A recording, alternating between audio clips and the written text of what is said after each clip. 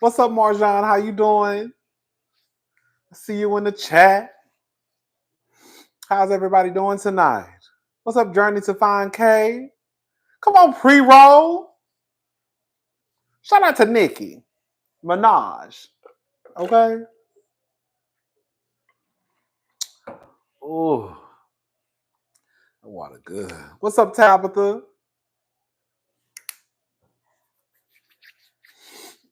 I'm gonna turn this TV off, baby. I'm over here watching a little CNN. What's up, Nikki? What's up, CI? How's everybody doing tonight? What's up, Vita? Put some lotion on these hands. What's up, Tina? And Robbie and Makeup Unity. What's up, Carolyn?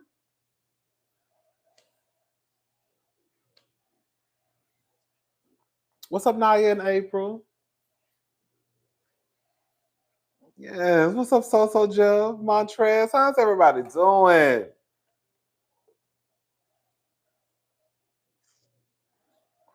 Baby, what's up, LaWanda? Just a little bit. Just a little bit. I ain't gonna do too much carrying on tonight. I ain't gonna do too much carrying, okay? Just a little bit. Just a little bit. Ugh. Then I'm gonna try to get off here and then go give me something to eat. Cause I'm hungry. What's up, New Orleans? What's up, blessed lady? Come on, New Orleans. I need to make a trip back to New Orleans. Yeah. So I can have one of them men whisper in my ear. Oh, babe, we're not doing no 5-hour live tonight. Not tonight. Cause you thought about the Chet Hanks special again, honey. It crossed my mind. Okay? It crossed my mind, babe. I just need this girl. I said 27 pounds in 3 days. Girl. That's the type of carrying on I need to happen to me. Quiet as it's kept, I feel like he was lying about that 27 pounds in 3 days. That's a lot of weight to lose in 3 days. 27 pounds in 3 days? That means that he had to be doing, girl, bags. Like bags and bags. Girl, he would have died. You believe him? I don't know if I believe him. That's a lot. 27 pounds in 3 days. That means that he had to be doing some of everything. And if he was just doing a little booger sugar, girl, he had to be doing a lot. He wasn't eating, just snorting. I know, but I just don't know. Like 3 days is 3 days is not that long. 27 pounds?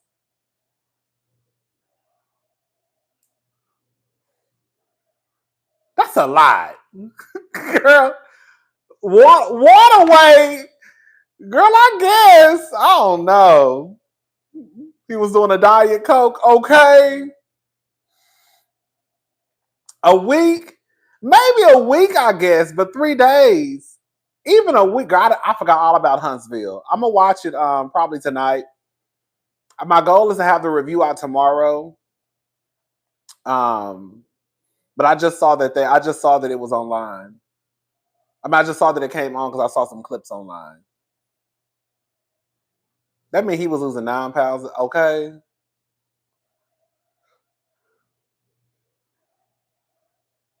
Is it cheaper than Ozempic? Okay. Okay.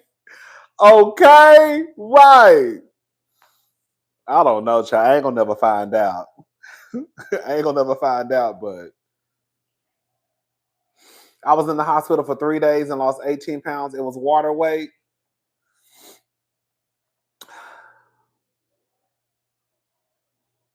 It was good tonight. I hope I ain't got to take a whole bunch of notes. I'm hoping like that's the only thing I was like, I hope it's like an easy breezy episode where I don't have to pay attention too much. You know, sometimes some of the episodes you gotta like watch. Well, at least I feel like I have to because I have to, I'm talking about it. So I feel like I have to pay attention to everything. And when it's a lot going on these shows, like it takes forever because I have to write. I take the notes and I have to watch it sometimes 2 times, maybe even 3, depending on what's happening. Okay, Mel was on 1 tonight. The episode was good. I'm here for it. I'm gonna watch it. I should have the review up tomorrow. It should. I really should. That's my goal. That's my goal. Anyways, y'all, what was we talking about tonight? Let's just go ahead and get into the mess. You said no notes needed. I'm hoping so, cause I ain't got time. Oh, baby, listen to this, honey. When I tell y'all they are shaking y'all, baby, this is a shakedown. Okay? This is the shakedown of the shakedowns, baby. When I tell y'all they are coming for y'all Chanel bags, girl, they're coming for y'all YSL, they're coming for y'all Coach, they're coming for y'all Michael Kors, they're coming for y'all Aldos, girl. They are coming for your Rebecca Minkoffs, they're coming for your Tory Burches, honey. They're coming for your Kate Spades. Baby, this is a shakedown. The boys that caught on to the game, girl, and they are swinging y'all purses every which your way but loose. Do you hear me? Girl, the men are, listen, let me tell you something. We said we wanted equality, right? Girl, we didn't mean this type of equality. We didn't mean we want y'all to be shaking down a girl's purses. No, we said we wanted equality. When we said we wanted equality, honey, we did not mean this. Girl, we did not mean this. I'm speaking up for the ladies tonight. Girl, they did not mean. Girl, they did not mean. When they said they wanted equality, they did not want y'all to come shaking their purses, honey. Girl, they are passing the collection plate around. They are passing the collection plate around, baby. They is getting y'all for y'all dollars. Okay? So listen to this. Ex-NFL player Bobby McCray files for divorce from influencer Khadijah Hack. Is it Hack? Y'all know Chloe, one of Chloe's friends. Malika and Khadijah, the twins. Long story short, former NFL player Bobby McCray has filed for divorce from Khadijah Hack, one of Khloe Kardashian's best friends. On Friday, he filed to officially end his marriage after a year of separation from the influencer. Is she an influencer? In the docs, Bobby lists the date of separation as July the 7th, 2023, citing irreconcilable differences as the reason for the split. Khadijah announced their breakup last August, and now Bobby is taking the first step to legally end their union. He filed for divorce. Bobby and Khadijah have 3 minor children, and he's asking for joint legal and physical custody. Bobby, are y'all listening? Girl, are y'all listening? Girl, y'all better pay attention. Girl, y'all better pay attention because I'm sure one of y'all not paying attention and you're going to be next on the hit list because you're not paying attention. Bobby also wants spousal support from Khadijah and wants to terminate the court's ability to award her spousal support. Let me read it again because I know one of y'all was over there, girl, probably cooking, girl, scrolling on your phone, girl, probably just got done sucking dick. I don't know what you're doing, but girl, you're not paying attention. Girl, so I'm going to read it again for the girls who are a little occupied. Girl, lift your head up for 5 seconds and listen to me, okay? Bobby also wants spousal support from Khadijah and wants to terminate the court's ability to award her spousal support. The estranged couple met at a nightclub and married in July 2010 after being drafted out of the University of Florida. Bobby played 7 seasons in the NFL as a defensive end with the Jacksonville Jaguars, New Orleans Saints, and Philadelphia Eagles. Khadijah and her sister Malika starred in ATL and have been on reality television with the Kardashians for several years. Girl, honey, what is y'all gonna do? What is y'all gonna do? Girl, it's a shakedown. Why did she? What's up, Cynthia G? Okay. I want to know. Like, when they got married. I don't know why they. I don't know, child. It's always best to get a prenup, y'all. Let me tell y'all something. Susie Orman told me. I know y'all not gonna listen to do what y'all want to do because we all grown and that's all fine and dandy. But Susie Orman always said it don't matter if you poor or po. You hear me? It don't matter if you poor or po. She said always get a prenup because you never know what could happen. Your financial situation when you meet somebody could not be your financial situation, girl, when you decide to cut the cord. Okay? That's what Susan Orman said. She said it don't matter. Girl, people be thinking that prenups are only for the rich. Okay? Okay, if I get married, that's what I'm saying, girl. That's what I'm saying, girl. Let me tell you something. If I ever decide to be in a relationship and if I decide to go down to the courthouse and get married, honey, that prenup gonna be so goddamn ironclad. Cause y'all ain't no nigga walking around here with my money, girl, holding hands with another nigga. Okay? I'm gonna be like Beyonce, ring the alarm. Girl, we ringing the alarm, baby. You're not taking my money. Girl, you know how long it took me to build what I got? Girl, I've been sitting in the car making videos in the heat. Girl, up at night, being messy, talking about people. Okay? And you think you about to come in and snatch some of my coin? Not my money. Not my goddamn money. Not mine, baby. Not my money. Not my money. Not my money. Baby, please. I wish I would. Girl, listen to this. So I did a little digging, just a quick one too. There are two articles I wanted to talk about. And I was like, I want to know how many people out there have paid spousal support to their husbands. And so I put in Google celebrity women who paid spousal support. Girl, I'm not lying to y'all. This is the very first article that popped up. And it was from yahoo.com, 7 celebrity women who had to pay alimony or child support. And I just want to give the names. And I want y'all to tell me, girl, what they all got in common. Hold up. I'm recording my prenup signing, and the man will have to admit on video that he is of sound mind and not being coerced into signing it. The prenup will be signed and notarized in video. Okay? That's what Candy did. I think that's what Candy did. That's what Candy did on Real Housewives of Atlanta. Remember? I think she had a record. Well, not only not only were the Real Housewives of Atlanta cameras there, but I think they recorded Todd saying it, and that's why I was trying to tell y'all when Ashley was trying to. Thank you, Cynthia G, for the super chat. That's why I was trying to tell y'all when Ashley Candy is smart. That's why I said, girl, if y'all one thing about it, two things for sure. Candy don't play about her coin. Now Todd over there, he got access to the money. But girl, Candy know that's her money at the end of the day. Candy ain't no fool.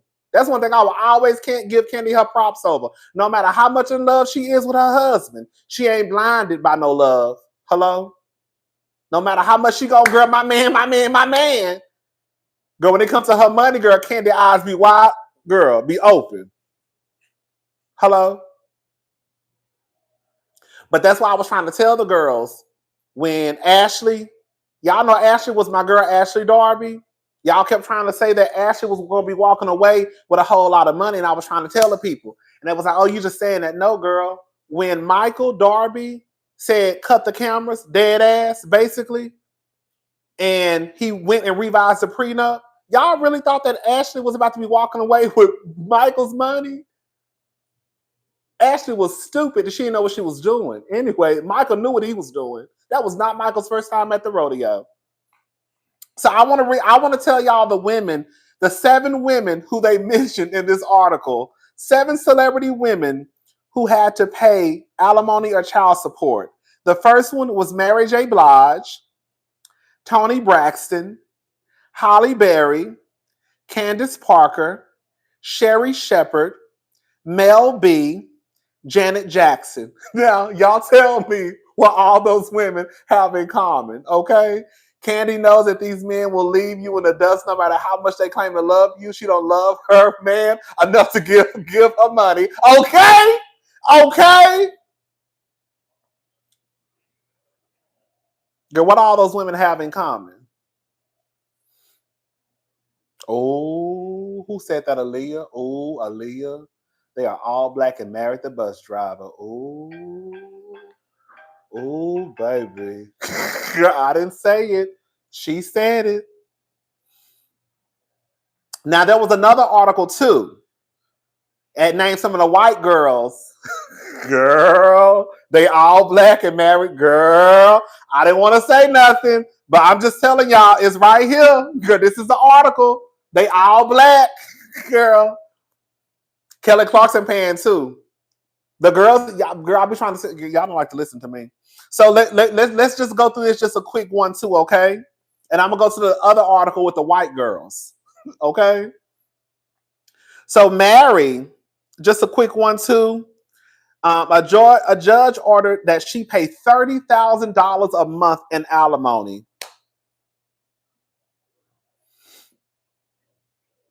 Mary was paying $30,000 to Kendu.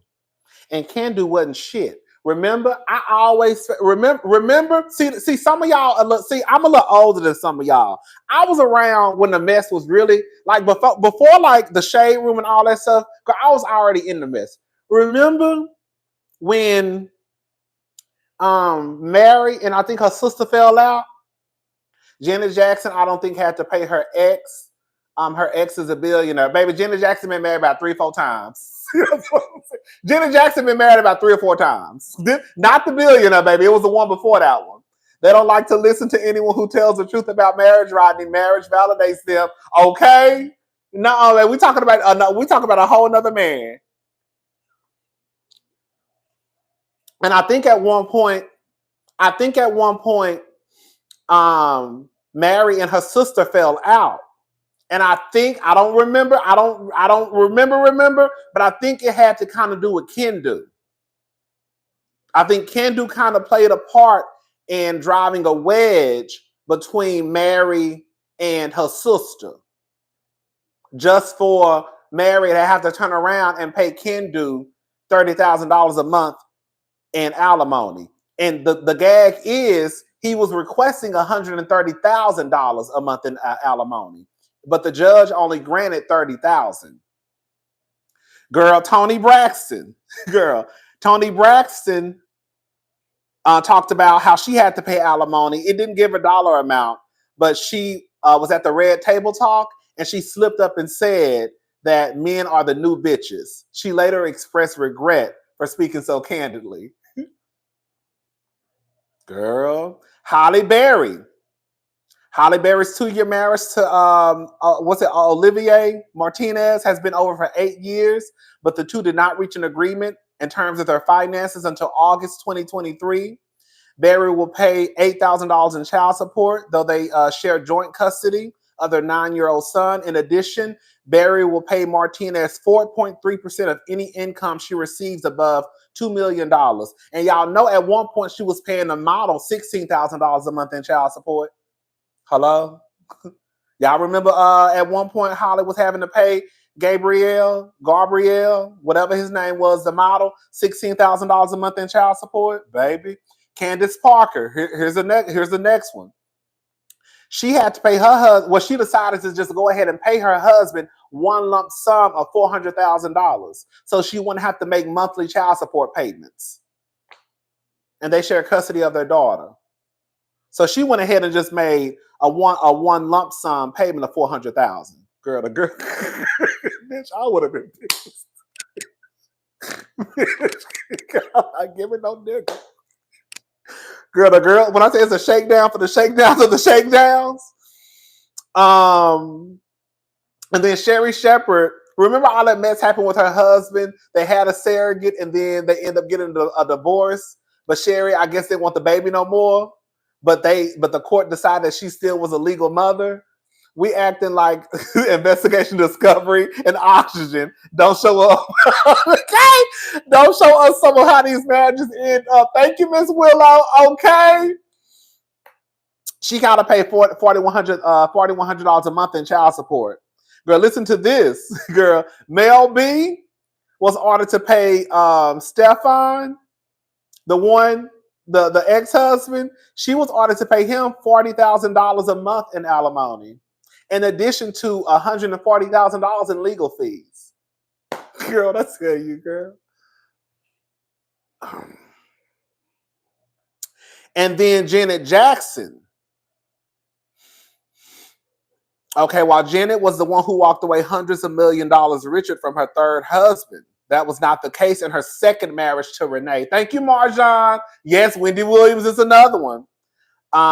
So when she was married to Renee, see, some of y'all don't know about Renee. Okay, they were married secretly for 9 years before he filed for divorce in 2000. They had a prenuptial agreement, but Renee claimed he was made to sign it under duress. That's why you got to get this stuff on camera. As a result, he was granted $10 million. So even though they had a prenup, he said, girl, I was out of my mind. I was stressed out. There was Harriet making me sign it. And they still granted him $10 million. And then the other article was this. Madonna, they said they don't know the exact dollar amount, but they said Madonna is another female celebrity who had to pay her male ex-counterpart a large sum for spousal support. Again, they kept the details like private, but they're saying that it was anywhere between 76 million. So, bitch, her ex-husband was Guy Ritchie. So they're saying that Madonna paid that man anywhere between 76 million to 96 million, and they think that's the highest payout from a female celebrity to date. Girl, that's crazy. And then you have Roseanne Barr. Roseanne Barr had to pay her ex-husband a lump sum of $50 million in spousal support. $50 million. Roseanne. Y'all know Roseanne? I think Roseanne will look cuckoo right now, but Roseanne had to pay $50 million. Now this one is saying Janet had to pay $15 million, but Yahoo reported $10 million. Mm-hmm. And then Christy Alley, may she rest in peace, she had to pay $6 million. Uh-huh. Anna Faris had to pay $900,000. Girl. And then y'all know Kelly Clarkson, she over there going through it. She over there going through it too. Cause girl, I feel like Kelly's husband and his daddy kind of got Kelly for a little coin. But girl, y'all be careful out here in these streets, cause it's real rough out here. Girls. The girls is getting y'all. Girl, the girls is getting y'all for y'all coin. So y'all be careful. Y'all be careful. Cause girl, y'all look up. Girl, you got Rachel Lindsay. Shout out to Rachel Lindsay. You know Rachel Lindsay over there paying that white man $13,000 a month. Uh-huh. He was trying to get 16. Uh-huh. So y'all be safe out there. Y'all keep y'all purses, honey. Keep your purses tight. Bitch, keep your purses tight, girl, to your bosom, baby. Because these men is not playing with y'all asses, girl. These men is not playing with y'all asses. Y'all be safe, honey. That's all I got. Oh, the problem is these women don't marry and they're yoking. See Melody Hobson, she married George Lucas. You know she won't have to pay nothing, okay? Thank you, Resney. Honey, y'all better stop. But you know, girl, when you got the girls out here, no shade, when you got the girls like Tyler Perry out here telling y'all to marry a nigga who can only pay the light bill, and y'all be, not y'all, but y'all, and y'all be in the comments, girl, snapping y'all fingers, girl, talking about, right, Mr. Perry. Girl, because let me tell you one thing about it, 2 things for sure, 3 things for certain. That lady who had a baby with Tyler Perry did not have a baby with Tyler Perry because of his good looks. Hello? Hello? Hello? Hello? Is my mic on? So while he out here telling the girls and boys, girl, while he out here telling the girls, okay, to marry a nigga who could just pay the light bill, your baby mama did not have no baby with you because, girl, you can only pay the light bill. She wasn't in a relationship with you just because your ass could pay the light bill. But that's the advice you're gonna give, and you know a lot of your fan base consists of women and black women on top of that. Because I guarantee you, if we sit down with Miss Thing, girl,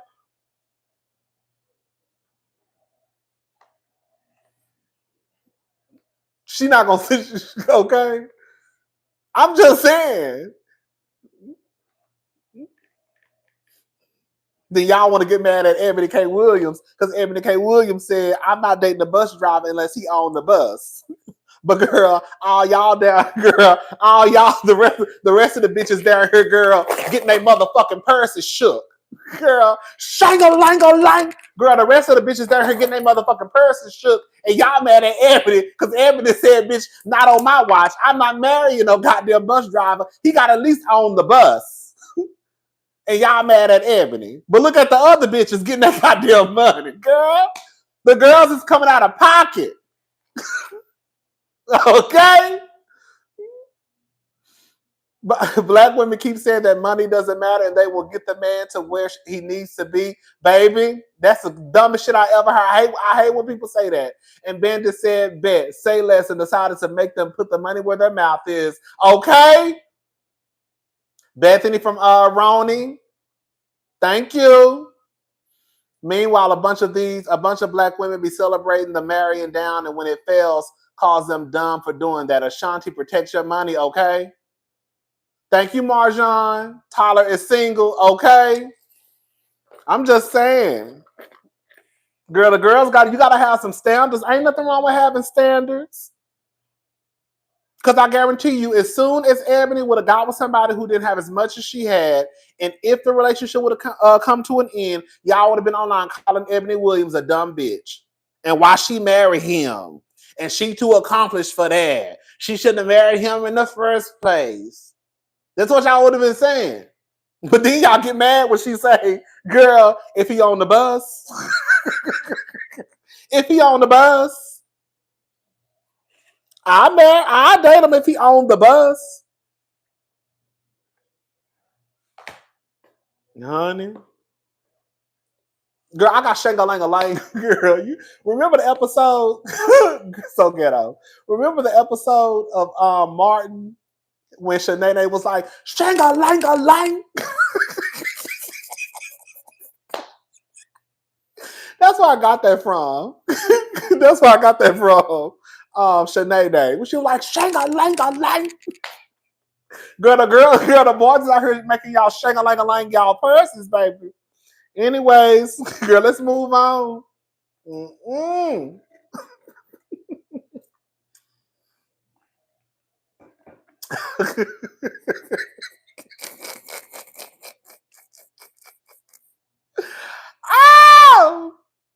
Okay. All right, y'all. What else? What else? Okay. Oh, just a quick one, too. So let's just listen to Tank talk about 70%. Let's listen to Tank talk about. I just want y'all to hear this one little part, and then I'm not gonna spend too much time on this. But Tank basically was talking about how how Chris Brown is better than Michael Jackson, and in him talking about Chris Brown being better than Michael Jackson, which I don't believe that at all. He also referred to Chris Brown as a kid, and I just want to just talk about that for just 2 seconds. Better than Michael Jackson. Chris Brown is in fact better than Michael Jackson. What? Do you understand what you're saying? Tank, do you understand what you're saying, my man? I mean, you admired, you revered, you're associated with music, my brother. Everybody loves and respects you. If there was Magic Johnson, now there is LeBron James. That is the ultimate evolution of a man who can play all five positions. If we talk about Chris Brown, we're talking about the evolution of Michael Jackson, the evolution of Usher, the evolution of me, the evolution of Genuine. That is what this kid is. Oh, come on, Tank. That's what this kid is. Anyway. Evolution of Genuine. That is what this kid is. Oh, come on, Tank. Come on, man. Come on, man. When I saw Chris Brown perform, he's the best in the world right now. The best in the world, one of one. I'm just challenging the next level. Like, I didn't know there was a next level after Michael Jackson. Girl, Chris Brown is not better than Michael Jackson. Girl. Michael Jackson, I want y'all to go listen to Michael Jackson when he was singing in Jackson 5 up until he became a solo artist. Michael Jackson literally changed the way he used to sing. That's one, okay? Michael Jackson literally changed up, girl, his entire way of singing when he went solo. Okay? That's one. Two, and it just brought me to this.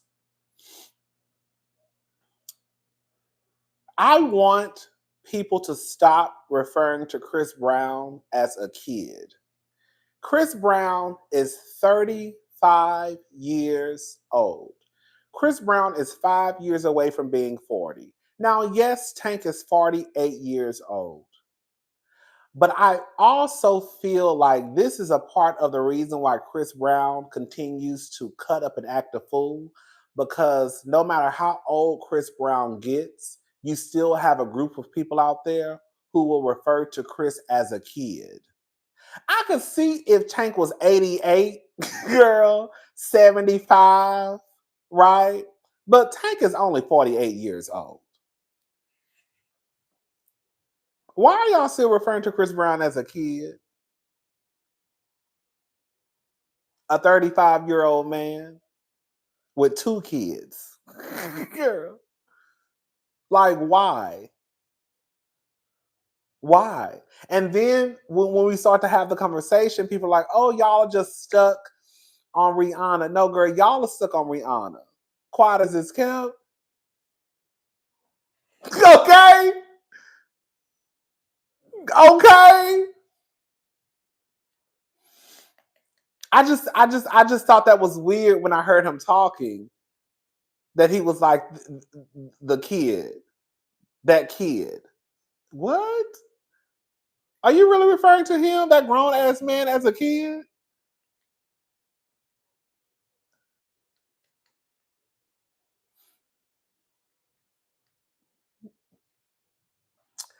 Anyways, and again, in my opinion, that's Tank's opinion. Girl, Chris Brown ain't nowhere near no Michael Jackson. Okay? All right, so let's talk about the Braxtons. Do y'all watch the Braxtons? Well, this is going kind of quick tonight. Okay, I might make it out here. Make it out of here on time. Do y'all watch the Braxtons? Okay, girl. Everyone, every race, every age loves Michael Jackson. Who loves Chris Brown except millennials and Gen Z? Girl. Hello?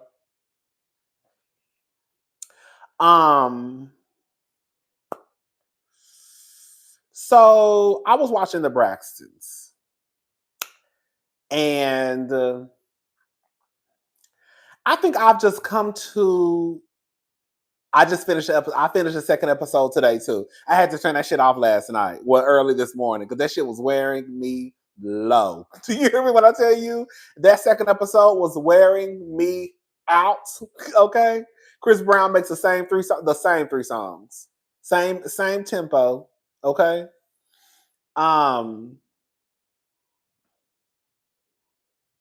let's listen to some of the audio. I'm not listening to the part with Trina. I want to talk about when they started to argue.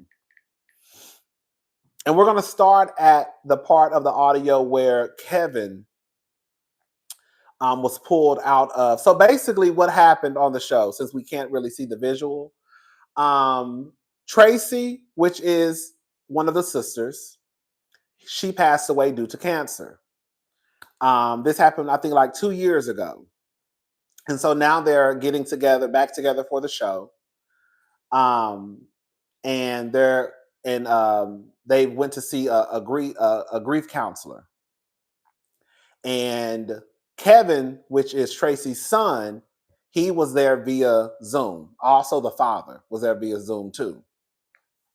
And so they're having the counseling session, and Kevin is basically pulled away from the Zoom call. And so that's what we're starting at with the audio, okay? So just listen to this. Blindsided. And oh, sorry. Blindsided. And hold on one second. I would be curious about whether or not Kevin is working with anybody in individual therapy as well. But the power of family can be equally powerful because you all are bouncing off of each other constantly. And sometimes that's positively. Okay, well, we understand you think. Is that Kevin's mic? Have to get a second-hand confirmation if you can hang tight. That sounds like the police. We're gonna have to book your county jail. That's the police. Don't go. Trust me. Let him handle this. Just hang out. We'll figure Why it you out. got the police right? You're gonna have to tell him. We're assuming that is the police. Tell him what? I said he's gonna have to tell you. I don't want this on his there. Are we assuming that this is the police or you know? Hey guys, I just call y'all back. Okay. Are you okay? No. You good? No. Okay. We'll call you. Go check on him, Tawanda. I'll be right back. Now. Sorry. Yes. Check on him. What is happening? We don't know. We don't know, baby. Looks like we lost Daddy on the call too. Hey, baby, what happened? Take a deep breath, nephew. Take a deep breath. Was that really the police? That's what it sounded like to me. Sounded like a pop-up. Are you serious? It did. What's going on? Y'all got so many secrets. I'm So having to say, Wait a minute, what? Sure, like Trina's going tapping and it was like, I'm tapping because like even outside. It may be hard for some of you who have not watched the show or know these voices to know exactly what's going on. Forgive me for that, but I'm not playing the video. Okay, we'll listen to the audio. So you hear these voices. It's Tamar, Tony Braxton, Trina, and her mom, and also Tawanda. Okay, so you see them about to start arguing. Okay, let's get back, and I want to stop, and I want to give some commentary.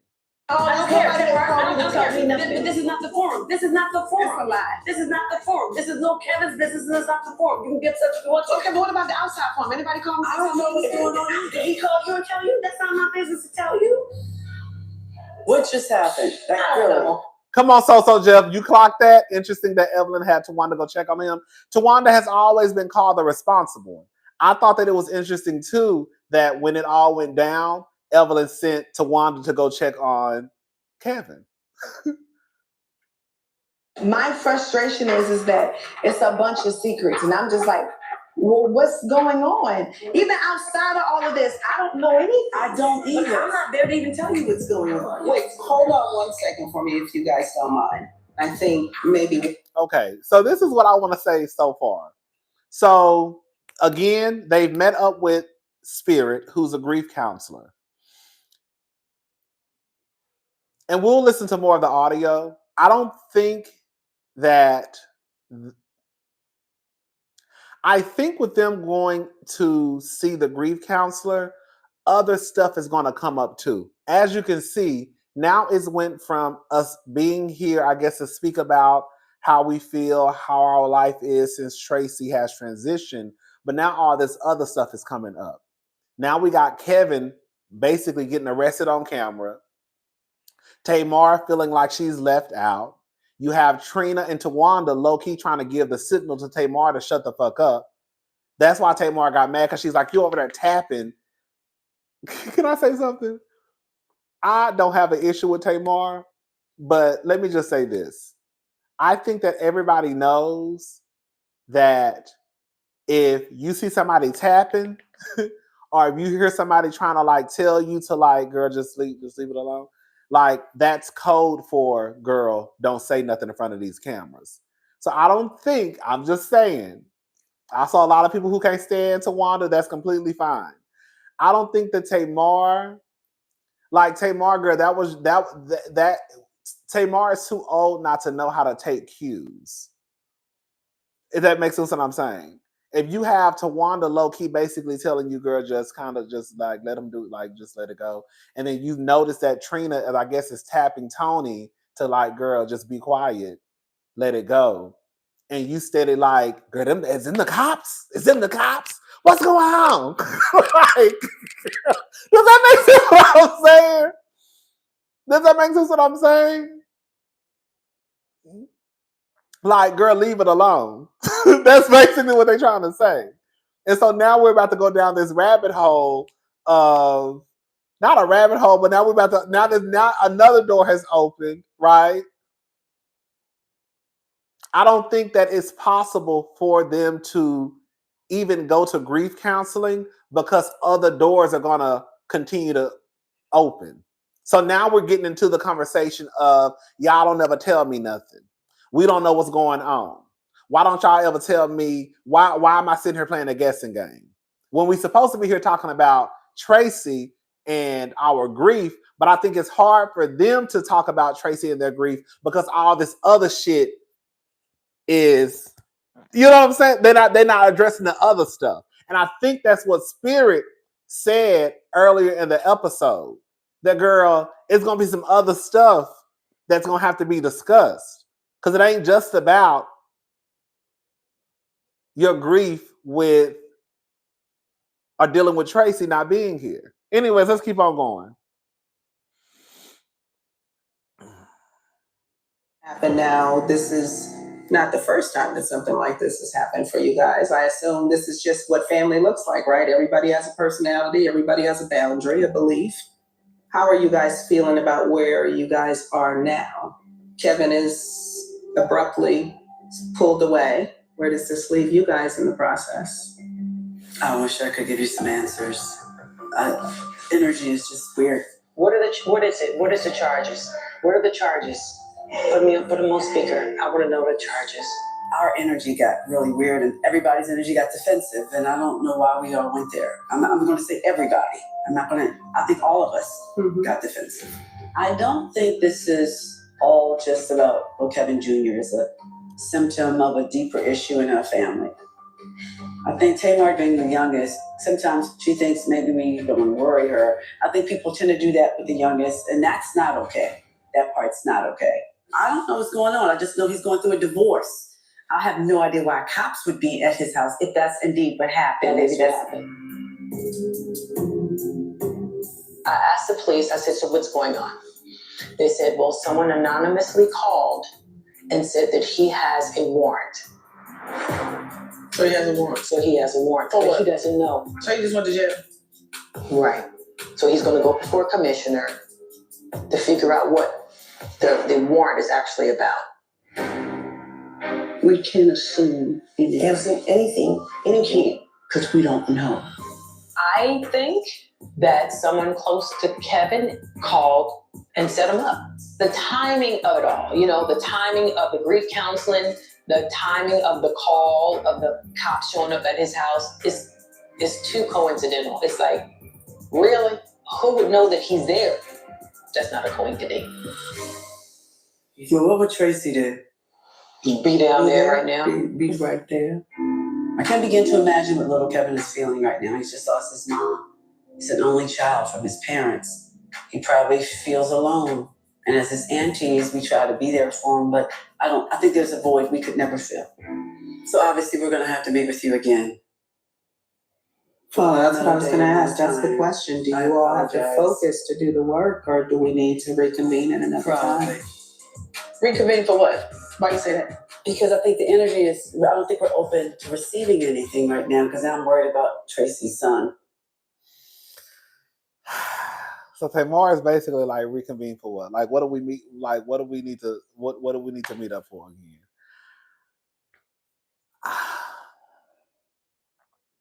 Before we get into the next audio, I saw a lot of people saying that. Do y'all think that Tawanda? I saw a lot of people saying they think Tawanda is the villain. Y'all think Tawanda is the villain?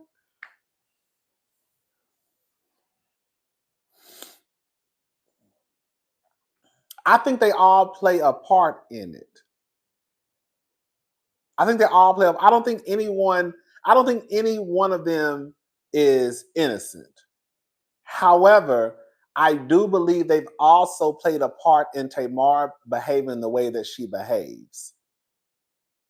Tamar is a grown-ass woman pushing 50, right?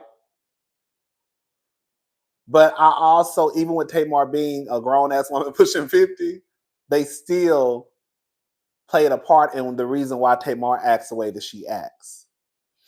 I'll even go back to, I remember getting pissed off watching, remember when Iyanla was on the show? And Tamar, from what I understand, I don't know. Y'all correct me if I'm wrong. I think it was revealed that Tamar had been SA'd, right? Or something along those lines. And I don't think they were supposed to have mentioned it on the show. And somehow it came up and Tamar got pissed off. And then I think her and Iyanla kind of had some words. Remember that? And then Iyanla was like, who's going to check this? Like, basically, like, look how she's acting. And Miss Evelyn stepped in and was basically like, stop. And I felt like that was disrespectful. Because if something traumatic like this has happened to me, and it's not anybody's motherfucking room or story to tell, then how dare you mention something that traumatic after I have not given anybody the permission to? Now, correct me if I'm wrong. Is that how the story kind of went? And so I felt at that point, Tamar should have stood her ground, mama or not. Because in real life, ain't nobody in here gonna touch me. Sorry. I'm a grown-ass woman with an ex-husband, with a child. Ain't nobody in this room gonna put their hands on me. So if I feel disrespected, I feel disrespected. And ain't nobody gonna get me to shut up. Especially about some shit like this. It wasn't about that? What was it about?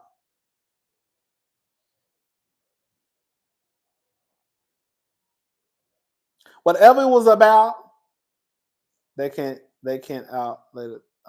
Whatever it was about, I still feel like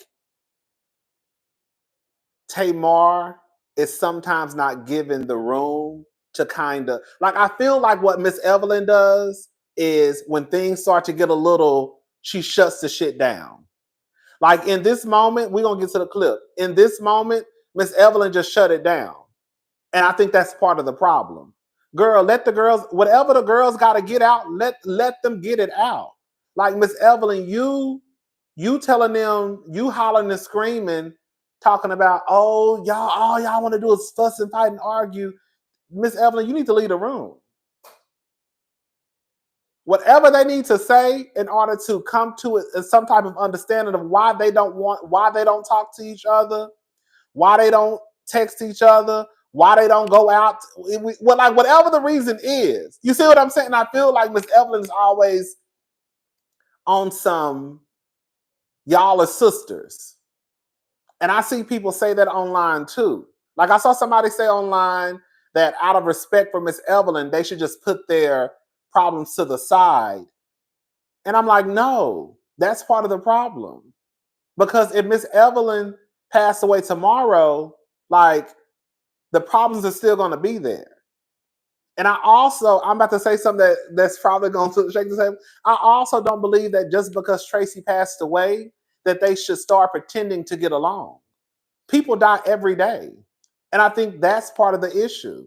Because we've been taught that when somebody passes away, then you should put all your problems to the side and just become close. No, because those problems are still there. The only thing we're doing is just bearing the issues down.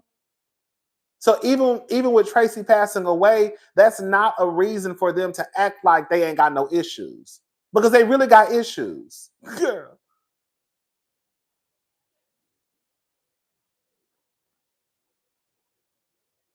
I had a conversation with somebody when my grandmother passed away, and it was with my sister, and I remember telling my sister, I don't want nobody in my face.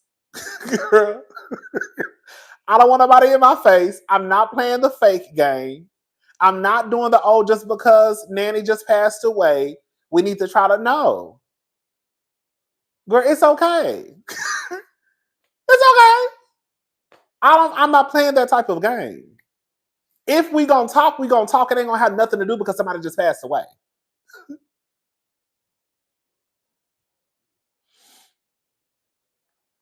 And then on top of that, Miss Evelyn again is not letting them, in my opinion, she's really not letting them communicate.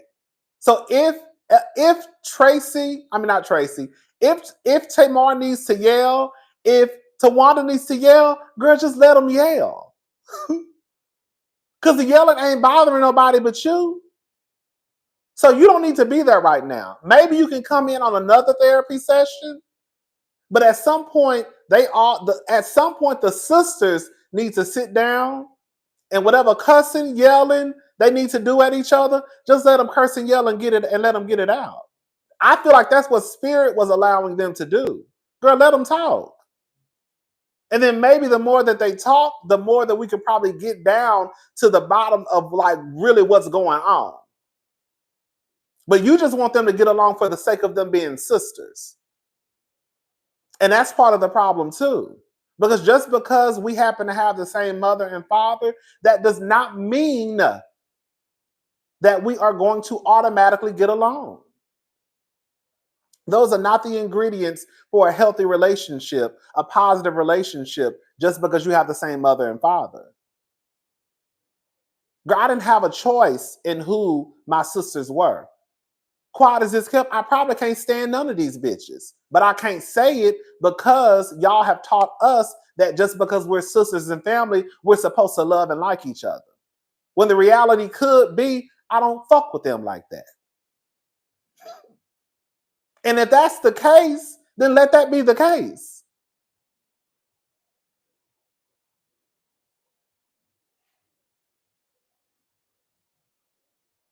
It's like y'all are trying to, how does the saying go? It's like you're trying to put a circle, a peg circle in a square. Like it's not gonna fit. But again, like I said, I think that if the girls were allowed to really have an honest conversation. And Tony Ben said that. Tony is one of the main culprits, if we're going to be honest about it. Tony has vocalized and said that if that was not her family, she would not fuck with them. Girl. So again, it kind of proves my point of, girl, y'all only deal with each other because y'all have been forced to by your mother and your father, because they feel as though because we're family, we're supposed to deal with each other. When the reality is, just because you're family does not mean you have to deal with people. You don't. You really don't. You really honestly don't. You really don't. You don't. You don't have to deal with nobody you don't want to deal with. Mama, daddy, sister, cousin, niece, nephew, grandmama, grandfather, best friend. You know, you have a say. You choose to. Everybody has a choice at some point in their life about the people that they allow in their life. People are guilted into feeling as if because that's your mother, you have to deal with your mother. You don't. You don't. You don't. That's your brother. You're supposed to. No, I don't. That's your cousin. Y'all is, no, I don't.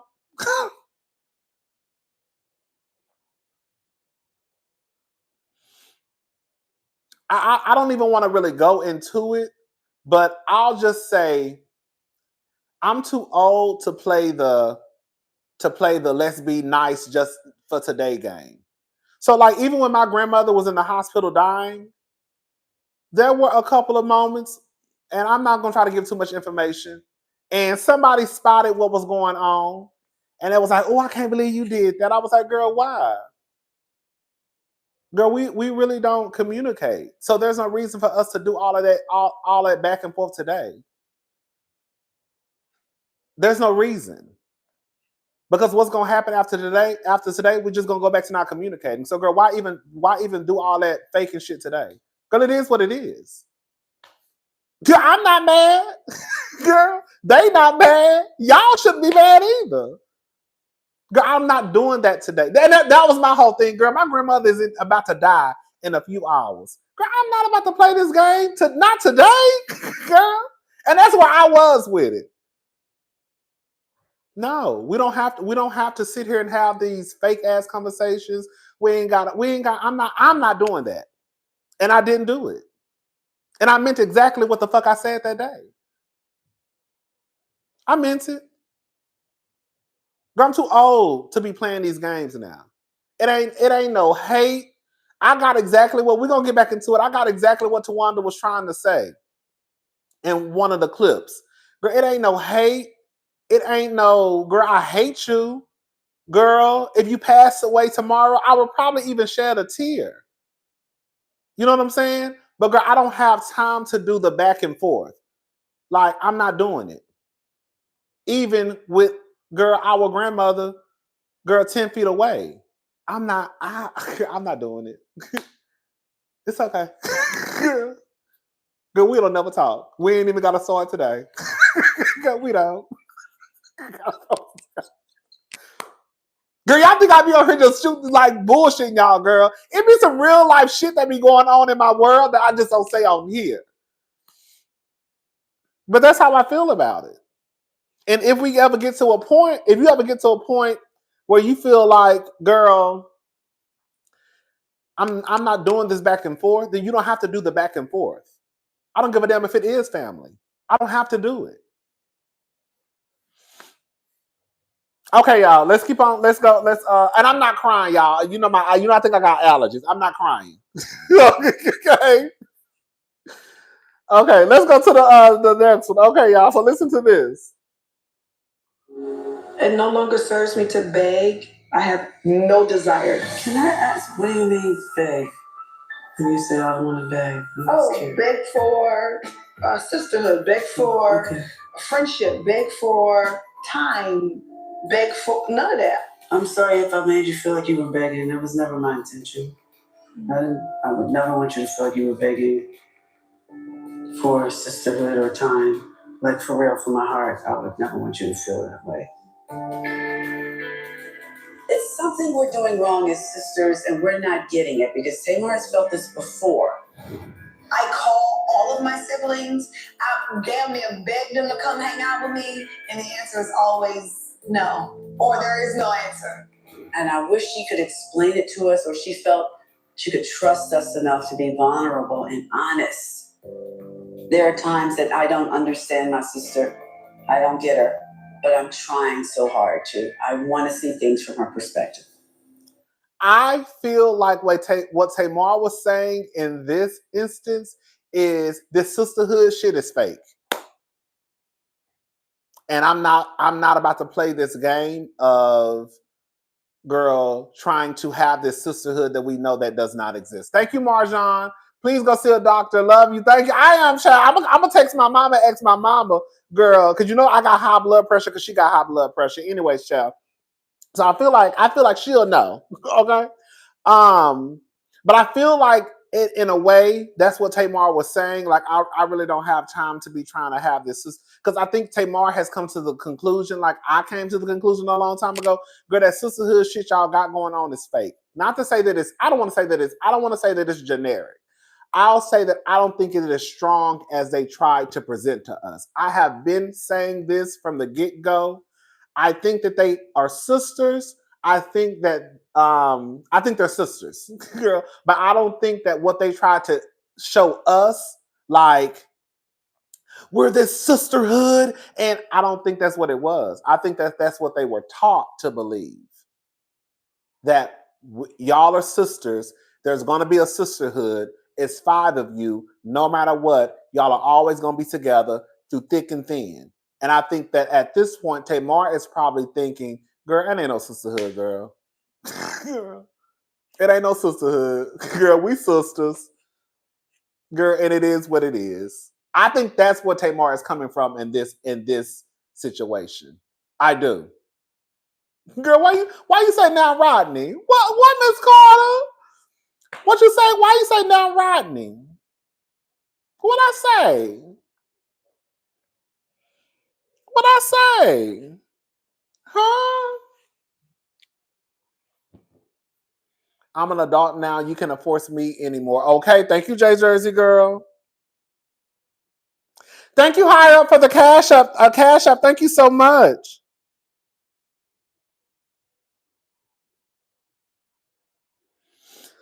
What I say, Miss Carter? You type too slow. They are a sisterhood. It just doesn't include Tamar. Ooh, wait.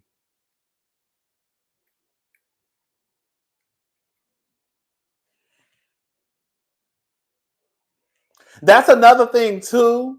I think what from the viewer standpoint, it's kind of like they're talking in code and they're leaving stuff out. That's why I feel like they need to start from the beginning, if that makes sense. Because even with Tamar saying what she's saying and Tawanda saying what she's saying, it still feels like there are certain things that are being left out of the conversation.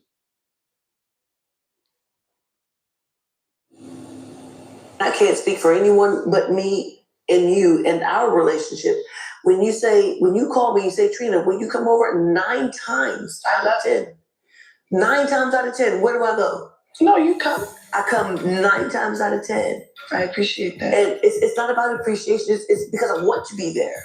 I want to foster a relationship with you individually and collectively with the rest of our sisterhood and our sistership. I think that's one of the things that our sisterhood, we have problems with. We always put everything into a bundle. Just be honest to the person that you're having the problem with. Because it obviously is not me. Say how you feel, but say it to the person that you feel about. Period. How does it impact? That's true. See it beat. Girl, I hate the way that Trina talks. I don't know where that came from. That's true. Cause girl, you ain't got no issue with me. Bitch, your issue is with Tawanda. Girl. And Tawanda, your issue is with Tamar. So y'all need to talk. Girl. Y'all need to talk. When you address it like it's everybody in the room, it ain't everybody in the room. Girl, it's her. Tell her. Okay, and you tell her. Anyways. You guys are sisters, not to be able to have at least one of you guys that will plug in that space. There's a real firm boundary there that says you do not get access to me anymore for whatever reason. For me, you have to respect where a person is. That's just it. And until that person or whoever is willing to move forward in that way, then you just have to respect where they are. Well, the respect is a behavior, but I want to know how it feels to not have access to your sister. But be honest, it's not. See, and this is where I started getting confused. Like, I feel like this is where they started, like, kind of like who cut off the access, and then you hear Tamar saying, "Be honest, tell the truth." So did Tamar cut off the access to them? Did they cut off like? You see what I'm saying? Like, I feel like we're only getting bits and pieces, and we don't know the full story. And maybe I guess that's reality TV. I don't know, but that's what I feel like we're not getting the full picture because y'all not really telling us who cut off access to who. Did Tamar cut off access to y'all? Or did y'all cut off cut off access to Tamar? It can't be Trina because Trina her just had a conversation. So is it that Tawanda doesn't act? You see what I'm saying? Like, let's go. Where a person is, that's just it. And until that person or whoever is willing to move forward in that way, then you just have to respect where they are. Well, the respect is a behavior, but I want to know how it feels to not have access to your sister. But be honest, it's not connected to a feeling though. It's not connected to a feeling. It's not. And I also feel like Tamar if it's Tamar that cut them off or cut her off, I think Tamar wants to feel that they care about not having access to her. I know that sounds crazy. Does that make sense what I'm saying? That's why you hear Tamar say they don't care about not having access. So I feel like it's Tamar who cut Tawanda off, or I don't know. But I think Tamar wants them to feel a type of way for not having the access that they used to have to her. And because Tawanda is just basically saying, girl, it is what it is. Like, it's not it is what it is. This is a mess. When I tell you, this is a mess. This is a big ass mess. It's like she wants them to beg in a way. Connected to a feeling though. How does your sister say, you don't have access to me, and you don't care that you don't have access to me, and it doesn't cause you to feel anything? It's just. So with Spirit saying what she just said, it sounds like Tamar has cut off the access to her as it pertains to Tawanda. But Tamar wants Tawanda to care about not having the access to her. Bitch, I'm not playing that game with nobody. Girl, this is a mess. This is an absolute mess. This is a mess. And I'm going to say something about Tamar in about 2 minutes. Because Tamar, I got something for you. I guess the feeling is numb. Yeah. Because it's not positive and it's not negative. Mm-hmm. And I will tell you that numb is a feeling. It's a very important one. It is. Right? Mm-hmm. Numb is a feeling that we go to. Our body shuts down when what we actually feel is so overwhelming that to feel that would hurt too much. So then we just learned how to channel and block it out. Well, no, because it's not blocked. It's a feeling mutual. Keep it gangster, dog. Why we gotta sit up and act like it's not? It's like I said. It's a matter of respect. I respect where people are. That's just. Is that why? It's I respect where people are. I don't engage. I don't pour into certain types of energy. Mm-hmm. I make different choices in my life, and that's just where I am. I'm gonna say that's what I'm trying to like. I don't like to go into details about a lot of stuff that go on. But that's kind of like what happened with like my family. Like I was having a conversation with my sister, and it's like no hard feelings. It really isn't. Like, oh girl, I don't want to like go too. I don't want to talk too much. Girl, I don't want to say too much.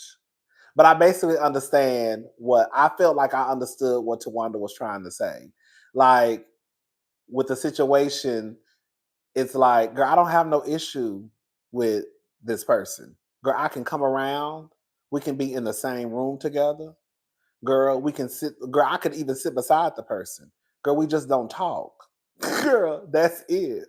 Girl, that's it. Like, it's like, girl, I'm not like mad. And I think that for some people, they don't understand how it's like. I think some people are caught up into, why don't they talk? Why don't they get along? And it's like, girl, it's not that, like, if I'm not worried about it, they're not worried about it. Why are y'all worked up about something that's not that big? It's not that big of a deal. To me, it's not. Like, girl, I'm not, like, girl, y'all ain't never seen us in a room ready to fight, ready to argue, ready to beat each other up. Like, y'all ain't never seen that. Girl, when we're around, when we not, we not. That's it. And I think that's what Tawanda's basically trying to say. Like, girl, it is what it is. Like, I don't really feel like it's a feeling. I think Spirit was trying to say that, girl, even with you basically saying that you're not bothered, like it's still a feeling that like basically you don't care. Like, girl, I just don't. Girl, I don't. Girl, like it is. Like I don't. Girl, I'm not worked up. Girl, I come around. They come around. What's up, Carlos? It ain't no beef. It ain't never been no beef. It ain't never been no beef. We don't curse. We don't yell. It is what it is. You know what I'm saying? Anyways, let's keep on going.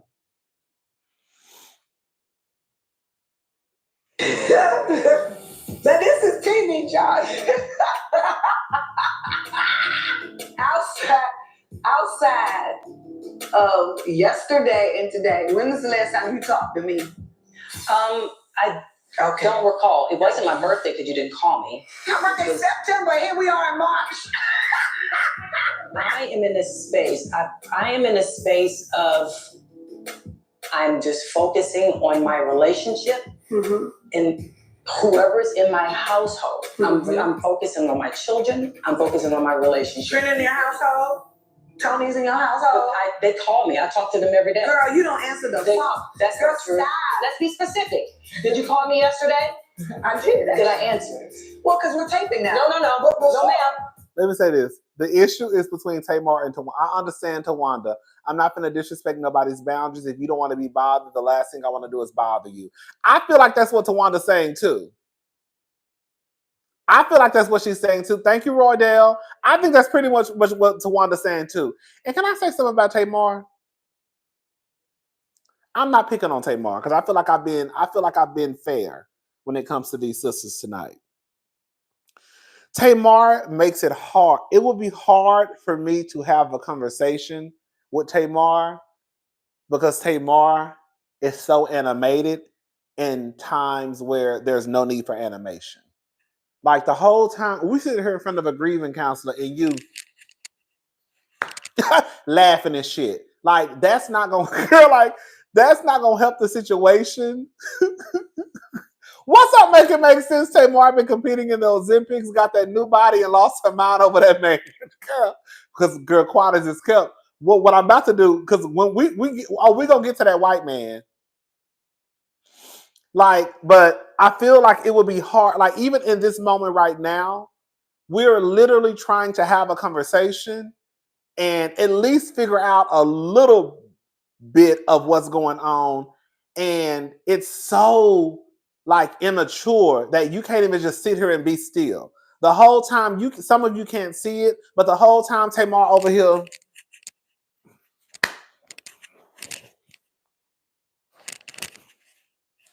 Laugh like girl, like why can't you at 50 years old just have a normal, regular conversation?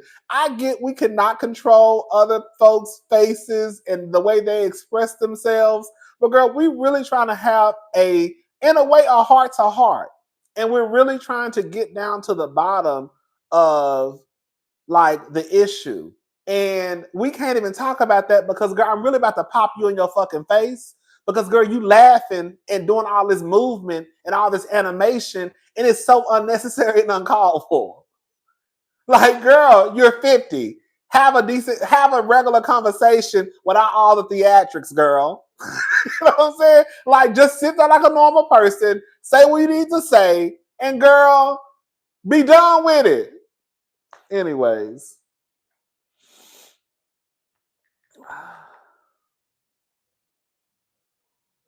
No, ma'am. When you called me, every time you called, that is not every time you call, I answered. Every time you text, I answer. That's a fact. Okay. That's a fact. So I'm a liar. No, you said that. I didn't call you that. That's the word that you're using. Everyone knows that I always have receipts. But what's the point of showing it? My word should be my word. Facts are facts, and words can't change it. What she would do is she'll give you the carrot and move forward. Okay, this is how I feel. Okay, that now forget it. Okay, this is how I feel. Okay, yeah, forget it. So either you're going to go here or you're not. I just did it. No, you did not. Yes, I did. No, you did not. What's happening? I feel like, I'm with someone, like, I really honestly felt like in this moment, Tawanda is trying to have the conversation. It's like, Tamar, you do throw stuff out there, and then it's like you just stop. Like, for you to say you don't answer my calls or texts, then girl, because at this point, Tawanda saying, I answer your calls and texts, and you saying she don't. So somebody is lying. Somebody is lying. Can I say something?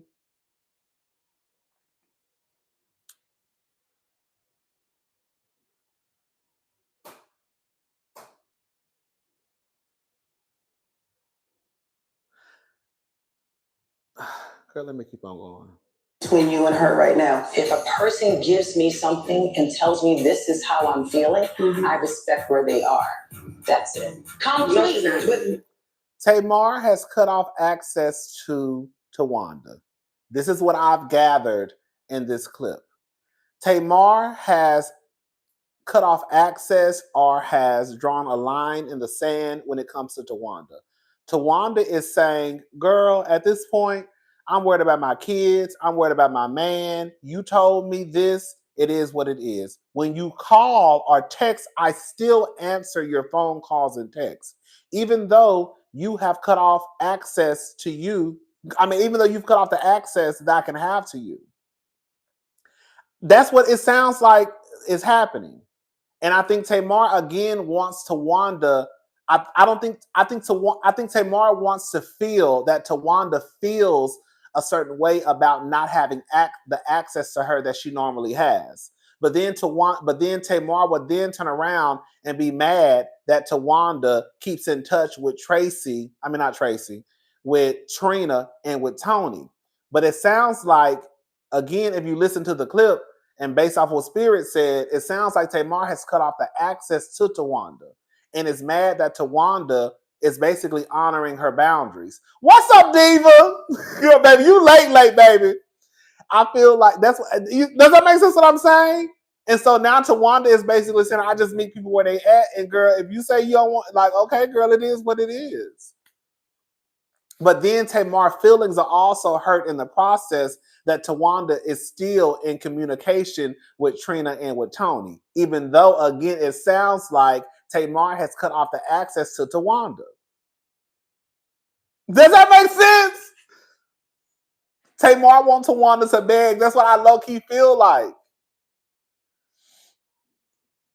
That's what I feel like. That's what I feel like.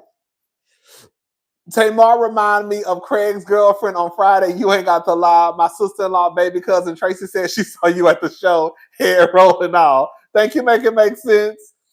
Like I that's what I feel like is going on. She wants Tawanda to low-key beg her. And Tawanda is like, girl, I'm at a point in my life where it's like, girl, it is what it is. But then Tamar gets jealous because now Tawanda is still in communication with the other sisters. The sisters are still in communication with Tawanda, and Tamar is on the sideline like, girl, you don't never call me.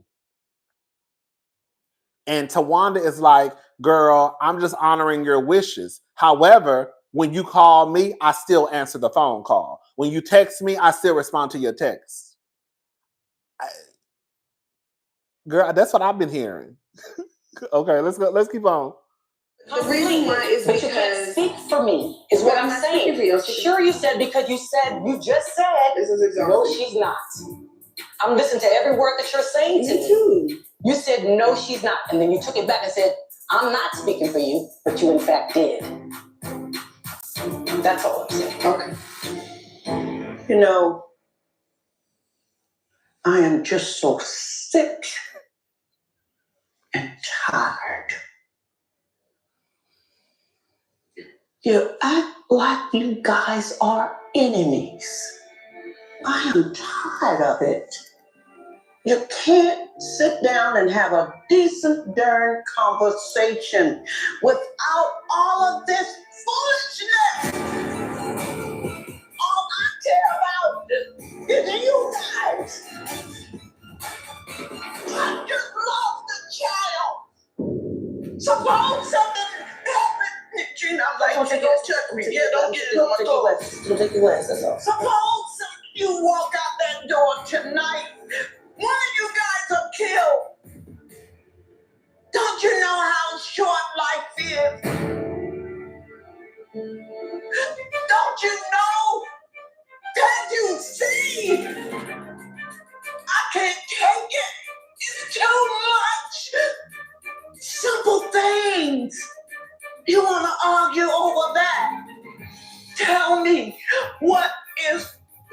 wrong. And see, I think, girl, it's no shade. One, girl, Miss E, I love Miss E. Girl, I think she is a fabulous Black woman who always put together. I ain't seen not one teardrop from Miss E. I just saw a whole bunch of shaking and carrying on. Miss E, this is what I think is going on in Miss Evelyn's head.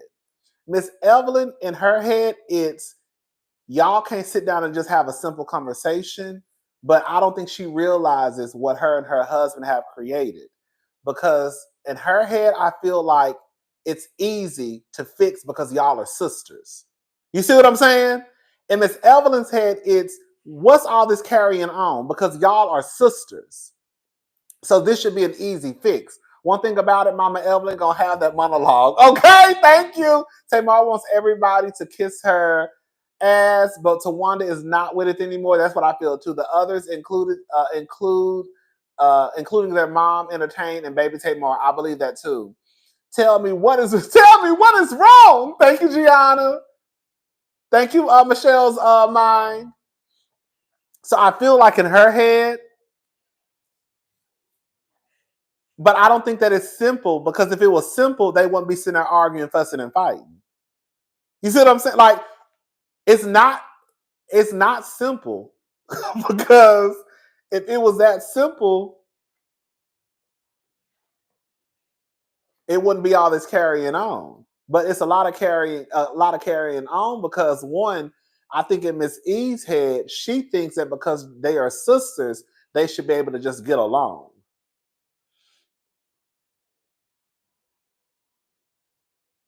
You know what I'm saying? Instead of it's giving learn from this. Okay. Thank Miss Tyra Banks. Thank you. No, I can't meet you. I know that's right. Don't meet up with strangers, honey. What's wrong? It's too much. It's too much.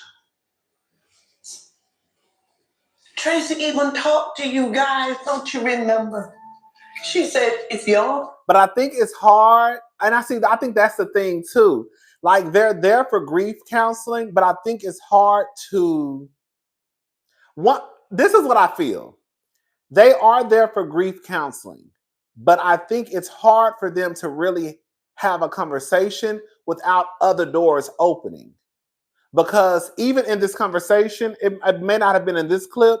I think it was in another clip. Trina said, basically, we're all on our own, in our own worlds, right? You're over here, basically saying Tawanda's over here, I'm over here, Tony's over here, Tamar's over here. So I think that when Trina makes a comment like that, it's hard to just focus on, oh, this is grief counseling. So now we have to dig into, why are you over here? Why are you over here? Why are you over here? And why are you over here? Because the truth of the matter is that goes past Tracy's death. Does that make sense what I'm saying?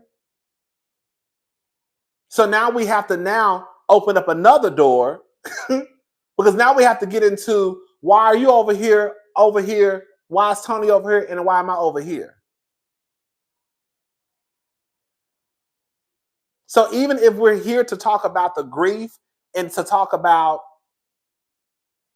girl, hello, and to talk about, Tracy's transition, it's hard to just keep it just on Tracy's transition, because the truth of the matter is we also have to talk about why we're not in communication with each other. And then when we talk about why we're not in communication with each other, we're going to have to start opening up these other doors. So now here we go, talking about how I don't feel included. Now I have to talk about, you don't return my text. Now we have to talk about, you don't answer the phone. Now we have to talk about, y'all always talking. Now we have to talk about, I'm not included. You see what I'm saying? It's just not going to be this easy fix, in my opinion. Thank you, make it make sense. They need Iyanla, Jeff, and Jesus to fix it. I don't know about Iyanla, honey. No, Iyanla usually pretty good with stuff like this. It's just that when it comes to the niggas, I don't think any of the sisters want to fool with Tamar. The antics become too much. Miss Eden turns around and forces them to be like sisters. Exactly. Tamar just called her family toxic. Why would I or you want to be around that? Exactly. Thank you, Resny. Tamar was online basically talking about how, girl, she really don't fool with her family. She shouldn't have did the show. Her man. But the truth of the matter is, let me just go ahead and knock this out of the way. Tamar, you's a motherfucking fool. Because the truth of the matter is, that white man don't give a fuck about you. Your sisters more than likely will be there before that white man is after you. That white man went over to Tommy Lee's, ate her motherfucking ass out, and came back and kissed you in the mouth. That white man was with your ops.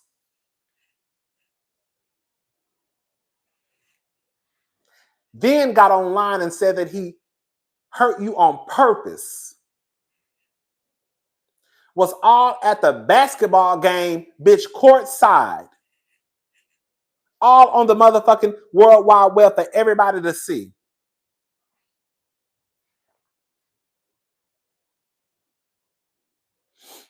Told Tommy all of your business. And even got online and told people that that was where Miss Evelyn lived. Gave your mother's address out pretty much. And you still hooting and hollering over this goddamn man on the goddamn internet after he has shown time and time again that he don't give a damn about you. Girl, it's bad enough for somebody to go out and cheat on you. And I know that they said they were broken up. But that man literally went out and got with a woman who he knew that you were beefing with. Put her on her stomach and ate her ass out. And then came back to you. And then probably ate your ass out and kissed you in the mouth. Girl. And you got the nerve. Girl, you got the nerve. Okay, Cynthia G. And you got the nerve to be online, girl, talking about this man as the love of your life. Baby, kissed her with tongue. I wish the fuck I would. I wish the fuck I would.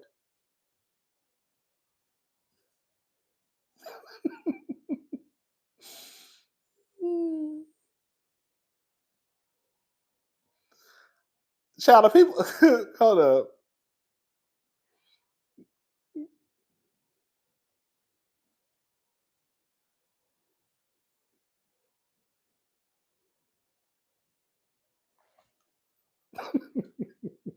Anyway, I just think it's a mess. I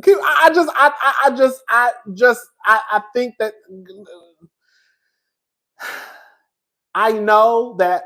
Listen, you like who you like, you don't like who you don't like. You don't like. It is what it is. I'm not trying to change anybody's mind about who they like. Like I said, I don't have an issue with any of the girls on the show. Tamar probably works my nerve the most because maybe it's because Tamar is seen the most in the blogs, right? But I don't know how you could watch the show and then also see the antics of Tamar and think that Tamar is not a part of, like, it's probably not the biggest part of the problem. It's no shade. Girl. I'm not saying that Tamar has a maturity level of a 15-year-old baby queen. Girl, thank you, Carlos Harris. That white man gives major clout chaser like Simon. He really does. I'm not saying Tawanda is perfect because she's not. I'm not saying Tony is perfect because she damn sure not. And I'm not saying that Trina is perfect. But what I'm saying is when you start to take into the antics of Tamar Braxton, I don't see how y'all can't see that Tamar is a big part of the problem. And maybe, again, it might be because of them babying Tamar and them calling Tamar the baby when she's 35, 36, 38, 40, 45. You know what I'm saying? Maybe it's because things happened to Tamar when she was younger that she never addressed. I know it's just not as simple as 1, 2, 3, right? But, and then when you add in Miss Evelyn, feeling as though because they're sisters, they should automatically get along, girl, I don't know. That's part of the problem too. Because in real life, Tawanda in this moment, I'm not saying that they hate each other, But in this moment, Tamar and Tawanda don't like each other.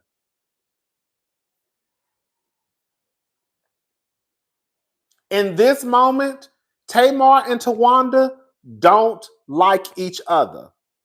I'm not saying they don't love each other. I'm not saying they can't get to a point where they start to have a bond and start to hang out and talk every day. But in this moment, Tamar and Tawanda don't like each other. And instead of Miss Evelyn letting them just duke it out and say what needs to be said, Miss Evelyn just wants them to be quiet. Why are y'all fussing? Girl, because clearly it's something that needs to be said. You need to leave the room. Matter of fact, just get your keys and go back home. And let Tawanda and Tamar say whatever the fuck they need to say to each other. Because clearly there's an issue.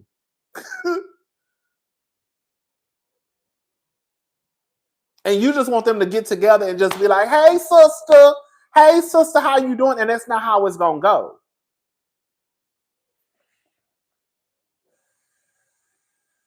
Oh, they changed it up on here. Thank you, make it make sense. Bet he didn't wash that beard after Goblin. Hey! Bet he didn't wash that beard after Goblin Tommy. I bet you he didn't either. Tamar is a problem. Just look at her history. She has fallen out with everyone. Tiny, Toya, LaShawn, and his wife. Her first creative director and stylist. She's damn near 50 with no real growth. Your fine ass auntie. That's what I'm saying. Candy. Y'all forgot to add Candy. I'm just saying, when you look at somebody like Tamar who has fallen out with people time and time again,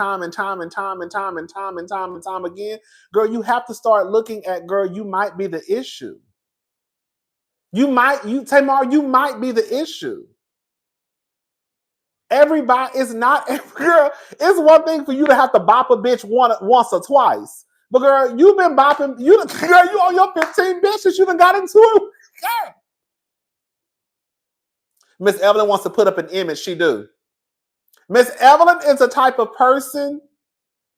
Miss Evelyn is the type of person that makes sure her family is put together for picture day.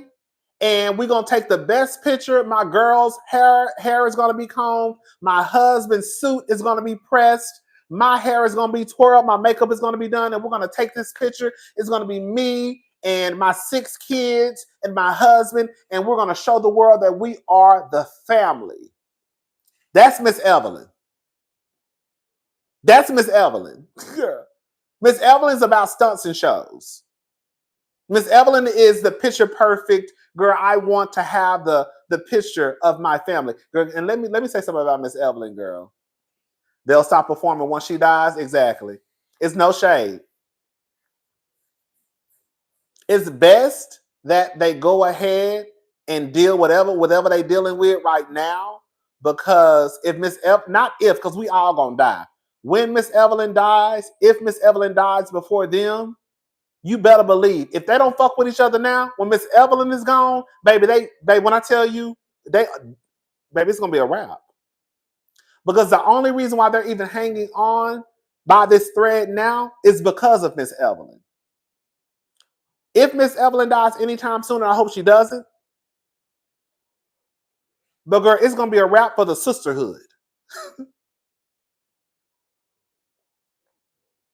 Tamar not going to fool with them. They're not going to fool with Tamar. Tawanda might still fool with Tracy. I keep saying Tracy. Trina and Tony. And Tony might call in every now and again to check on Tamar. And whenever Tamar calls Trina, and Trina will come running. But as far as them getting together like that, girl, it's going to be a wrap. Girl, can I say something? Y'all didn't see this, but I want y'all to go watch the show. I want y'all to see how Miss Evelyn's whole mood changed when her ex-husband's face popped up on that screen. Tony part of the problem too, because Tony don't want to be honest. Well, Tony was honest. Tony was honest. Tony don't fuck with her family. Girl, she done told us. I don't know why people keep forgetting that Tony told us that, girl, if her family wasn't her family, she wouldn't fuck with them like that.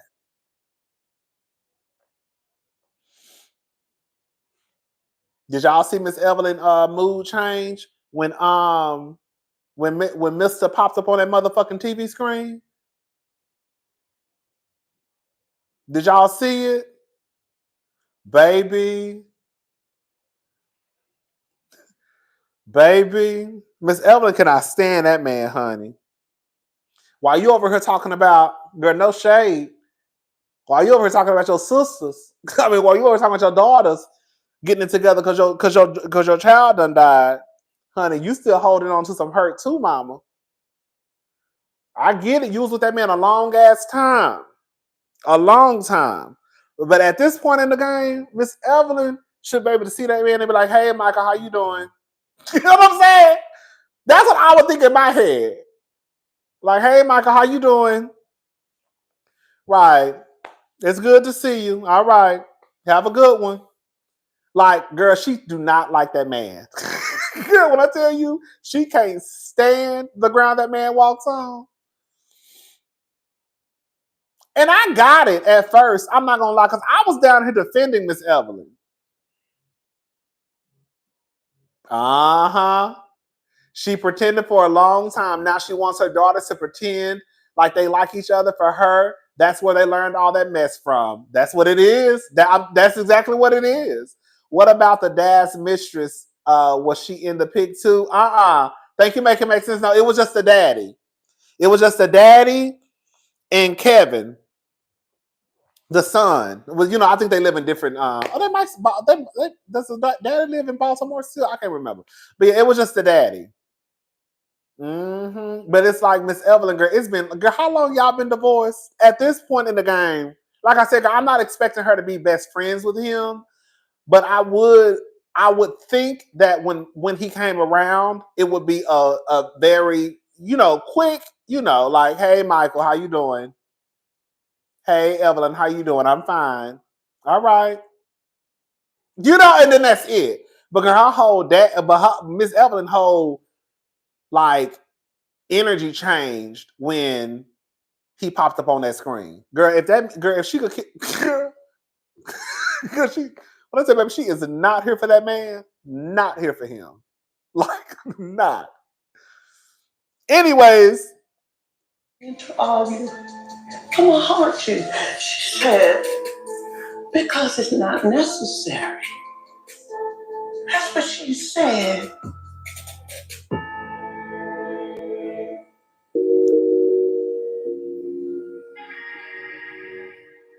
Life is too short. I promise you. I promise you that. So go ahead and act a fool.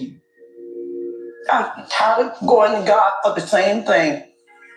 Lord, please bless my kids. Please help them to have forgiveness. Please show them the way. Please help them to show their children what the devil y'all showing them. How to be against one another.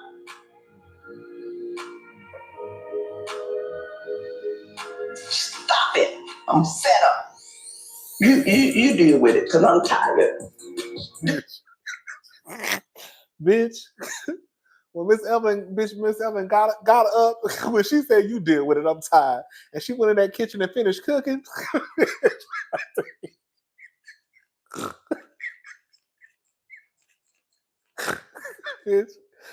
Bitch! When Miss Evelyn told that lady, you deal with it, I'm tired. And then she went in the kitchen and started opening some pots and pans.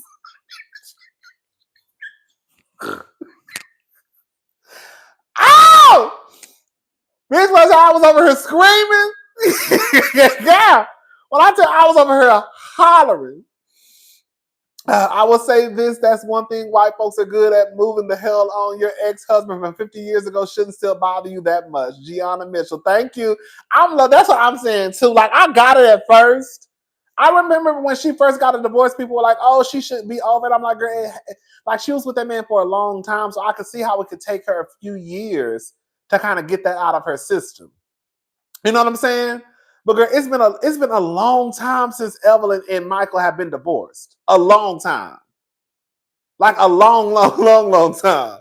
And it's like, girl, you still, like, I got it. I got the first 1, 2, 3, even 5 years. Okay? But girl, it's been a long time since y'all been divorced. It's like, girl. Girl. I guess, girl, you can't. But again, you can't tell nobody when to. And the gag is, you still mad, and he got a whole nother woman. You know what I'm saying? That's the gag. Like, you're still over here angry, and that man got a whole nother wife.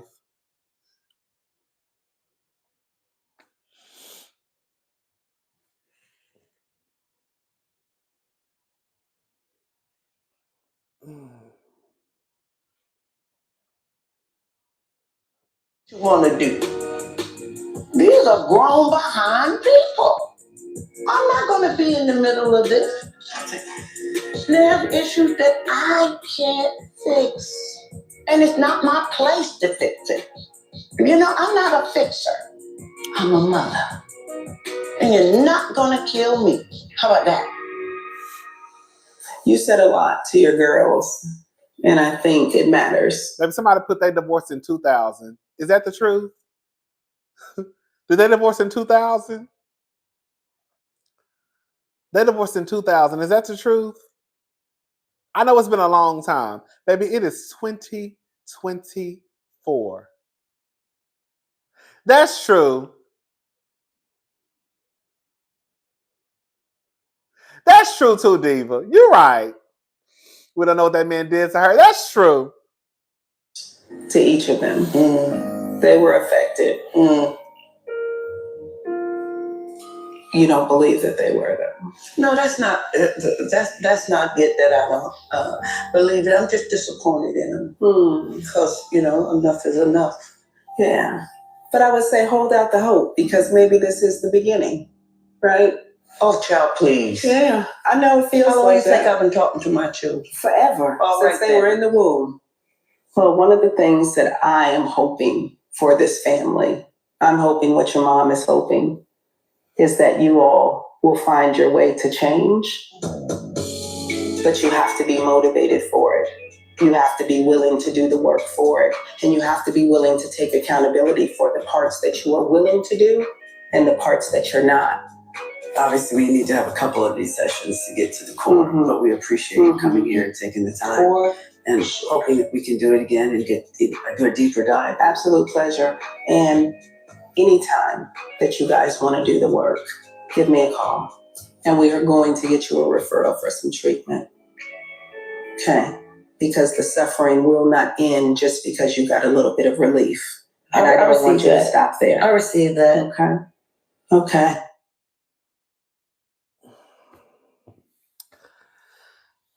So that's it.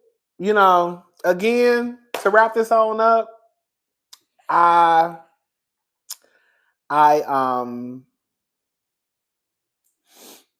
think that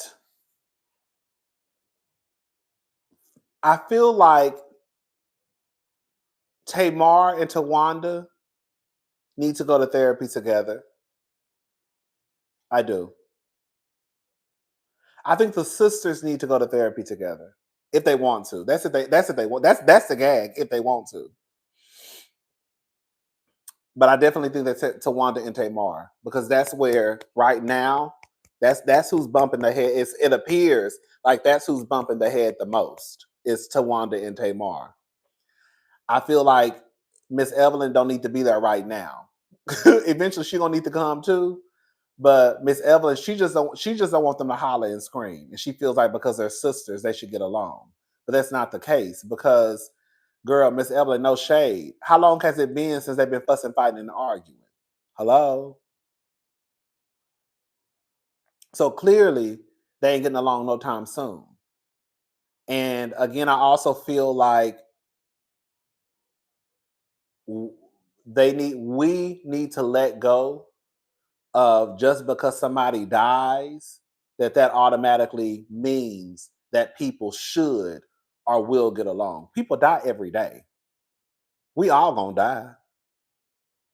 And I understand that Tracy passed away, but that doesn't mean that, girl, because Tracy passed away, that erases all of the issues and then everybody just gonna magically just get along. No.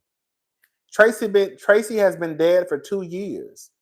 And these bitches still fussing and fighting and arguing. So clearly we know that's not the truth. We know that's not what it is.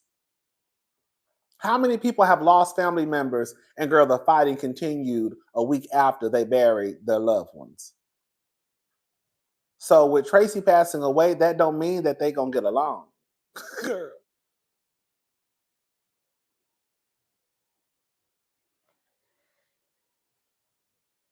I think that they need to get out what they need to get out. I think it's hard for them to get out what they need to get out because they feel like they have to put up this facade of this sisterhood. I think that's part of the problem. When the mama is around, we have to get along. We have to pretend. Really and truly, I don't fuck with you like that. I'm mad at you right now. I'm pissed off at you right now.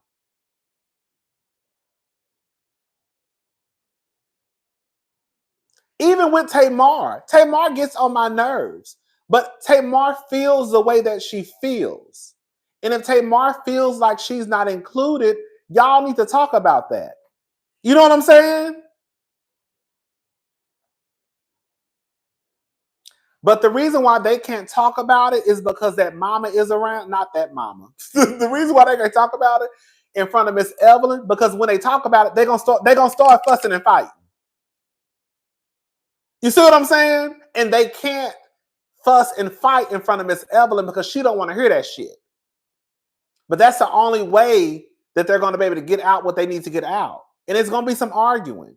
And it's going to be some cursing. And it's going to be some crying. And it might even be, girl, some hugging at the end of it all. But girl, you need to let those women get out what they need to get out and don't be so concerned about the fucking image. And don't be so concerned about this picture perfect picture that you're trying to paint. Because, girl, I've been clocked the Braxtons a long time ago. I've been saying this shit from, girl, damn near the beginning. Miss Evelyn is old school to a T. You hear me? Miss Evelyn is old school. To the point where, girl, kind of like you don't let nobody know what's going on in our household. That type of T. Why are y'all doing all this fussing and fighting and arguing? Y'all supposed to love one another. Y'all are sisters. And they keep showing Miss Evelyn, girl, right now, we don't like each other. And Miss Evelyn keeps saying, girl, y'all need to get along because y'all are sisters. It's just a mess. It's a mess. It really is a mess. It's a mess. It's a mess. It is a complete mess. And Miss Evelyn and Michael, and I feel like, girl, I ain't gonna say this. Girl, I feel like Miss Evelyn and Michael, they play a big role into that. And then it's no tea, no shade. And when you start to, let me shut up.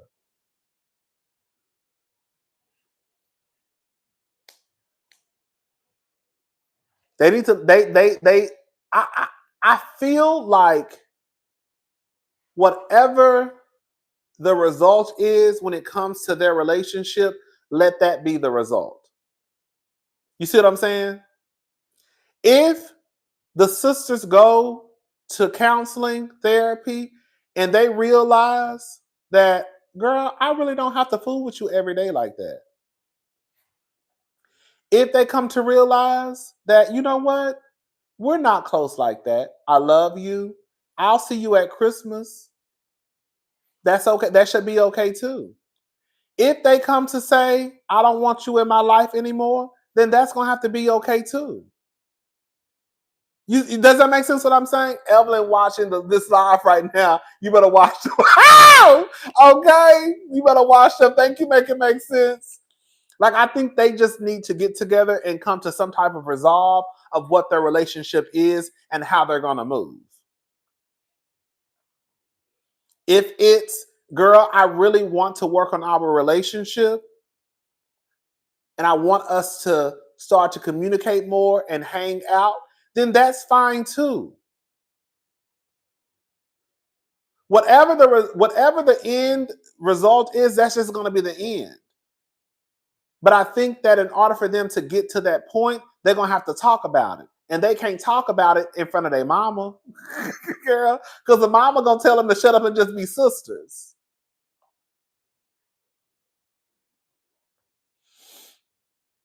Okay, that's another thing, girl. We be forgetting about the brother. Okay, we really forget about the brother.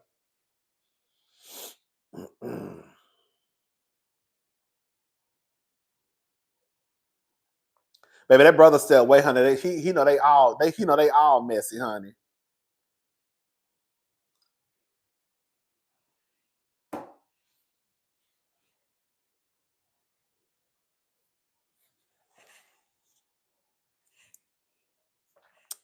Baby, once I barely see that brother, the therapist needs to sit Miss E down and let her know that it might get ugly, but showing up honestly is necessary for healing. That's what I'm saying too. The therapist needs to sit Miss E down and let her know that it might get ugly, but showing up honestly is necessary. That's all I'm saying. Miss Evelyn needs to let them get out whatever they need to get out.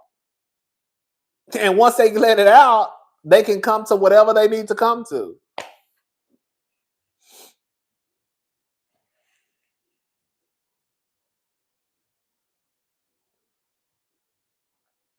Miss Evelyn don't want that because Miss Evelyn is an old woman. Miss Evelyn is an old woman who's stuck in her ways. It would be hard to have a conversation with Miss Evelyn because Miss Evelyn think like you can't come in because I'm gonna tell you what's gonna happen. Miss Evelyn gonna cut that. Even if Spirit or Dr. Francis or anybody else came in, Miss Evelyn will take the route of you can't tell me about my daughters. Those are my children. Those are my children. You can't tell me about my daughters. Actually, I can. I can see your daughters don't fuck with each other like that. I can see your daughters low-key want to pop each other in the face. Okay?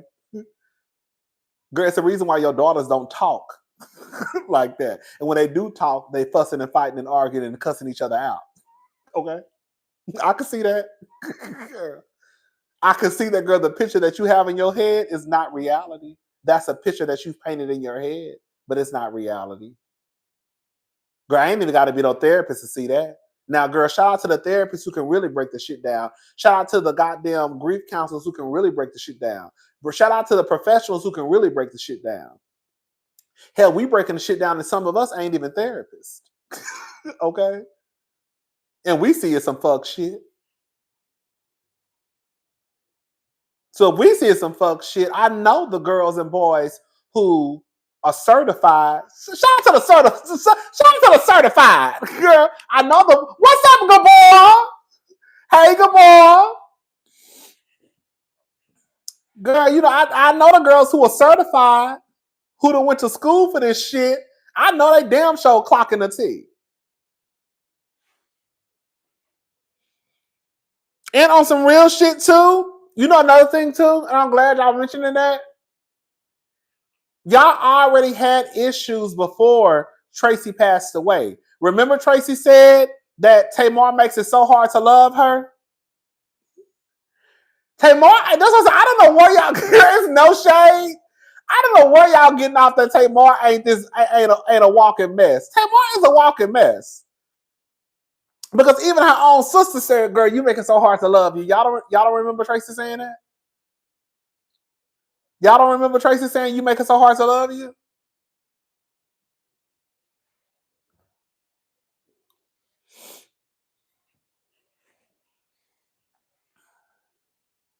Tracy said that out of her own goddamn mouth.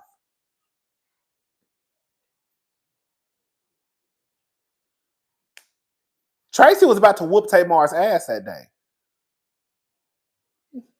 I low-key feel like Miss E likes the drama. Thank you, Blissful Bundles Gift Shop. Thank you.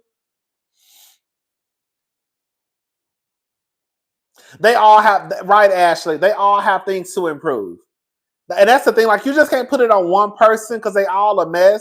I mean, we all a mess. You know what I'm saying? But girl, who's the biggest mess? I feel like the biggest mess is Tamar. I really do. I really feel that way. I feel like Tamar is the biggest mess. And Tamar wants Tawanda to beg for her sisterhood. Girl, go back and listen to the clip. Tamar has cut off access to her as it pertains to Tawanda. But Tamar is also upset that Tawanda still keeps in touch with Trina and Tony. But you cut off access to yourself, right? When it comes to Tawanda. And now you're mad because Tawanda is like, girl, it is what it is. When you call me, when you text, I'll answer. But you've cut off, you've drawn a line in the sand. So if you've drawn the line in the sand and I'm respecting your boundaries, how can you then turn around and get mad because you saying I don't care? She don't care. Tamar is low-key playing a game. Go back and listen to it. I think they are all a mess, but their different personalities help hide it. Hi, Rodney. Hey, Aaliyah. A-A-L-I-Y. Hey, I got the beats for the streets. A-A-L-I-Y. Hey, everything I make is so unique. A-L-I-H. Girl, shout out to Aaliyah. This guy.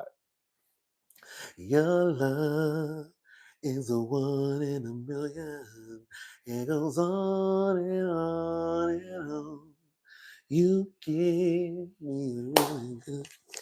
Girl, remember in the Aaliyah video when she did that move with the boy and that was there, she was like, girl, when I tell you, bitch, y'all hoes can tell me I wasn't Aaliyah. Okay? But y'all was walking around this bitch, baby. But I was walking around this bitch with a motherfucking girl covering my whole eye up, girl. You know, Leah had her eye. You know, people used to say, girl, the girl should say Leah was cockeyed. They said Leah was cross-eyed. Because Leah used to walk around here with that hair covered up her eyeball, honey.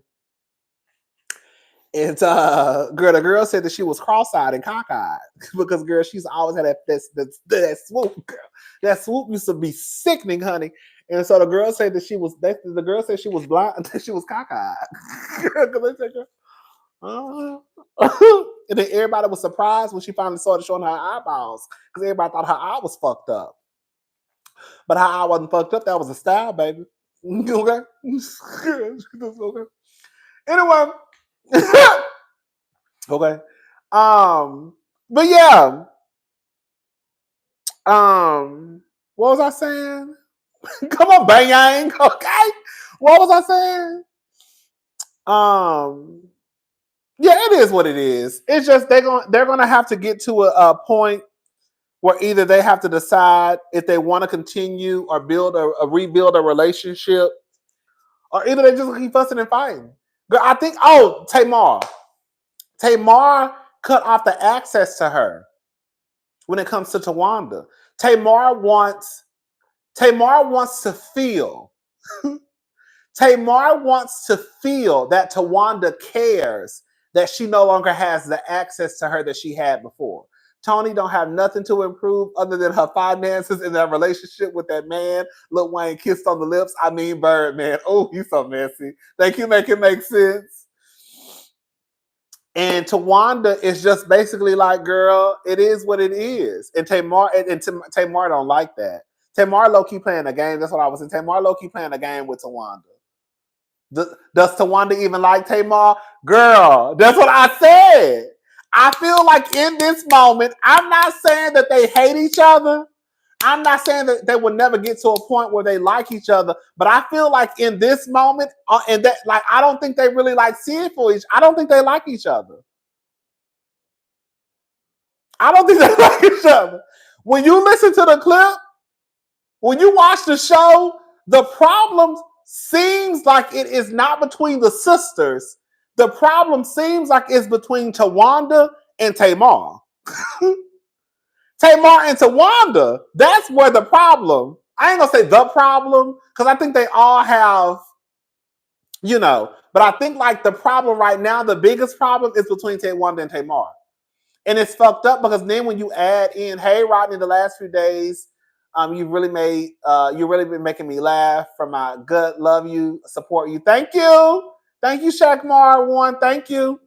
It's just sad because they already had issues, and then when you do add in a death, it makes it even harder, right?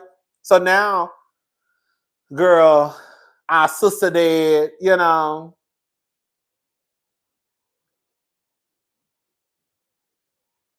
Tamar's social skills need some assistance. Thank you, Easy.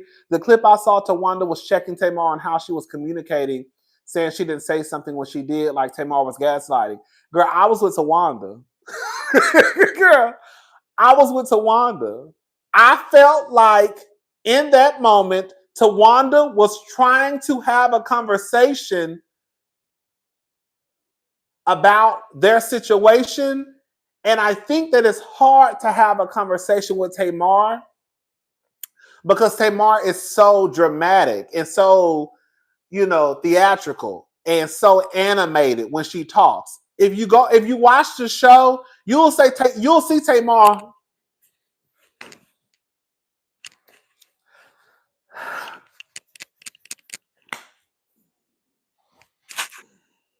And it's like, girl, we can't girl, I'm about to pop you, girl, I'm about to pop you, bitch. Girl, what girl? Like, we can't even. What's your take on Trina not being able to sleep and drinking and eating a lot? I felt her pain. Thank you, Johnny Blaze.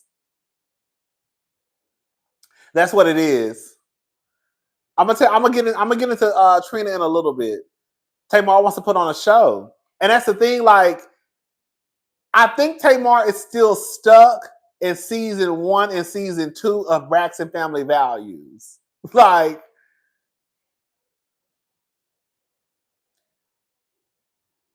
it was cute.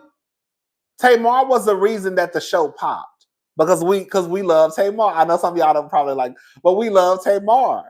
Now it's like, Tamar, you're 47, and girl, you're still the show that you're trying to give. It's not entertaining anymore. It's, girl, you look childish because we really are in grief counseling. She's staying in character. Like, girl, I need you to girl, we're really over here trying to have an honest conversation. And it's hard to kind of have the conversation when you laughing in my face. Like, Tamar, you're literally laughing. And even if you are not laughing at Tawanda's sitting right beside you. We're trying to have this conversation and probably even get to the root of some shit. Not everything, because everything is not going to be solved in this one sit down. But try to get to the root of some shit, and it's hard to have that conversation because you're so animated in the way that you interact with us, or with me, with us. And you're so over the top and just laughing and giggling and swinging your hair, and girl, what the fuck are you doing? And see, and that would be now that would piss me off because, girl, I'm trying to really have a conversation with you, and all this swinging hair, girl, I'm about to pop the shit out of you. And then now we really about to get into a fight. Because I can't even have a conversation with you because, bitch, you doing all this unnecessary carrying on.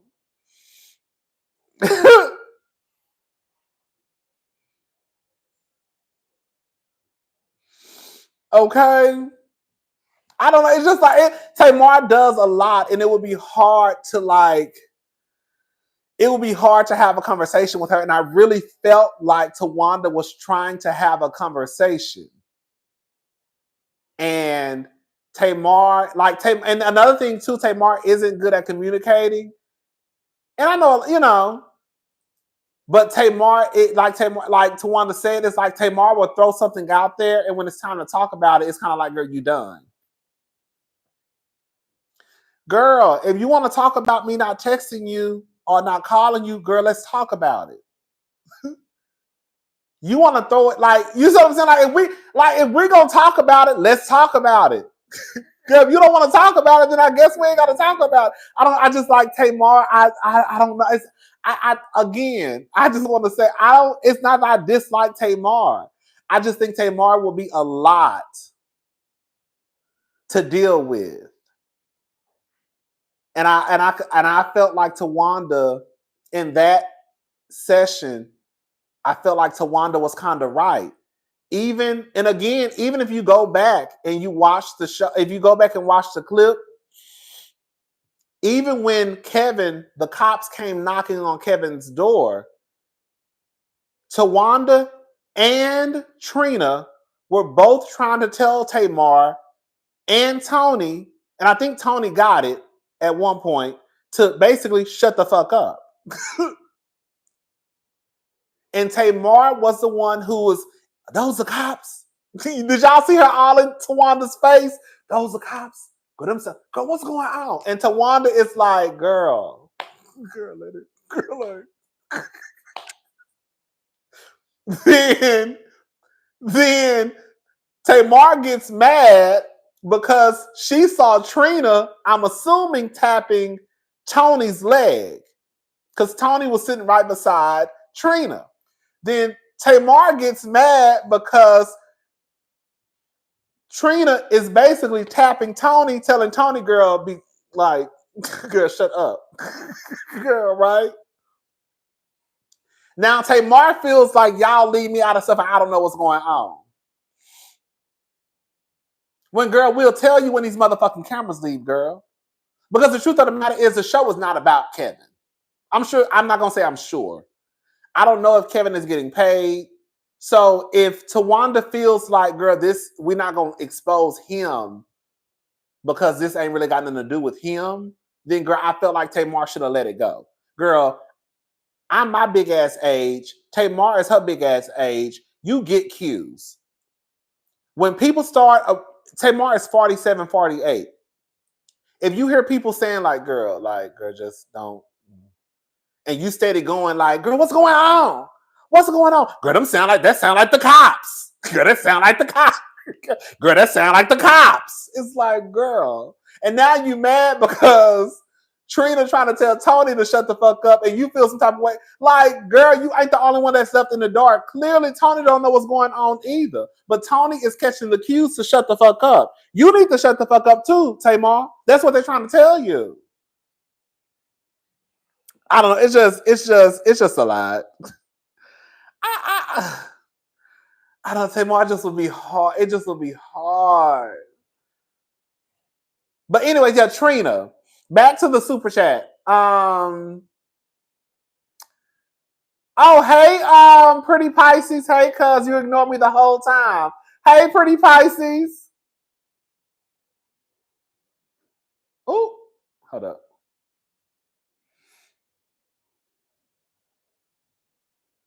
Oh, Trina. Girl, I felt bad for Trina. Trina, she's going through it. Trina was basically there when Tracy took her last breath. And Tawanda tried to tell Tracy that she doesn't need to be there when Tracy takes her last breath. And Trina decided that I'm going to be there. And now Trina is fucked up, basically. Long story short. So,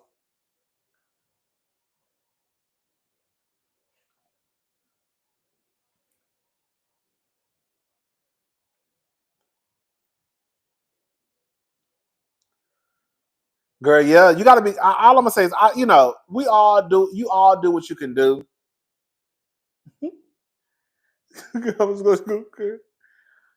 No, girl, I had pulled some skin off of my lip right here, and so, girl, this is actually Neosporin. I had pulled some skin off, like I was pulling like the skin off, and I felt it like, oh, this is gonna hurt, and I pulled it anyways, and girl, it's like basically I pulled too much. So yeah, that's already know that. So this is really Neosporin. So yeah, Tracy, she was there when Tracy took her last breath, and she thought that she could handle it.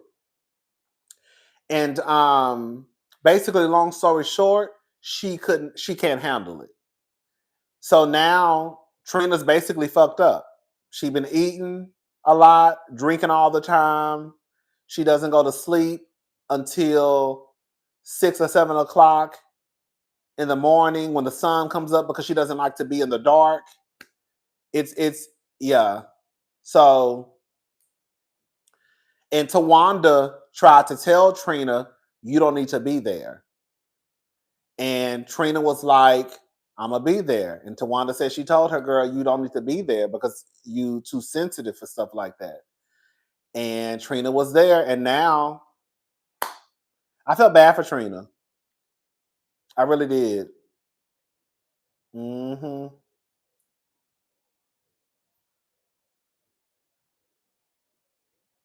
Oh, Vaseline. Oh, I'm gonna go get some. Thank you for telling me that, girl. I just been using Neosporin, honey.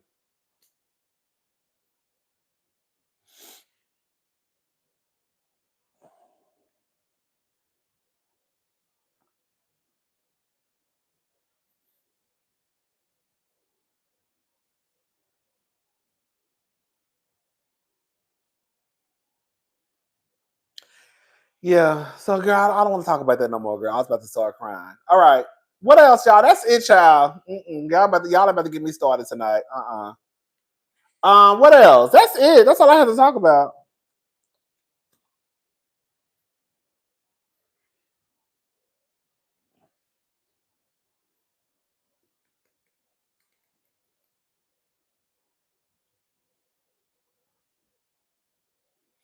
What about Portia? What about Portia?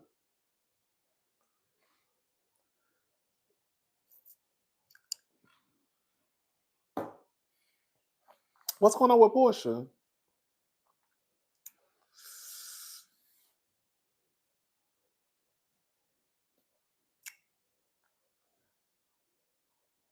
Oh, girl, I don't know what's going on with Drea Kelly. Okay, girl, that's why I said I'm not about to do all that crying, honey. We cutting this out.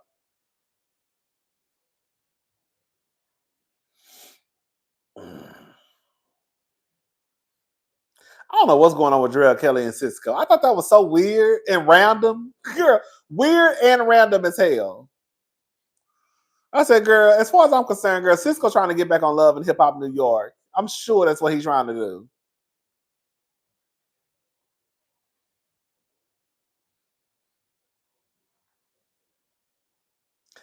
Girl, did you see the RHOA gala looks? Girl, they look the best. I'm sorry. Portia looked cute. I ain't gonna lie. Portia looked decent. Phaedra, I guess, looked deep. Like, I just was like, what is going on? Like, I'm not. Let me look at the picture. Hold up. Let me look at the picture. Hold on, let me see. I was gonna talk about this.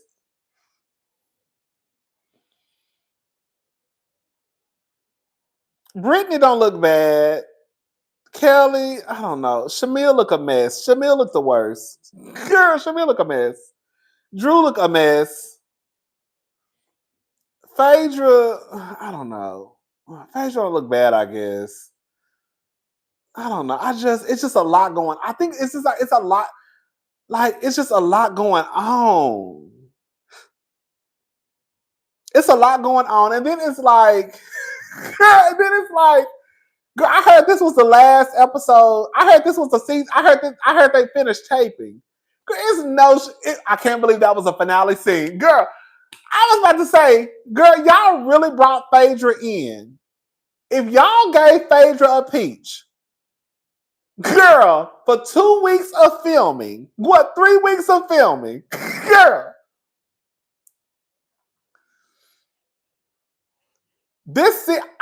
Let me tell y'all something. I'm not saying before y'all even saw it, I'm not saying this because Kenya is not there. I'm gonna try and hold out hope for the girls, but I feel like this season is gonna be a fucking mess. The simple fact that y'all brought Phaedra back, y'all are still hiring people. Girl, 2-3 weeks before the season finale was shot, lets me know, girl, the season wasn't giving what y'all thought it was gonna give. If the girls were doing, I'm telling y'all, just think about it. If the girls were doing what they were supposed to have been doing, then they wouldn't have had to keep hiring. They wouldn't have had to continue the hiring process toward the end of the season.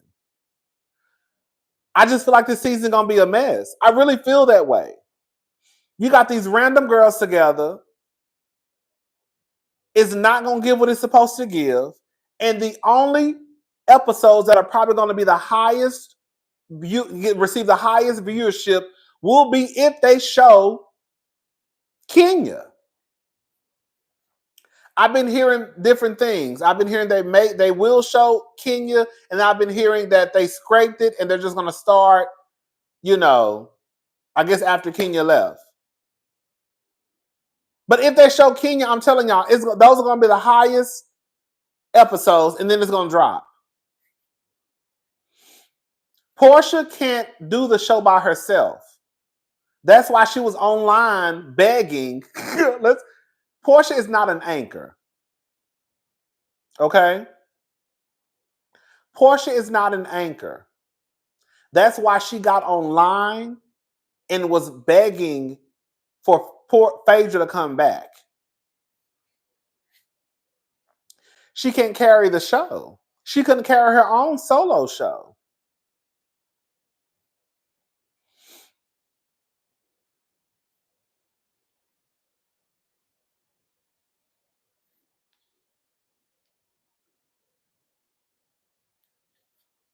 I was just like, girl, the season is already over. Y'all just brought Phaedra back for no fucking reason. Girl, Shamil look a mess. Drew look a mess. Portia look cute, I ain't gonna lie. Portia ain't gonna never look a mess. Brittany look cute.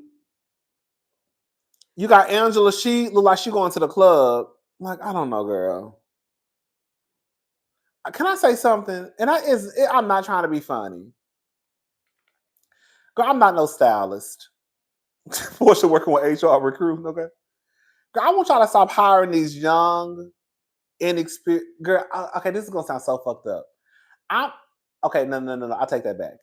If you're going to hire someone who doesn't have enough experience in their book, you need to give them a test run.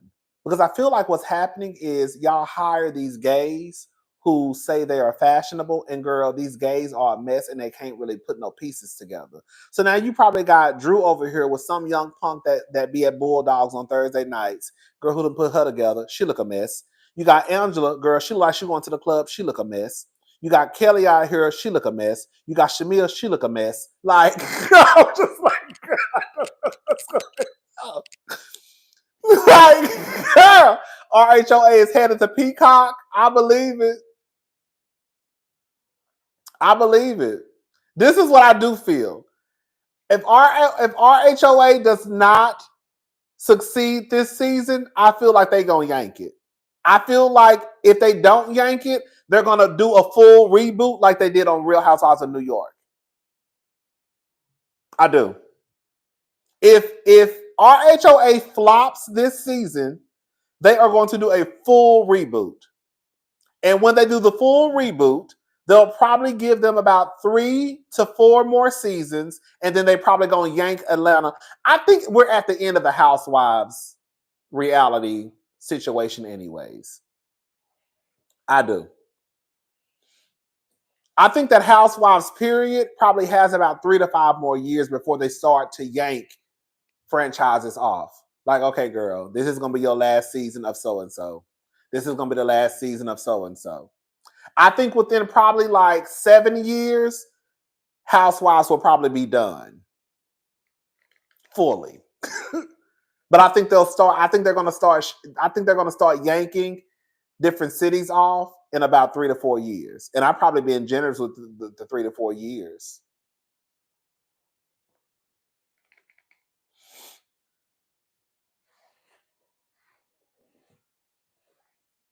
Mm-hmm. Because it's no shade. It's like, I think so. Housewives doesn't hit like it used to hit.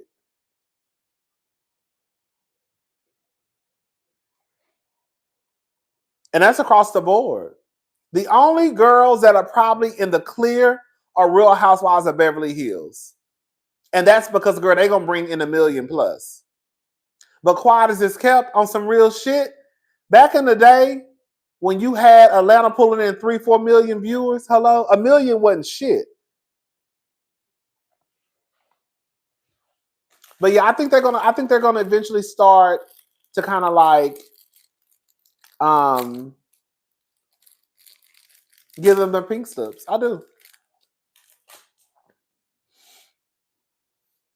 Anyways, is that it, y'all? I don't know what they got on.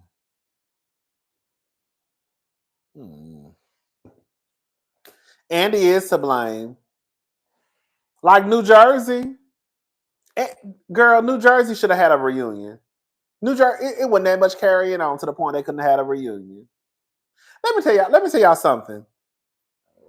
Excuse me.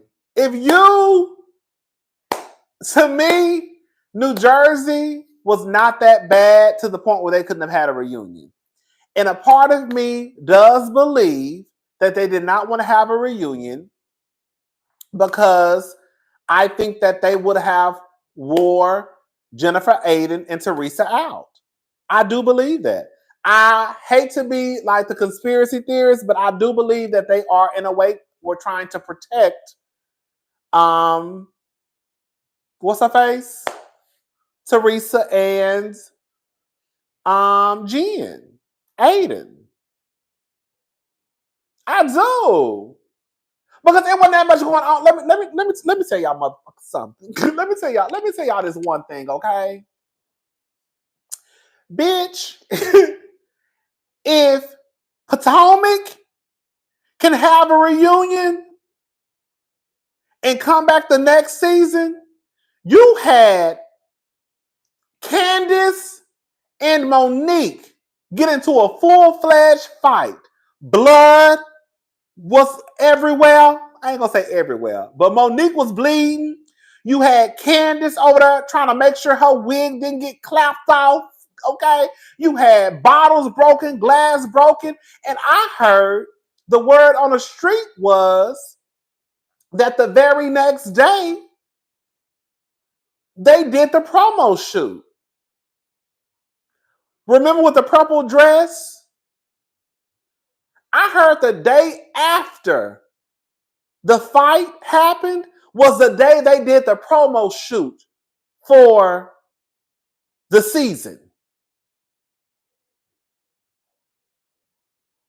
So my whole thing is, if you can have Potomac down there fighting and they still manage to have a reunion, you can have Candace drag Giselle every which way through the DMV. And they still came back the next season. And there was no resolution at that reunion. They did not leave that reunion with any type of resolve. And they still went back the next season and shot the next season. Does that make sense what I'm trying to say? So I think it's weird that all of a sudden Andy and company is like, oh, we can have a reunion because there would be no resolve. Well, girl, it's been a few times y'all ain't never had no resolve and y'all still had a motherfucking reunion anyways. Quiet as it's kept. Girl, y'all went out, girl, with Candace dragging Giselle, calling her a white woman and talking about her dwindling uterus. And everybody got a contract and everybody came back the next season.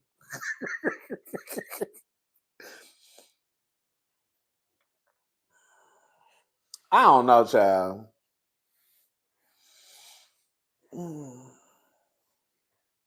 They did. That's the thing. I will say that much. A part of me does believe that they have to be real friends. Because, girl, there we go. Real friends care about resolution. Let me explain to y'all why they need to be friends. At one point, I go back and forth about it, but right now I am stuck on there needs to be a friend group. And the reason why is because when you are friends with someone, you are going to want to try and come to some type of resolution. When you don't give a fuck about a bitch, you don't give a fuck about a bitch.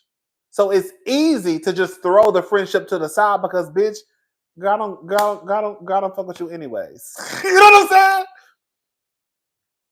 Once we get to a point, the girls are not friends. I'm going to tell you what the kiss of death is. The kiss of death on these reality shows is once they start to break up and they go into separate groups. Once the friend group starts to become two groups, you might as well go ahead and just call it. It's over. Because now it's a clear division. So now it's gonna be this group against this group. And if you're not friends, now I ain't even gotta talk to this hoe.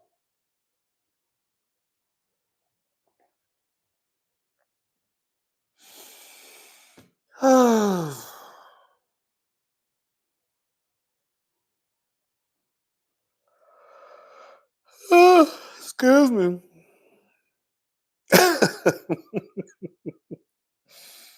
Baby, girl, hold up.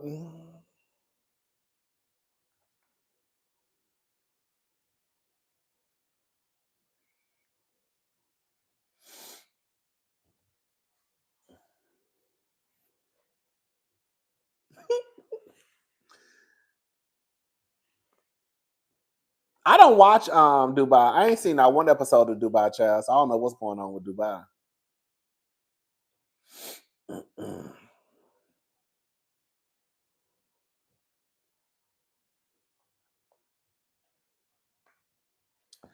Did you learn that in prison? Is that it, y'all? Is that all? Is that everything tonight? Oh, the Salt Lake City trailer comes out on Monday. That's cute. Girl, they better bring it because if they don't, honey, the girl's gonna chew them up. Oh, girl.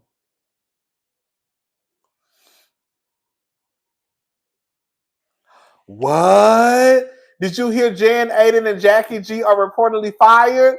Are you serious? Where did y'all hear that from? Who told y'all that?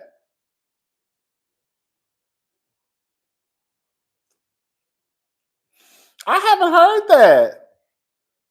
Jennifer, like, girl, I wouldn't. Oh, okay. Up and Adam. Ain't that the white guy? Oh, Jennifer Aiden is out. I was trying to oh, Jennifer Aiden is gone. Jackie, she can go.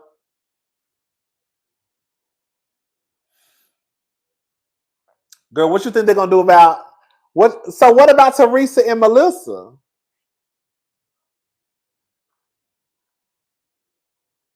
What about Teresa and Melissa?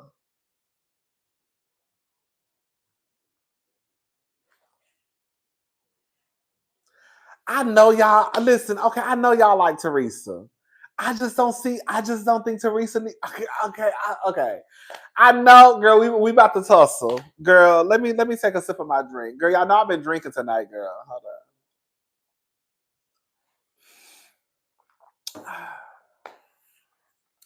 I just don't think Teresa is needed for the show. I just don't think that Teresa is needed for the show.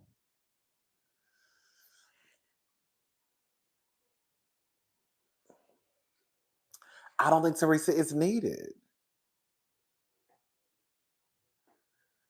They should just go ahead and give Teresa her own spinoff. Y'all say, like, this is my thing.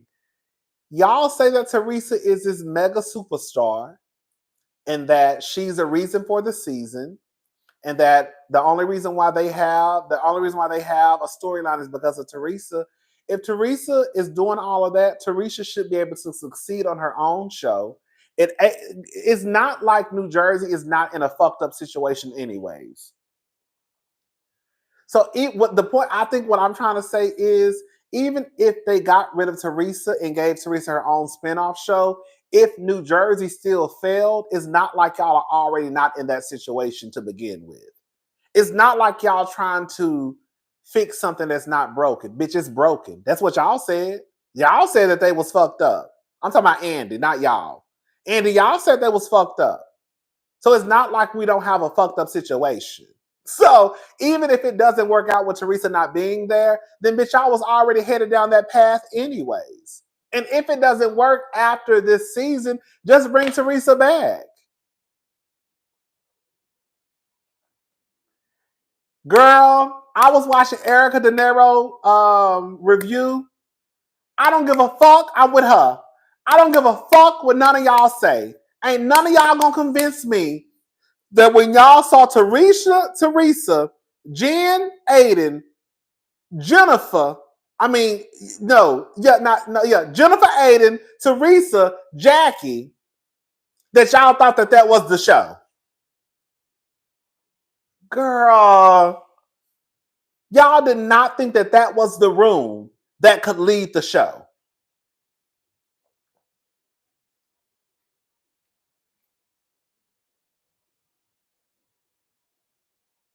Like, come on, y'all, girl. We ain't gotta like each other, girl. We ain't got. Girl, come on, y'all. Now, girl, we're gonna be honest. We're gonna be honest. No, regardless if you like them or not, Rachel, Danielle, Marge, Melissa with Joe, they could bring the show and throw in a few new bitches. They could bring the show. Girl. In real life, Teresa really don't do all of that carrying on like y'all say she carrying on. Marge, in my honest opinion, from what I have seen since I've been watching for the last 4 years, Marge is a motherfucking housewife. Okay? Marge gives you moments. Teresa don't really do all that. Like, I think Teresa is just someone who people want to still put on that pedestal because of the beginning of Real Housewives of New Jersey. But Teresa don't really bring all of what y'all say she be bringing. That's why I be so confused on when people be like, oh, it's Teresa, it's Teresa, it's Teresa. Girl, Marge literally is what y'all make out Teresa to be. Marge really is the housewife. Marge is the girl who will keep the shit going. Marge is smart.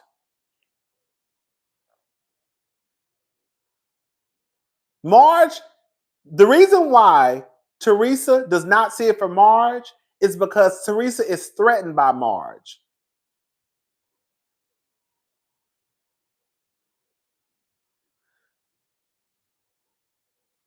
Teresa wants the girls to be her minions, in my honest opinion.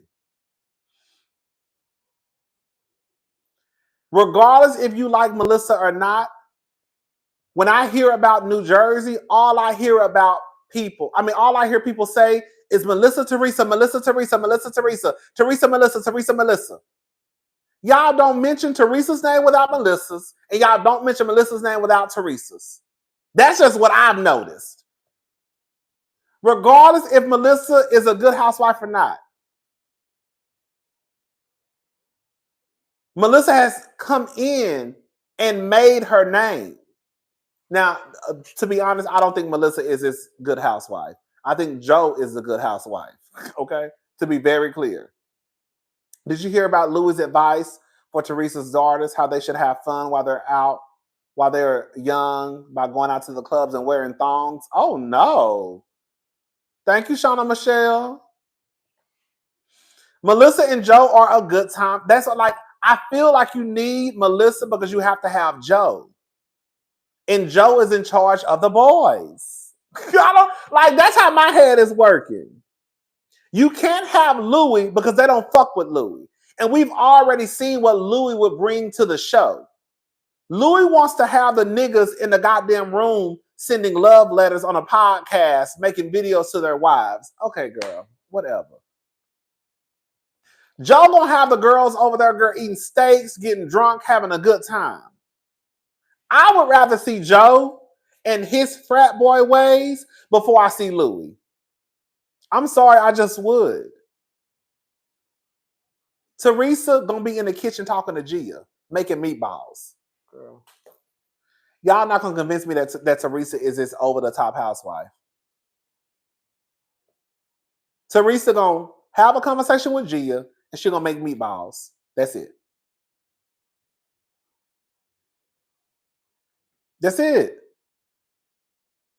That's it. That's it. I don't see what people see in Teresa. I just don't. You know what I think too? I think that the Housewives fans, I thought about this the other day. I think that we have to have a queen of the show. I think that we have created this space, this world where it has to be a queen of the show. There has to be a fan favorite. There has to be a villain. When sometimes it ain't none of that going on. Sometimes it's just, girl, they shooting the show.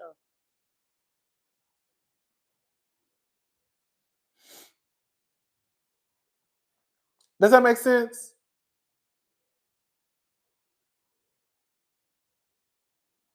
They cut the scene with Teresa asking Louis about money. Exactly. Thank you, NJH. That's another thing, too, I noticed. They cut that scene when Louis and Teresa were outside.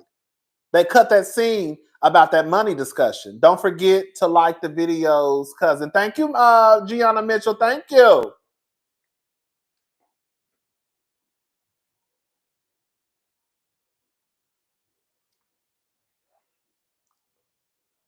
I think people want to make Teresa the queen because Teresa has been on the show the longest and because Teresa was there since season 1.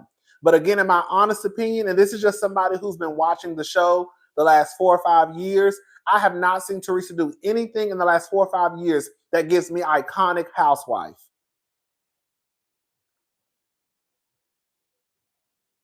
Girl, y'all still stuck on Teresa flipping that table season 1. Girl, we season 14. You know how many moments we had with Nene past season 1? Hello? Like, do you know how many moments we've had with Nene leaks on Housewives? We ain't even gotta go to season 1.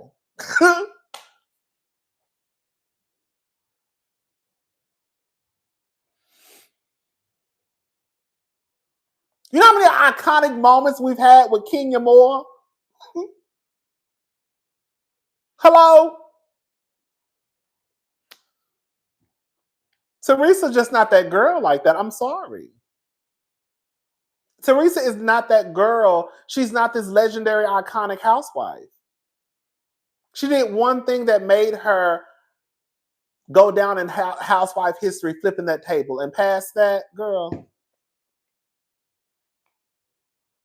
Hell, even Portia gave us, girl, I walk around here talking about you a slut from the 90s. Girl, and y'all don't even see what Portia. Girl, even Portia got me going around here quoting her ass.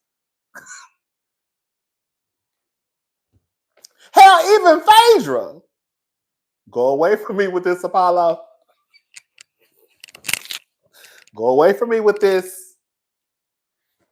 You a slut from the 90s. Wrong. Okay, wrong. Who said that? Who said that, bitch? Girl, who said that? You said it. Who said that? Wrong. Boy, she got some one-liners. You know, I'm not no hating ass bitch. I tell the truth. It's like, girl, y'all be giving the girls who really don't deserve it, like y'all be like, I'm sorry, I don't want to be dragging Teresa, but Teresa not that girl like that. She's really not. Right, bye, Ashley. Right, like, girl, like, I like to, like, I don't see it for Teresa. I just don't. I don't. Girl, white women's version of serving is totally different than black women when it comes to this. Girl, I noticed that too. You know what I noticed too about the White Housewives fans? You know, once we started calling the girls iconic and legendary, girl, the white girls, no shade. The White Housewives fans, they started taking that shit. Girl, when they started calling Lisa Barlow iconic, I said, girl.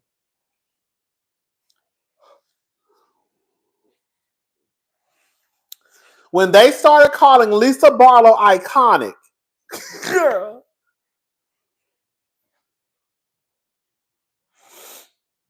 I knew right then and there. I said, "Oh, girl, y'all just want to have a girl y'all can call the girl." Girl, I saw that shit. Some man told me to watch Drag Race to learn how to read. Child, I saw that shit. I said, Drag Race.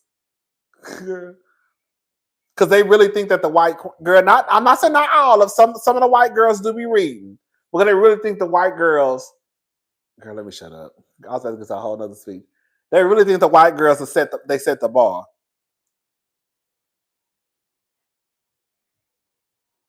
Yes, girl. I saw that on Twitter. Somebody told a diva to watch Drag Race to learn how to read. Bitch, even I was like, Drag Race. Drag Race. You're what? Bitch, I'd rather watch the Housewives. Okay? Bitch, I'd watch the Housewives to see an old nasty read session drag before I watch the motherfucking Drag Race.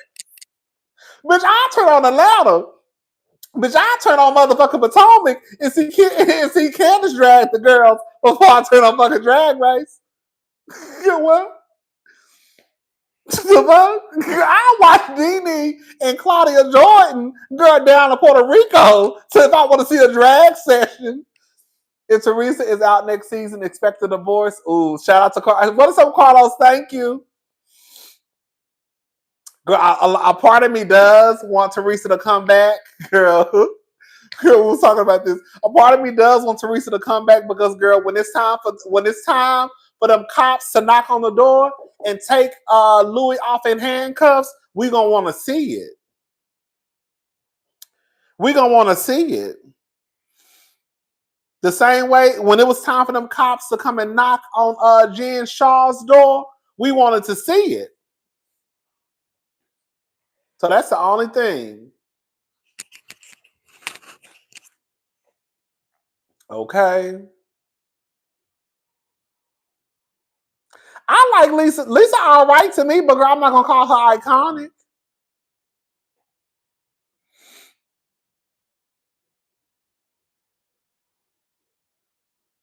I think the girls be looking for somebody to hurry up and make the queen. Like, who's the queen? Who's the queen? Who's the queen? Oh no, Carlos Harris. I do not know Carlos King, honey. Every time I say Carlos, y'all always think I'm talking about Carlos King. No.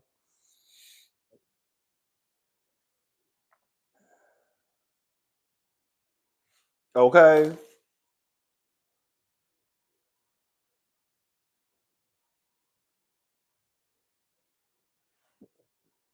Okay.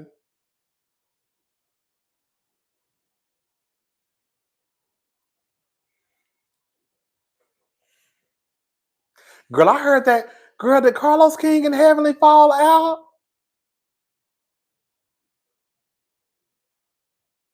Okay.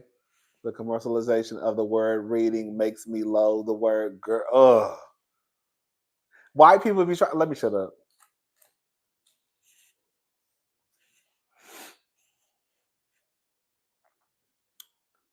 And Teresa didn't sign no prenup. Heavenly said that Love and Marriage Huntsville had bad editing and Carlos threw a fit. Baby. For real? But I think she said that before. Who was it? Empress Radio? It was somebody. I just saw the headline. I can't remember this YouTuber. But it was somebody who meant. I don't want to. I shouldn't have said the name because I don't know if that was her. Now I don't want to be lying on nobody. But it was a YouTuber. I think it was. I saw the headline of the video, and I was like, "Huh?"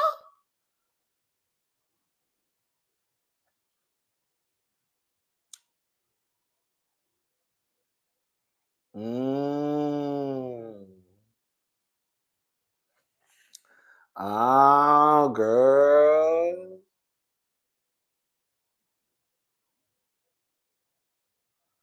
Child, you know, Dr. Heavenly do not care what come out of her mouth, honey.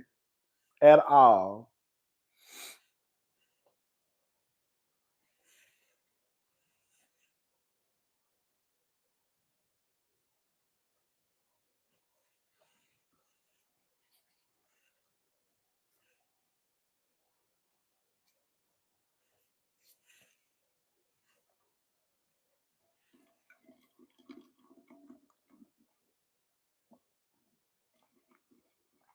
Baby, they sure do.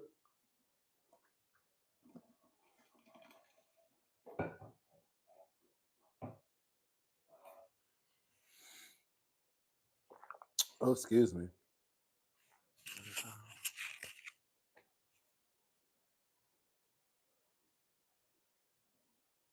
Oh, he just said she don't want to talk about reality shows anymore.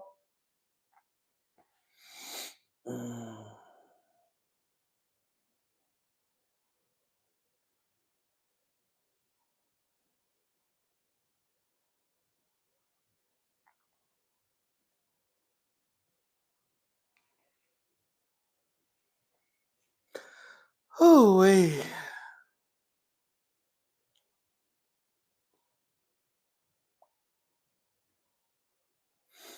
Claudia was a good housewife. The girls didn't give her a chance. I've been trying to tell y'all, Claudia needs to reboot. She needs to be a part of the reboot for Real Housewives of Dallas.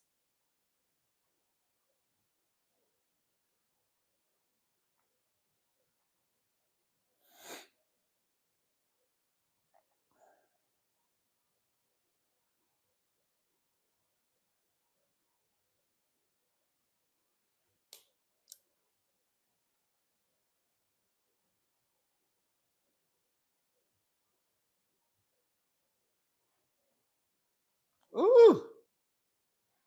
Zoom.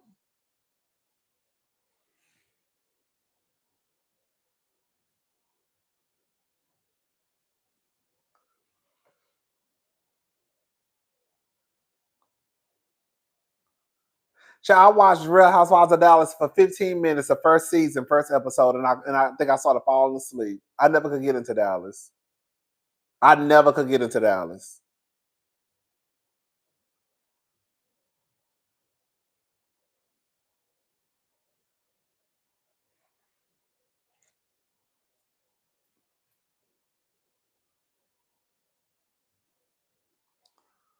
I think I'm gonna be honest with y'all. I think where they go wrong with trying to do reality shows in Texas is that they market the shows like Cowboys and Indians and hey. Like I get that's what's associated with Texas is the Cowboys and all that stuff, but girl, you really don't see that stuff unless the only time you really see people walking around dressed like cowboys is during rodeo season. Rodeo season, you'll see the girls walking around in cowboy boots, cowboy hats, and it's probably because they just came from the rodeo. But for the most part, girl, you don't see people walking around Texas. You don't see people walking around Houston and Dallas like that. You just don't.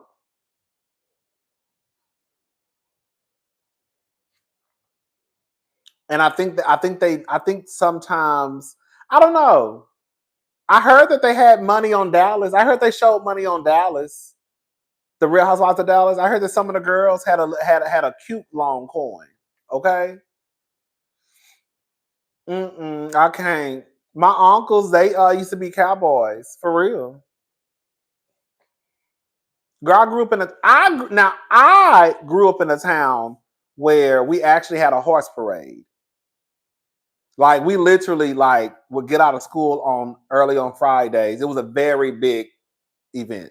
Like people would get out of school early on Fridays, Saturdays. People would come through, ride their horses through the street. Yeah, it was like a big, big situation. So I'm from a town where you would see people on horses and cowboy boots and Wranglers. Yes. But I don't see that. I don't really see that here in Texas. I mean, here in Houston, not Texas. Mm-hmm. But yeah, I did hear some of the girls. I did, but I grew up in a town where, girl, it was 1,500 people. You see what I'm saying? I grew up in a town where it was 1,500 people, born and raised. Houston, Texas is the fourth largest city in the country. You don't see cowboys. You know what I'm saying? You don't see that in Houston. Mm-hmm. But yeah, I did hear on Dallas that some of the girls had real long money though. I don't know why shows. I don't know why I don't know why Atlanta has become the city of like reality TV. Because a lot of reality shows are shot in like Atlanta, in my opinion, and for the most part, they usually succeed. Y'all don't think so? But I don't know what it is about reality shows not in Texas. I mean, in Texas, not really going that far. They tried Married to Medicine. It didn't happen. I watched the season. I thought it was a decent season. I remember talking. I think I reviewed it. They had Real Housewives of Dallas. I didn't watch Family Empire.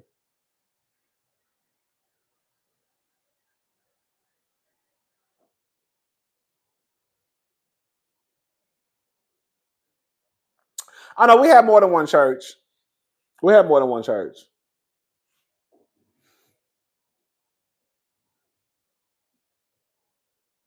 Oh, House of Ho. Oh, I need to watch that. Listen, I want to see the girls with money, girl. Okay.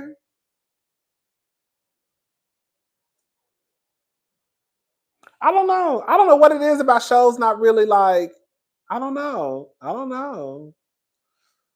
We had a Walmart. We had a Walmart. We had a Brookshire Brothers.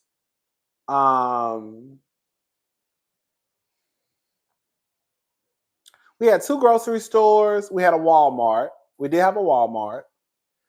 And then we had a Sonic. We had a Subway. We had a McDonald's. We had a Dairy Queen.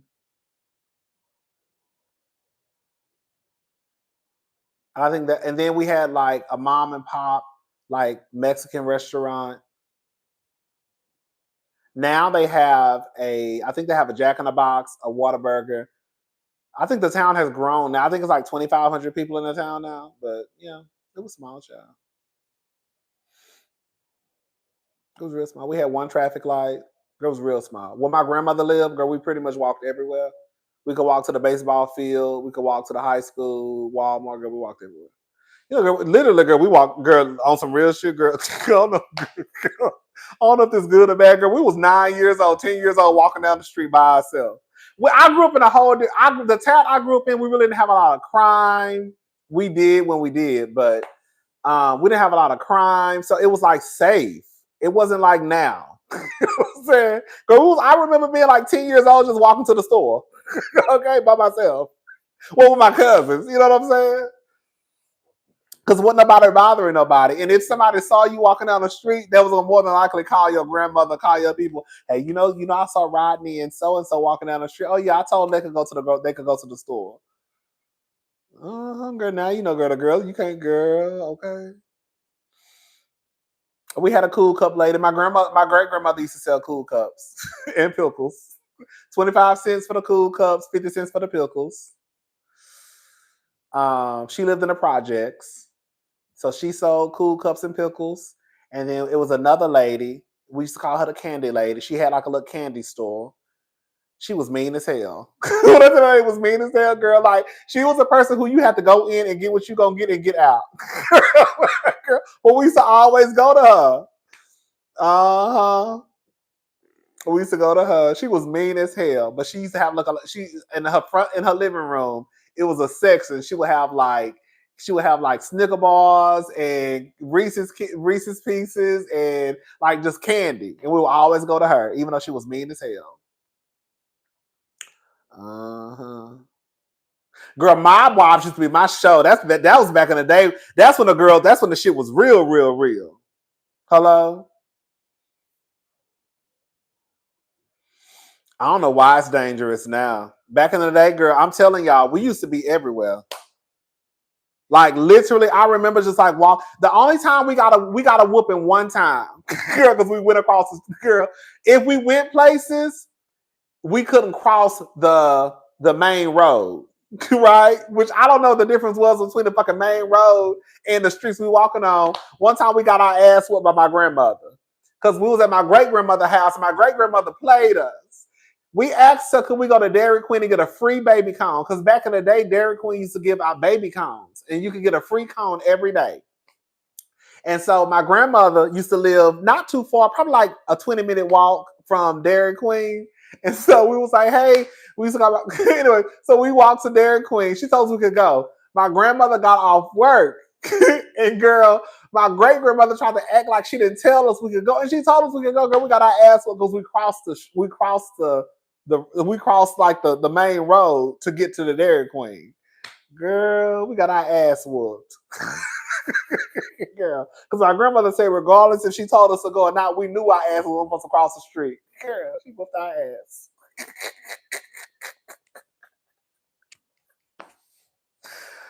Oh, she sure did. I still remember that, y'all. Mm-hmm. She felt like we basically tricked our grandmother. Because we knew we weren't supposed to be going. So why would you ask her to go somewhere that your ass know you weren't supposed to be going? Girl. Oh. Mm-hmm. Child, yeah. Anyways. Sure did, baby. She whooped our ass, baby. Mm-hmm.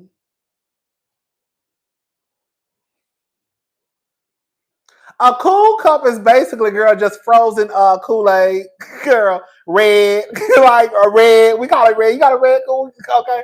A cool cup is nothing but Kool-Aid frozen in a paper cup. You freeze them, and then, girl, you can get a spoon and dig in it and eat it with a spoon. Or you can flip it upside down. You can pop it out of the cup and then flip it upside down. So like the cup might be this big, right? And they just pour Kool-Aid in the cup and they just put them in the freezer and they freeze them.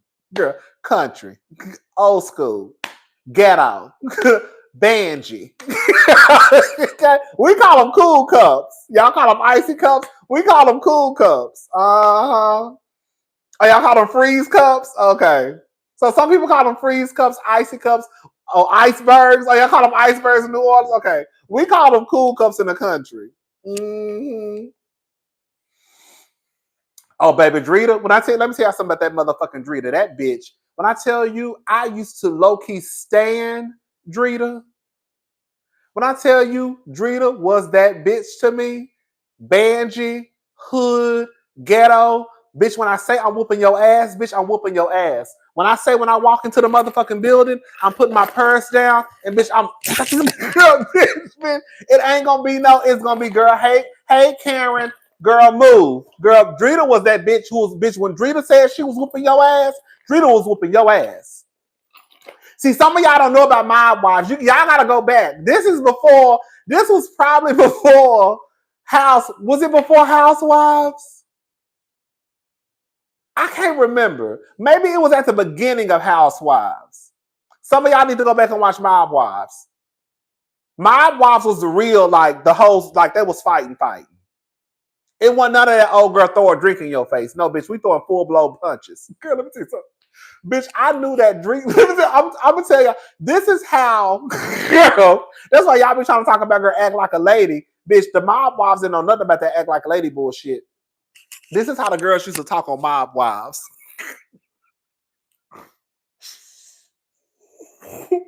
Bitch, this is how the women used to talk on Mob Wives. Listen, you motherfucker, I will break your fucking neck, you motherfucker. Girl, what? Girl, what? You fucking snitch, you fucking rat, you's a fucking motherfucking rat, you motherfucker. When I tell y'all, bitch, them hoes used to curse each other out like full-blown niggas. Do you hear me? They was gonna call each other, you motherfucking rat, you motherfucker, you're a fucking rat, you motherfucker. Girl, when I tell you, them bitches used to curse each other out. Girl, I'm talking about fuck all that you a bitch shit. Girl, we skipping over bitch. We going straight to you a motherfucker.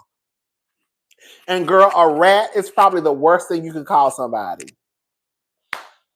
Girl, a rat, being called a rat, girl, is probably the worst thing you could call somebody.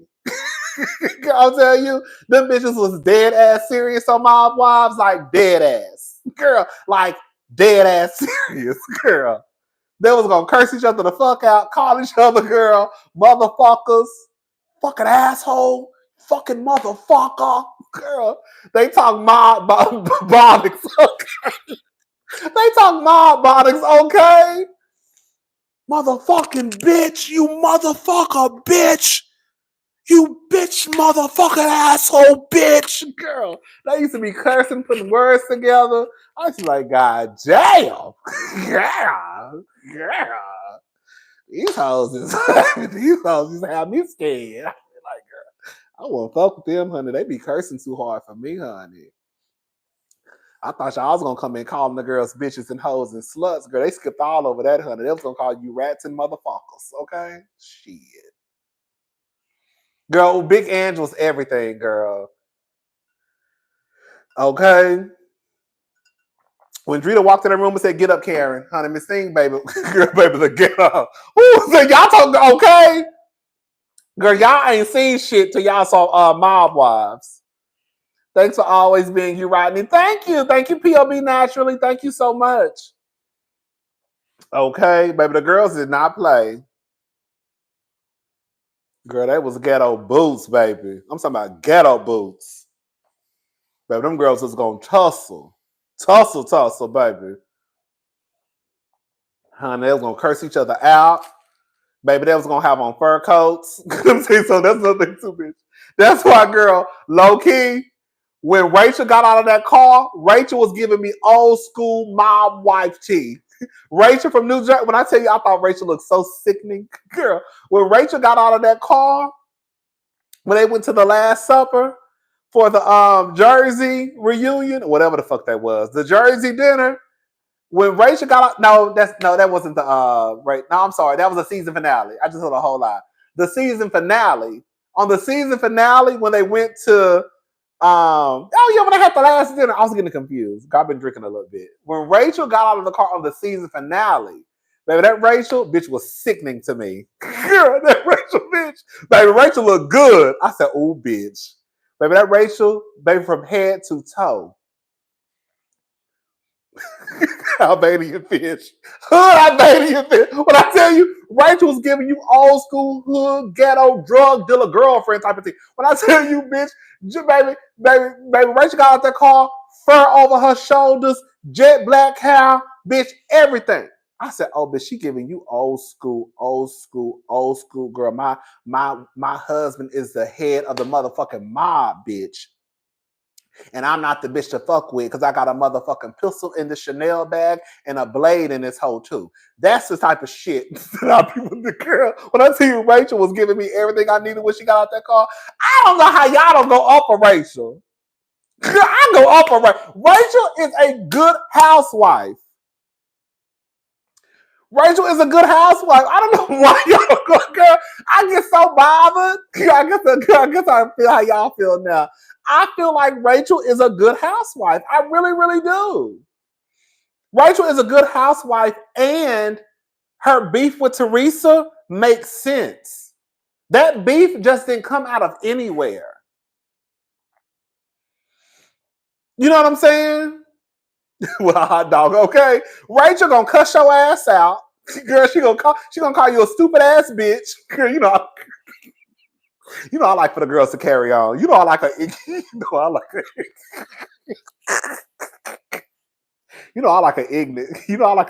diva. You know I like for the girls to curse. Okay, girl, she gonna call you a stupid ass bitch. Even when Mars said you subpoenaed the wrong bitch. I love the way the girls be talking in New York and New Jersey. You subpoenaed the wrong bitch. I said, "Come on, Mars. Miss Watch is a kiki to me." Yeah, they be cursing their asses off. But I think Rachel is a good housewife. I do. And I think that her beef with Teresa was a legitimate, real beef. Bitch, you really went and, girl, hired a private investigator on me, bitch. Of course we're going to have some beef. And on top of that, regardless if it's true or not, you also talking about my husband was the biggest drug dealer. That's all I was like, girl, that's a real beef. That's not no fake shit. That's not no that's not no, oh, let me just go in and start some shit with you. Rachel had every reason to wear Teresa out.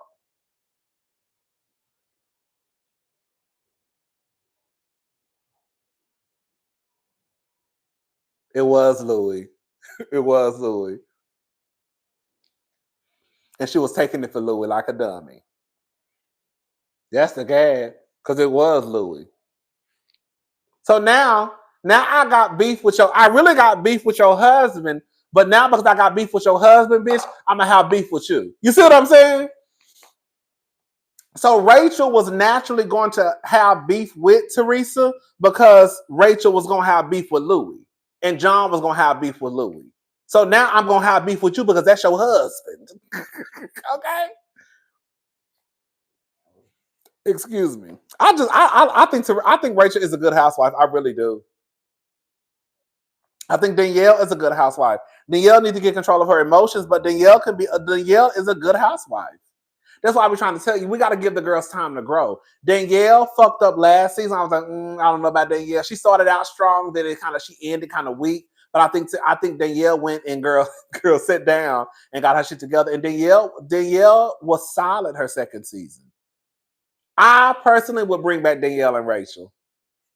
They need to bring back Danielle and girl. I know some of y'all not gonna see. Girl. I know I'm gonna get into it with some of my sisters, but girl, Mars needs to come back too. Mars needs to come back because the thing is, I think that the room with Rachel, Danielle, Marge, even Dolores, and I don't really, Dolores was not that good of a housewife to me, but I think they're willing to try and move and get along. I think they're stagnant because of Teresa. I really do. Teresa don't. It's no different than low key. Girl, I hate to even bring them up. Girl, I'm about to piss some of y'all off. It's no different than with Potomac. Candace and Wendy were willing to move forward with Giselle. It was Giselle who did not want to move forward. Those ladies are willing to sit down and have conversations. We can have conflict and move and get along and go on by our business. We can't move forward because she don't want to sit down and have a conversation.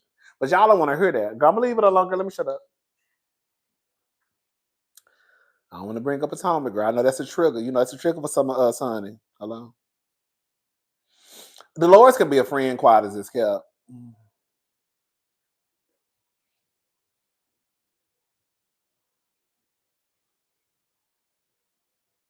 She could.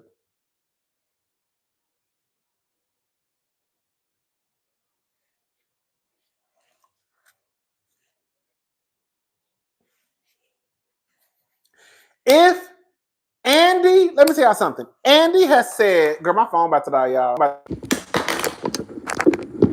Ooh.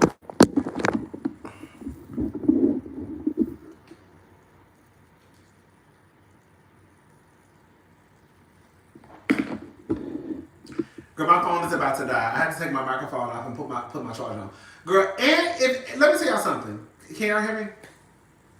If Andy has said, and I have said, and some of y'all have said, if you have watched the inception of Housewives, you know that even though they are put in these difficult situations, and in real life it would not happen this way, but part of the game is to come to some type of resolve or even to try and meet each other halfway.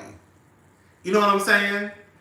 And Andy has even said that, girl, we're always supposed to try to come to some type of kumbaya moment where, okay, girl, you're not getting that. So if you're not getting that, and it's certain people holding the group back, that's why I feel like Andy be talking out of both sides of his neck sometimes. Because if you say that, and you see that there are certain people that are not willing to move forward, and they're holding the group back and what you have for the show, then those are the people that you get rid of.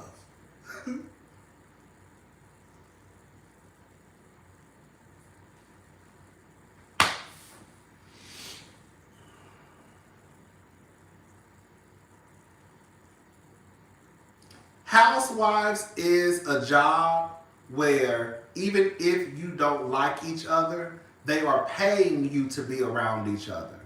They are paying you to go on trips. They're paying you to go to dinner. In real life, you don't hang around bitches you don't fuck with. So it would not have to be some type of resolve. I just don't fuck with her. And if I am around somebody who I don't like, it's more than likely because, girl, we have a mutual friend. That friend probably having a birthday dinner. It's a wedding. But other than that, girl, the first thing I'm going to ask you is who going to be there? And then the second thing I'm going to say is, girl, put me at the opposite end of the table. Because you know I don't fuck with that hoe like that. You see what I'm saying? Yeah. So that's what happens in real life. On the show, on these shows, they have to be there. Because now we're getting paid. And we also have to talk about the problem.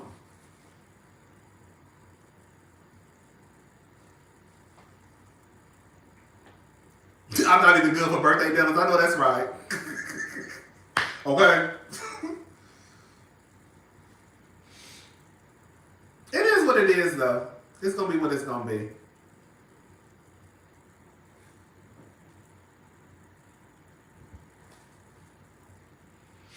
Mm-hmm.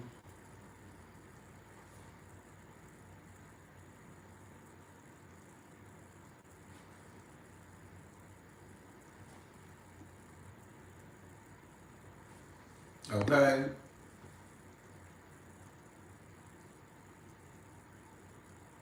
Dolores was a motherfucking lie. I had to think about that shit. At first I was like, oh no, I don't think, and then it was one of the cousins who was like, girl, basically, if Frank knew, Dolores knew. And I was like, bitch, there's no way Dolores didn't know about that meeting. I do not think that Marge did not tell Dolores. I think it was in passing. I think it was a quick conversation, but I definitely think that Marge knew. And again, I don't even get caught up into the semantics of it all, because at the end of the day, the point is Dolores your ass knew about that meeting. Whether Marge told you, whether girl Frankie Jr. told you, or Gabby told you, bitch, you knew. And I don't believe that Marge is lying. I believe that Marge told her about the meeting. I believe. There's no way that Frank knew about this meeting and it involved Frankie Jr. Because somebody also pointed something out too. Remember they mentioned Frankie Jr. at the reunion? Frank Jr., whatever his name is, girl, Jr. Remember they mentioned Jr. at the reunion? And Dolores is like, girl, basically, don't talk about my motherfucking son. Because I think it was something going on with, I think Frank used to work with Louis or some shit like that. The point I'm trying to make is I just don't believe that Frank knew about this meeting and he did not run it by Dolores. I don't believe that Marge knew about this reunion. Knew about the meeting. And she did, like, Dolores, your ass knew about that meeting. That's like, she shut that shit down at the reunion. Like, no, bitch, I don't know, we're not doing that. And Andy moved on. Dolores knew about that meeting. She did. She knew. She knew. That bitch, she knew. Dolores was lying. Sorry, Black Dolores. Your ass knew about that meeting. You did. There's no way Dolores didn't know. I'm sorry, Dolores, you knew. That's why I'm at with it.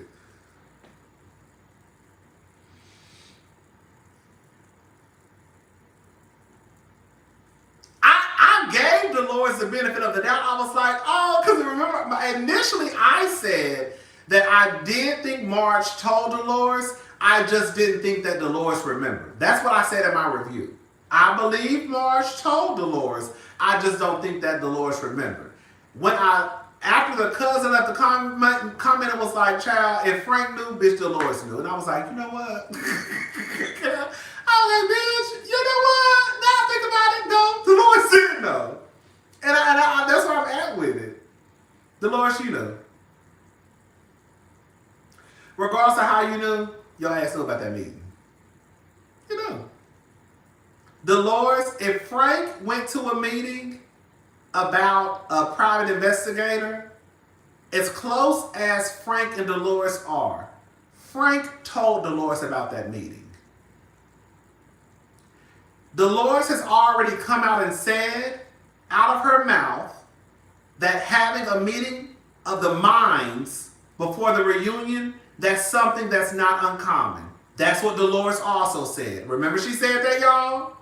Didn't Dolores say on one of the episodes that basically them getting together before the reunion to, I guess, to do a pre-reunion debriefing or whatever, that was not uncommon? Didn't she say that also? So if it's not uncommon and you know about these meetings, why would they not invite you to this one out of the blue? Because there's been tension in the group. This is not the first time that people were not getting along. You know, Marge, your ass was invited. Your ass knew. Girl, you've already told us these happen all the time. Now all of a sudden this season, you just didn't know shit. Girl, bye. You know. You know. You know, Dolores. And that's where I'm at with it.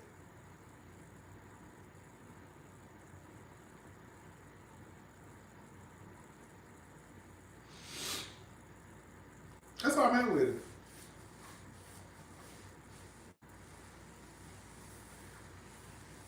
And I'm gonna be honest with y'all. I feel like Dolores was too angry. Like, Dolores went from, girl, literally, not even 0 to 100, like 0 to 1,000.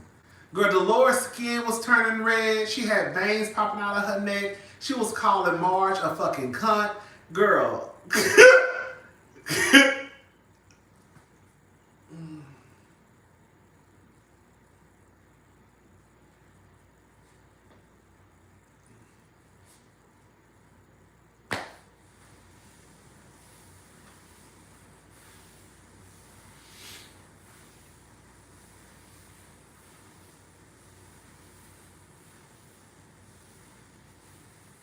Come on, birthday.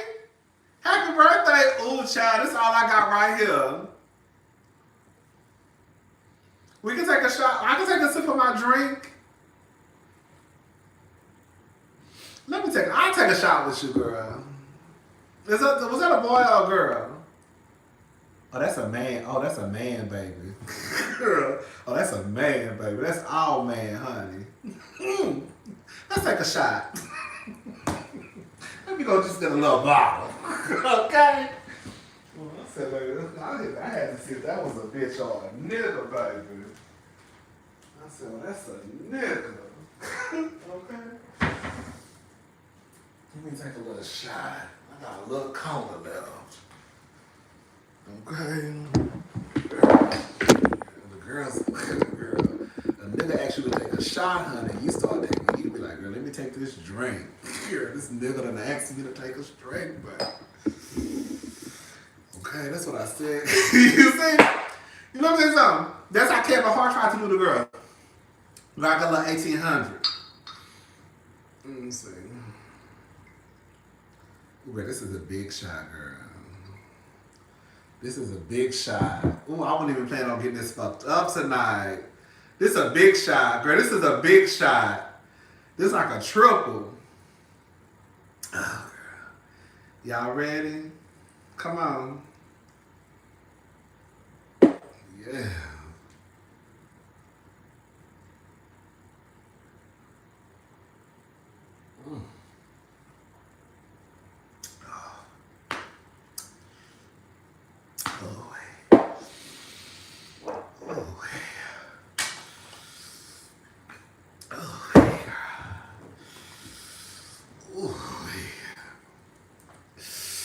Remember on Martin? Oh, girl. Happy birthday! Oh, man. Remember on Martin when they used to take and they used to be like this? Okay? Everything that takes is. Girl, Quiet as It's Kept, Beyonce, the songs, she should have made Desert Eagle, Louisiana, whatever. Them should have been songs. Let me leave Cowboy Carter alone. I don't feel like arguing with y'all tonight. I'm gonna get something to eat. I'm gonna go to one of these little food trucks. You know it's Saturday night, girl, so all the food trucks and shit is open. I don't mind eating from no food truck. You know some of the girls act like they too good to eat from a food truck. But y'all eat from a food truck in a heartbeat, okay? Especially when I see the lines be long, baby, please. That's when you know it's good. Ooh. Okay, you know what the taco truck don't close. Girl, the taco truck don't close until 3. You know the clubs, the bars close at 2. Girl, it's 12:21.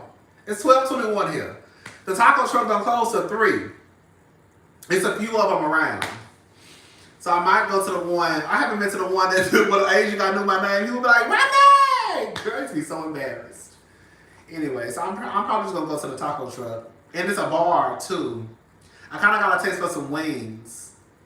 It's a bar around the corner too. That I could go to and get me a couple of wings. You know what I'm saying? Everything is walking distance, so I ain't driving or nothing. Yeah, so everything is walking distance. So I might just go get me some wings. That sounds good. Fried hard. You know, like my stuff crispy. Don't put no soft ass wings. Girl, let me ask y'all a question. How and why do y'all eat soft ass chicken? When I tell you that is the quickest way to piss me off, I don't even feel like it's right to even serve me with soft ass chicken wings. I need my shit to be crunchy. I do not like soft chicken wings. And if I'm getting wings with sauce on them, I need for you to fry them extra, extra crispy. Because this is what happens when you put the sauce on them. Let me see how something. Well, I'm gonna give me some wings tonight. I'm gonna go get some wings from the little bar. It's a little white bar. Girl, one of the bars, remember the place I was telling y'all about I would go to? They had steak night throughout the week. Girl, why they closed down out the blue? Girl, I know that place been open for 40. Girl, people is closing down. It's sad. They've been closed for about a month now. I went there one night, got me a steak and some wings. I didn't eat everything because I got full. And I brought the rest home. And, ooh, come on, baby. Fried, crispy, all flats. When I tell you, I be wanting flats.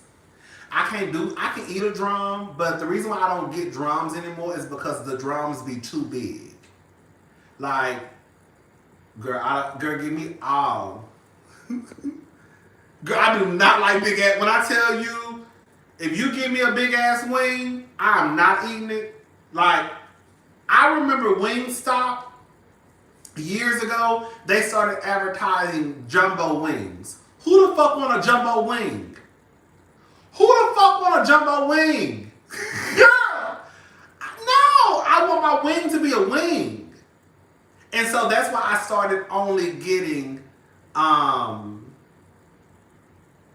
flats. Because even though sometimes the flats are big, I can still deal with the bigger flat than I can with a drum. Like a drumette. Like, I will fuck a drum up if it's the right size. But like if somebody had a party and they had chicken wings, I will eat the drums, but I'm gonna pick the drum that I want. But I can't pick the chicken that I want from a restaurant, so it's just better for me just to order flats. So then I won't be upset. You know what I'm saying? Or even if I go to the grocery store and I get a pack of wings, I can look at the wing, I can look and see, okay, how these drumettes look. Oh, these are decent size, I get them. But other than that, I can't fuck, not me. So yeah, I might go get some wings instead. Cause like I said, everything is still open, chat. It's early. And all the restaurants and bars, well, the taco trucks be closing at 3.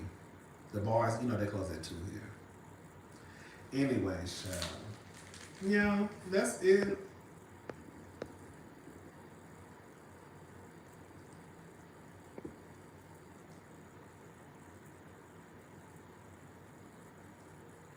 But yeah, if I get sauce on my wings, I would rather them fry them extra crispy, because what happens is when they put that sauce on the wings, it's gonna make them softer. You know what I'm saying? It's one thing when you have a dry rub on them.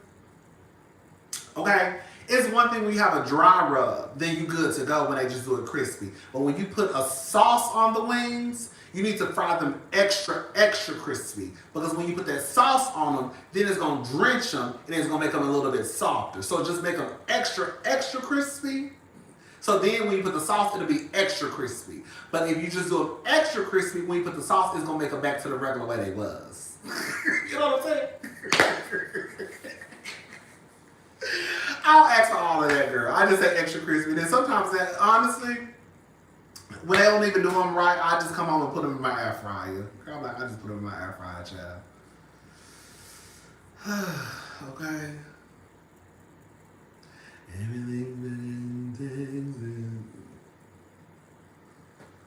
Okay. I like my, okay. Girl, I don't know how people eat soft chicken wings. I be looking at people crazy. I don't know how people do it. I really don't know how people do it. I do not want no soft chicken wing. That shit would drive me up a while. I'd rather just starve.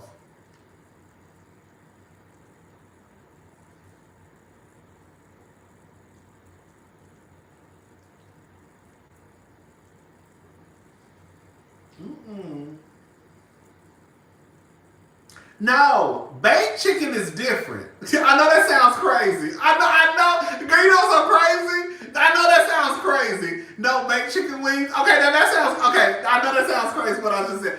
No, I actually will eat, I'll fuck a baked chicken up. I'll fuck, you know, okay. I'll say this much. Even if I was to order wings from, say, Domino's. You know, Domino's really like, oh, Louisiana rub. Oh, baby. Diva.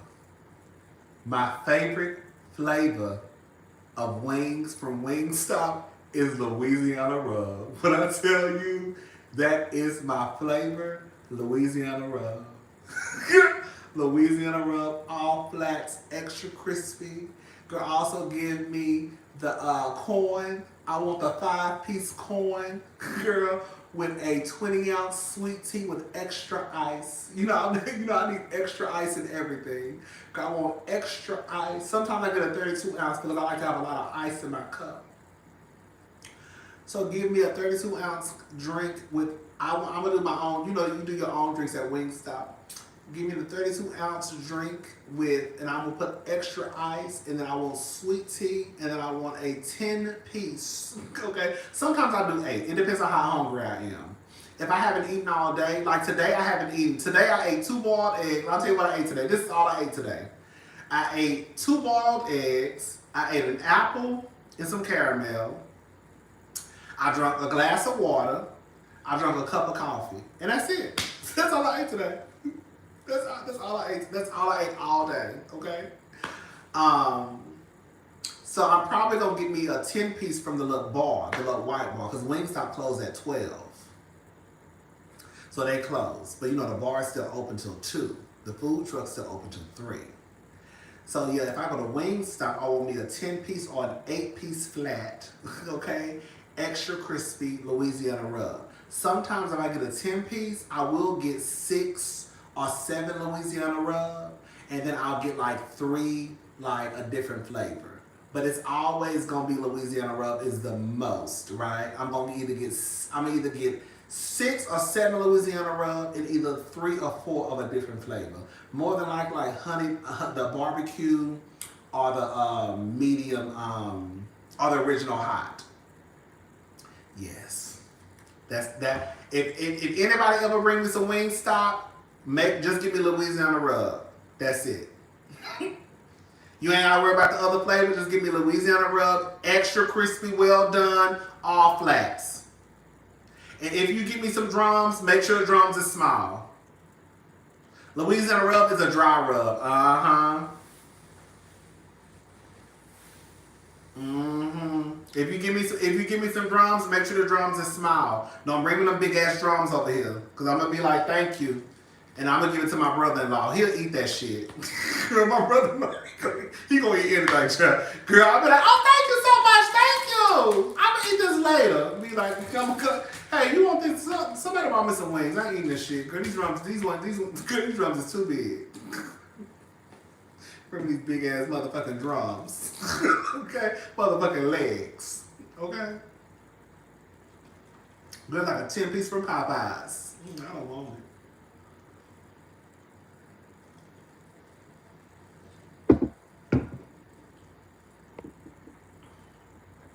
I eat baked chicken. But I just don't like soft chicken wings. I know it sounds crazy. You know how some people don't like eggs, but they'll still eat a cake. You see what I'm saying? You have people out there who will not eat an egg, but they'll eat cake. They'll eat brownies. You know what's an egg? Well, I ain't gonna say everything. No, I'm gonna say all baked goods, but you know it's like an egg in that cake more than likely. So I like baked chicken, but I just don't like soft chicken wings. There we go. The expectation is different for baked and fried. Exactly. Like if you telling me I'm getting a fried piece of chicken, a fried wing, I need it to be fried. If you're giving me baked chicken and mashed potatoes and gravy, I know it's baked chicken and mashed potatoes and gravy. You know what I'm saying? I don't know. It's different. It's like two different dishes. You know?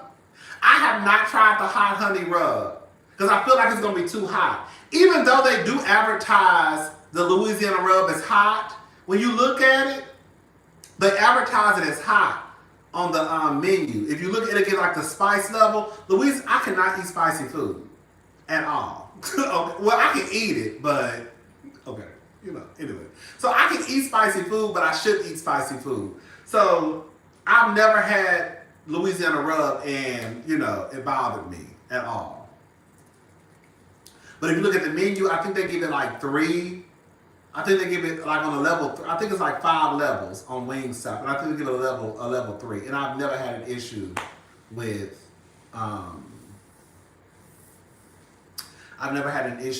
Louisiana rub. Girl, it's the best flavor. When I say it's the best flavor, the best.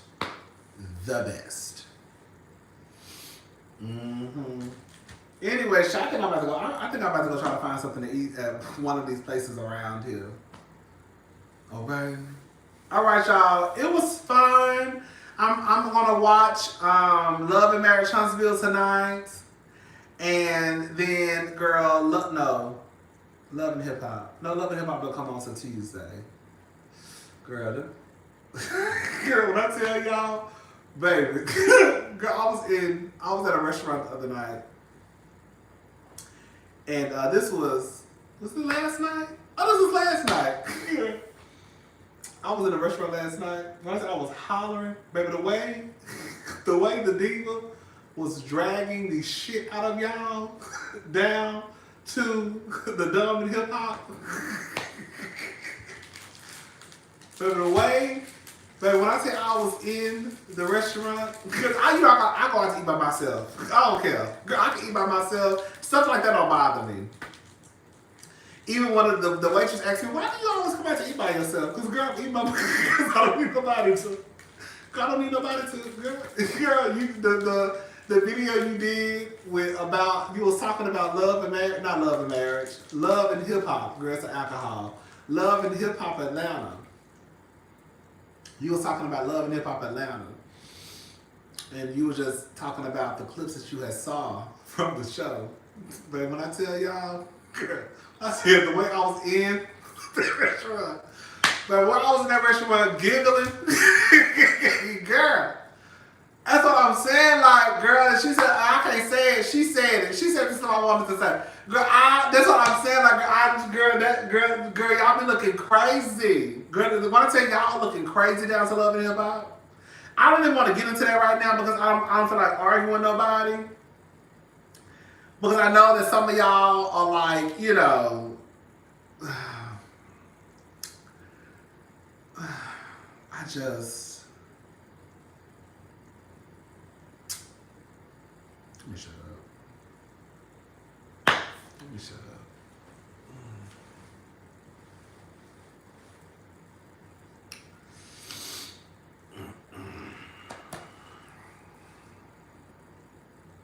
Girl, you know, I gotta get my, you know, I'm trying to lose, believe it or not, girl, I'm trying to lose like, I said 10, but I'm trying to lose, I switched the conversation because I was about to start dragging. I'm not doing all that right now. I'm trying to lose like 7 pounds in like 2 weeks. So I have somewhere I gotta go at the end of this month. And girl, I have some pants and I can fit the pants, but they still a little too tight. So I need to lose like, in my head, I need to lose like 7 pounds. Really just like probably like 5. And I'm trying to get my outfit together. Cause I'm going to a formal. It's a formal. So, yeah. Rashida gives me, he's mine. You may have had once, but I got him all. Girl, that's exactly that's what Rashida gives you and Erica. And what's her name? Erica, Rashida, Amy. Amy talking about, girl, you still tasting my pussy from 12 years ago. She really not. Girl. I just don't like, they look crazy. They look crazy on the show. They look crazy on the show. They look absolutely crazy. Girl, this looks like, girl, it's no shade. I know I'm about to piss some of y'all off who are like, you know, teen wife, but you can't say shit to,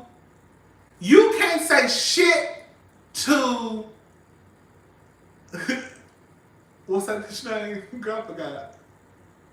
Girl, it's a shot. Girl, y'all shouldn't have had me take that shot. Girl, that shot got me feeling the type of way now. Now I'm about to start texting niggas and shit. It's your fault. It's your fault. Now I'm about to go over here talking about what you doing. I'm like, let me text these niggas. I'm like, what you doing? Question mark. The fuck? Girl. Okay. What was I saying? Okay. Girl. It's a mess. Anyways, girl, now I'm over here, okay? Girl, so anyways. So, okay, what you doing? Okay, nigga ain't heard from me in 3 months, and I'm talking about what you doing. At 2 o'clock in the morning. Anyway, they don't have any room to talk about Jasmine. Like, y'all sitting over there like y'all Sierra. You know what I'm saying? When I say Sierra, I'm talking about Sierra Wilson, the singer Sierra. Like, Sierra was a dummy once when she fucked around and got pregnant by Future and had a baby, but Sierra didn't keep making the same mistakes. So even though Sierra ain't got room to talk, Sierra got room to talk. So Sierra can sit back and be like, bitch, y'all hoes is dumb. I learned my lesson. Y'all hoes is still on the same merry-go-round. Like, for Erica to sit there and try and be the ringleader to try and bully this girl at Mama D's event as if, girl, you not over here talking about it's up to Scrappy whether or not y'all get back together. Girl, you got some fucking nerve.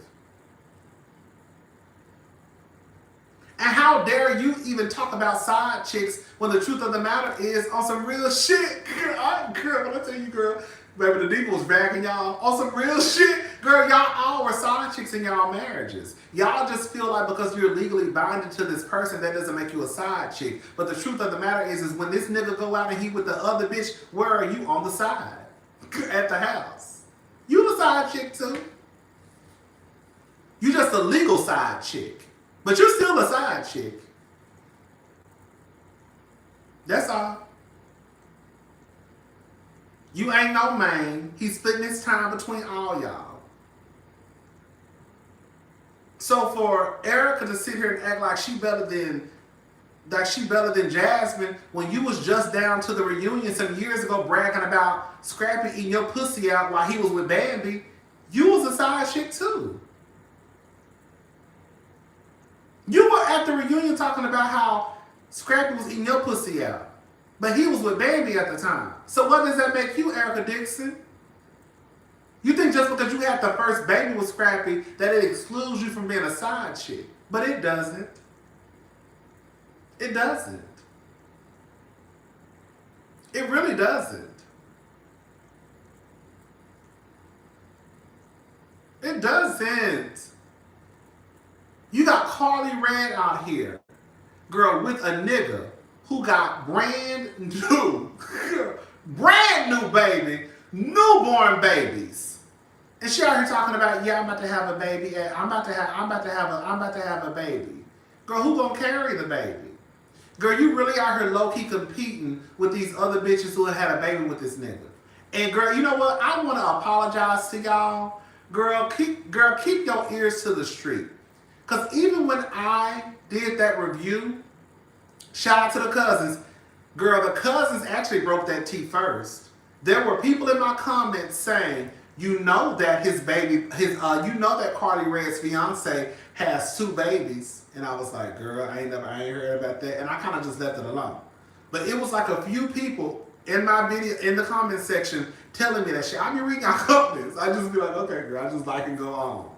And I was like, and so when it came out, I was like, oh my God, girl, this man really do that. I was like, oh my God, girl, these bitches tried to tell me that this nigga had some babies, and I just kind of like baited dust because I didn't really know if it was the truth or not. Carly is competing with women the same age as her daughter. When I say Carly ought to be embarrassed, Carly Red should be embarrassed. You really are out here about to try and have a baby at the tender age, at the ripe age of 51, with a nigga who has newborn babies floating around. And they say it's not 1, it's 2. Quiet as it's kept by 2 of his employees. Because they said the girls allegedly were part of one of the shows down to Now That's TV. So not only is he having babies, but he also abusing his power too. Because he's the CEO fucking with the talent. But that's a whole nother conversation for a whole nother day. Okay? So Carly is down to the motherfucking interview talking about she about to have a baby at 51.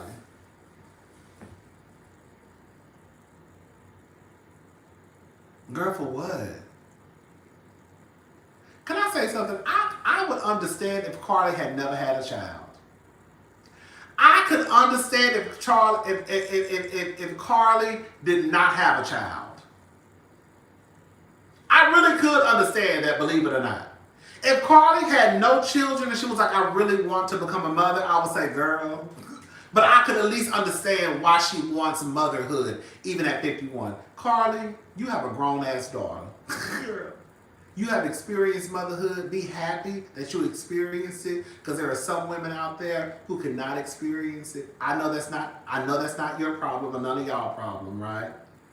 But girl, the simple fact that you were trying to have another baby at 51, like for what? Because bitch, quiet as it's kept, if you really wanted to have a baby, you would have had another baby. You would have had a baby a long time ago. If you just wanted to have a baby, you could have just had a baby. So why did you wait till 51 and be like, you know what, I want to be a mama again? Like, girl, I just don't get it. Like, I really don't get it. Women who don't have children, even at 51, I understand why you would want to have a child. But Carly having a grown-ass daughter, I hate to say what I'm about to say, I know it's going to sound ignorant, but Carly could have had another baby if she wanted to have a baby. If she's just talking if she just said, oh, I want to have a baby at 51, that tells me that, girl, if you wanted to have a baby before 51, you could have had a baby before 51. Does that make sense what I'm saying? I know they probably have to get on the tribal.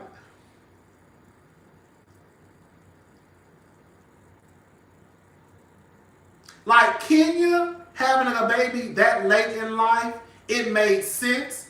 But it did make sense, but it made sense because Kenya was trying to do it the right way. You said I said right. Okay. I know that's right.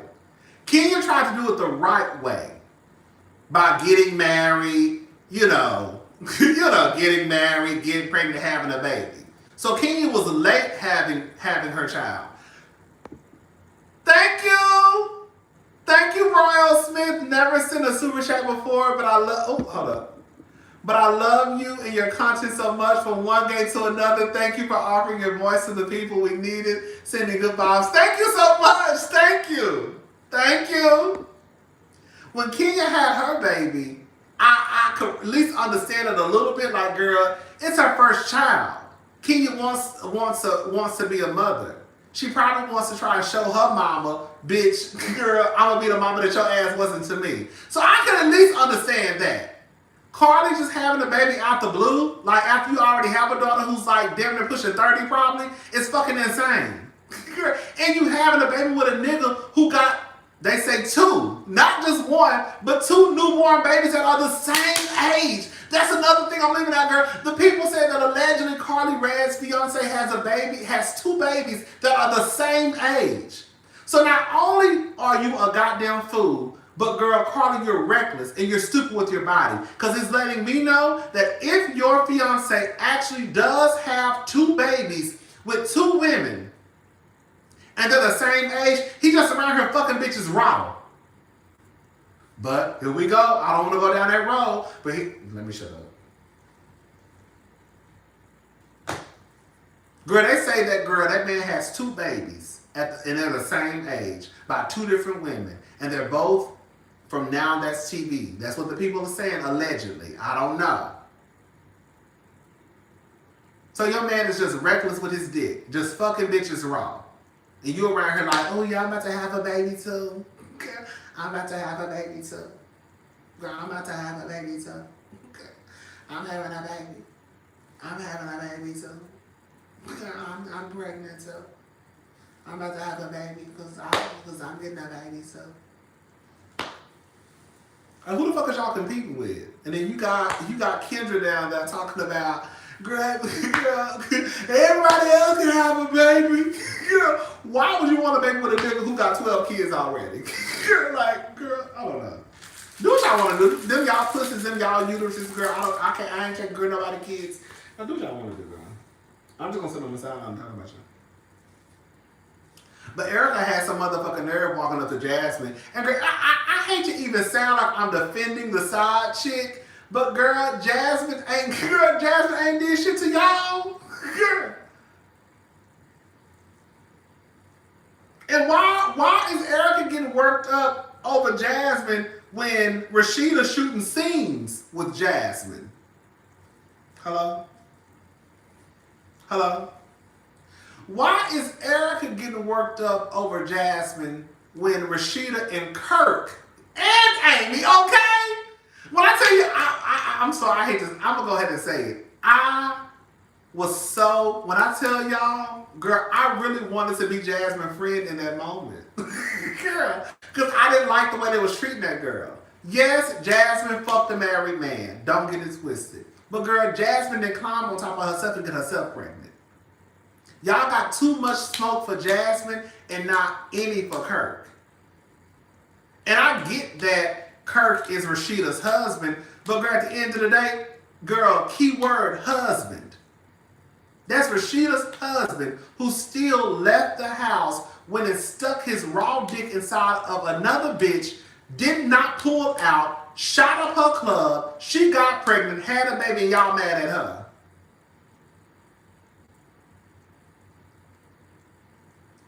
After Rashida and Kirk are down to the motherfucking Love and Hip Hop shooting scenes with the girl. What the fuck y'all mad for? They shooting scenes together.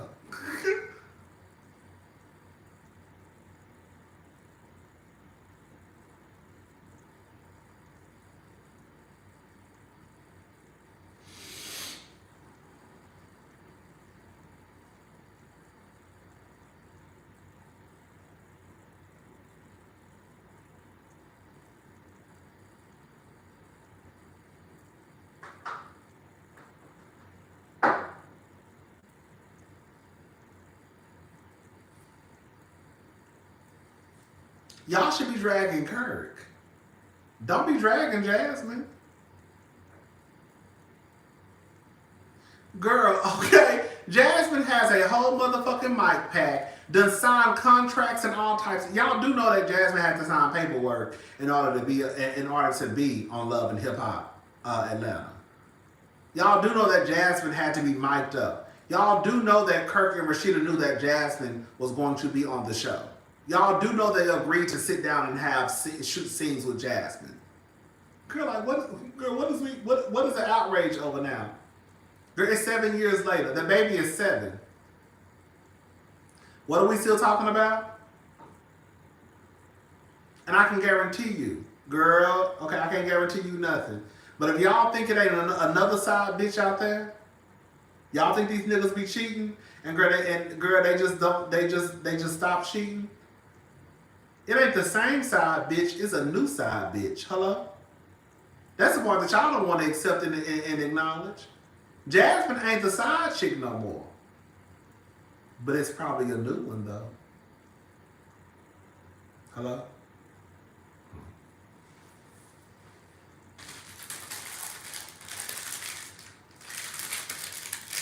I have a sweet tooth. This ain't gonna never lose. Girl, didn't I need to lose like 7 pounds?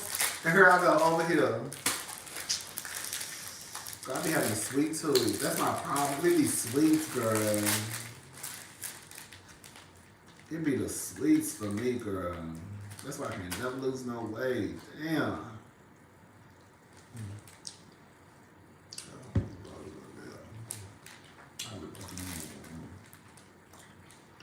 I be fucking on my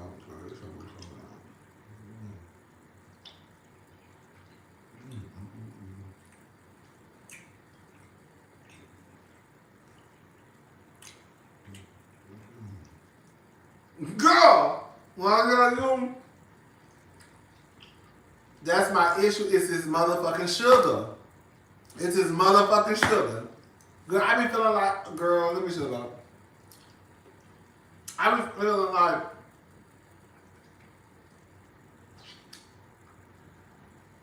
I don't want to sound insensitive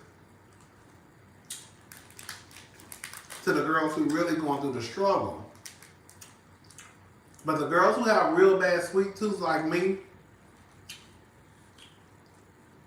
I don't know how it feels to go through with actual withdrawals.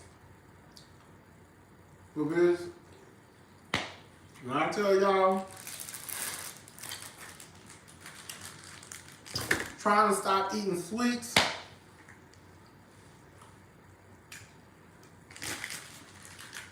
I'm gonna be fucking these things up.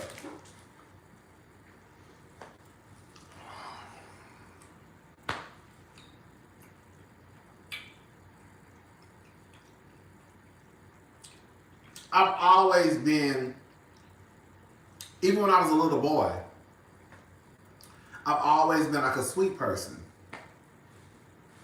Like Tatum, my niece, Tatum don't really eat meat like that. Tatum will eat a salad. Tatum is the only child that I have ever come across that will go out to a restaurant and ask for a salad. She's the only one that I know that will ask to eat a salad. A salad.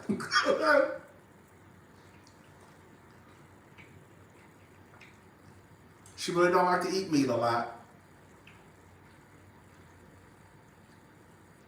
She'll eat it from time to time. She'll eat chicken nuggets.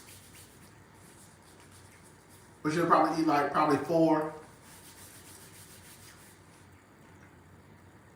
But she would rather eat a salad. Salad, broccoli. Her and Son love broccoli. But Tatum, she really don't eat meat like that at all. It's so fucking weird. We be looking like, if she eat pizza, she only want cheese pizza. If you put pepperoni pizza in front of her, she's taking all the pepperonis off. That's all. She'll eat it sometimes, but I've never met a child like Tatum that don't really eat meat like that at all. It's so fucking crazy. Okay. I know it's right. It's good. It's good. It's good. It's so crazy because let me show. It's so crazy because one time somebody was trying to make her eat meat, and somebody was like, "She don't really eat meat like that. Like, she just want to eat salads." And the person didn't really understand, and so they felt like, "Why does she eat meat? Because she just don't eat meat." Like, I mean, she'll eat it, but like you can't force her to eat it. You know what I'm saying? So anyway, child. Okay. Mm-hmm. She'll fuck a salad up. We went to Olive Garden one night, and like with Olive Garden, if you've ever been, the children can get like a salad. They get different sides. She wanted a pizza and a salad. We went to Chili's one time. She wanted a salad. Mm-hmm. She loves salads, girl. Salads and broccoli and all that stuff. She loves fruit. So I don't think she's not a big meat eater at all, at all. And I think it's weird, but it's cute at the same time. It's like, oh, I mean, you really be like, and she'd be like this for years. Mm-hmm. Yeah. You know, I'm over here, girl. I'm in the whole motherfucking, I'm over here. And you know, I'm over here, girl, eating the motherfucking rib. I'm in the motherfucking New York strip. I want a New York strip. Okay, a little lobster tail. Give me like 3 shrimp also. Give me a fully loaded baked potato. Okay. You can throw 2 broccoli, so I feel like I done ate some greens for today. Yeah, child. She is not, girl. She's a salad girl. She's a salad girl, and that is it. Mm-hmm. I told y'all when they come over here, I be having to have like salads and broccoli and stuff in my apartment.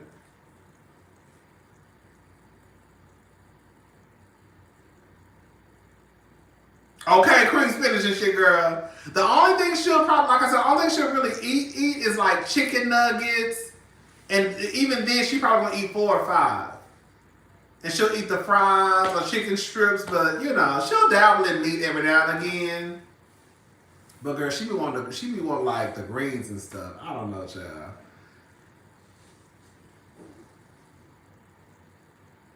Does she like fish? Yes, I don't know why I just wouldn't play. Oh, you know what's so crazy? She likes shrimp. She loves shrimp. Shrimp, you know what? She might be pescatarian. Is that what it is? I just thought about that. She might be pescatarian. She loves shrimp. She loves shrimp. That's the only thing. It was to the point, like when we go to Papa Do's, we were talking about, it was me and my brother-in-law and my sister, and we were talking about maybe starting to get her the grown-up plate of shrimp, because it's been a couple of times we went out and we noticed that that's the only thing that she will eat a full plate of. So we get her like the kids meal, the shrimp, she'll ask for, hey, can I get some more shrimp? And we be like, girl, you scared?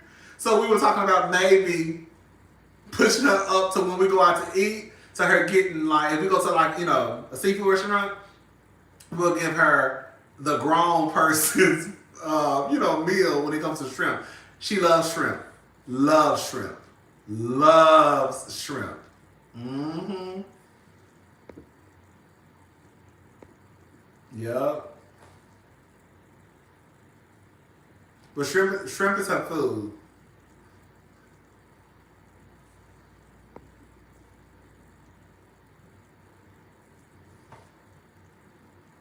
Shrimp. Now that I'm thinking about it since you asked, shrimp is probably her favorite. Shrimp, salads, broccoli. Yes. She loves apples. Well, they all love apples. Okay. Sloan loves broccoli. Mm-hmm. She does not like, when she eats pizza, she only likes cheese pizza.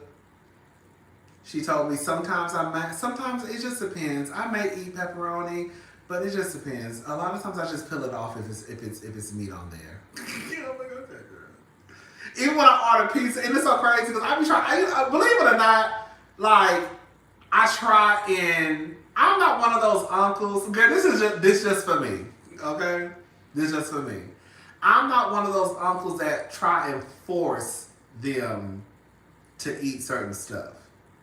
Like if you tell me that you don't like pepperoni, then why would I order a full pepperoni pizza?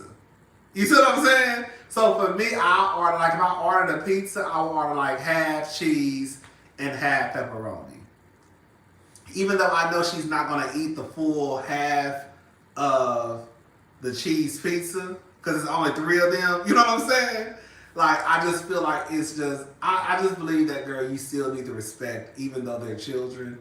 I just feel like you still should respect people and, you know, what they eat, what they don't eat, and I'm not going to, at first, I was just like, girl, you don't eat pepperoni? Like, you know? Like, girl, what? But I just feel like, girl, you know, it's just a pizza, girl. The pizza be like $10. It ain't like, you know, it ain't like I'm out here spending like $40 on a pizza. I'm getting it from Domino's probably, you know. But girl, if you don't like the pepperoni, girl, it makes no sense for me. And I mean, you could order a full pepperoni pizza and she just pull it off. But I feel, girl, I'm about to say something that's gonna sound so crazy. I feel like that meat taste is still there.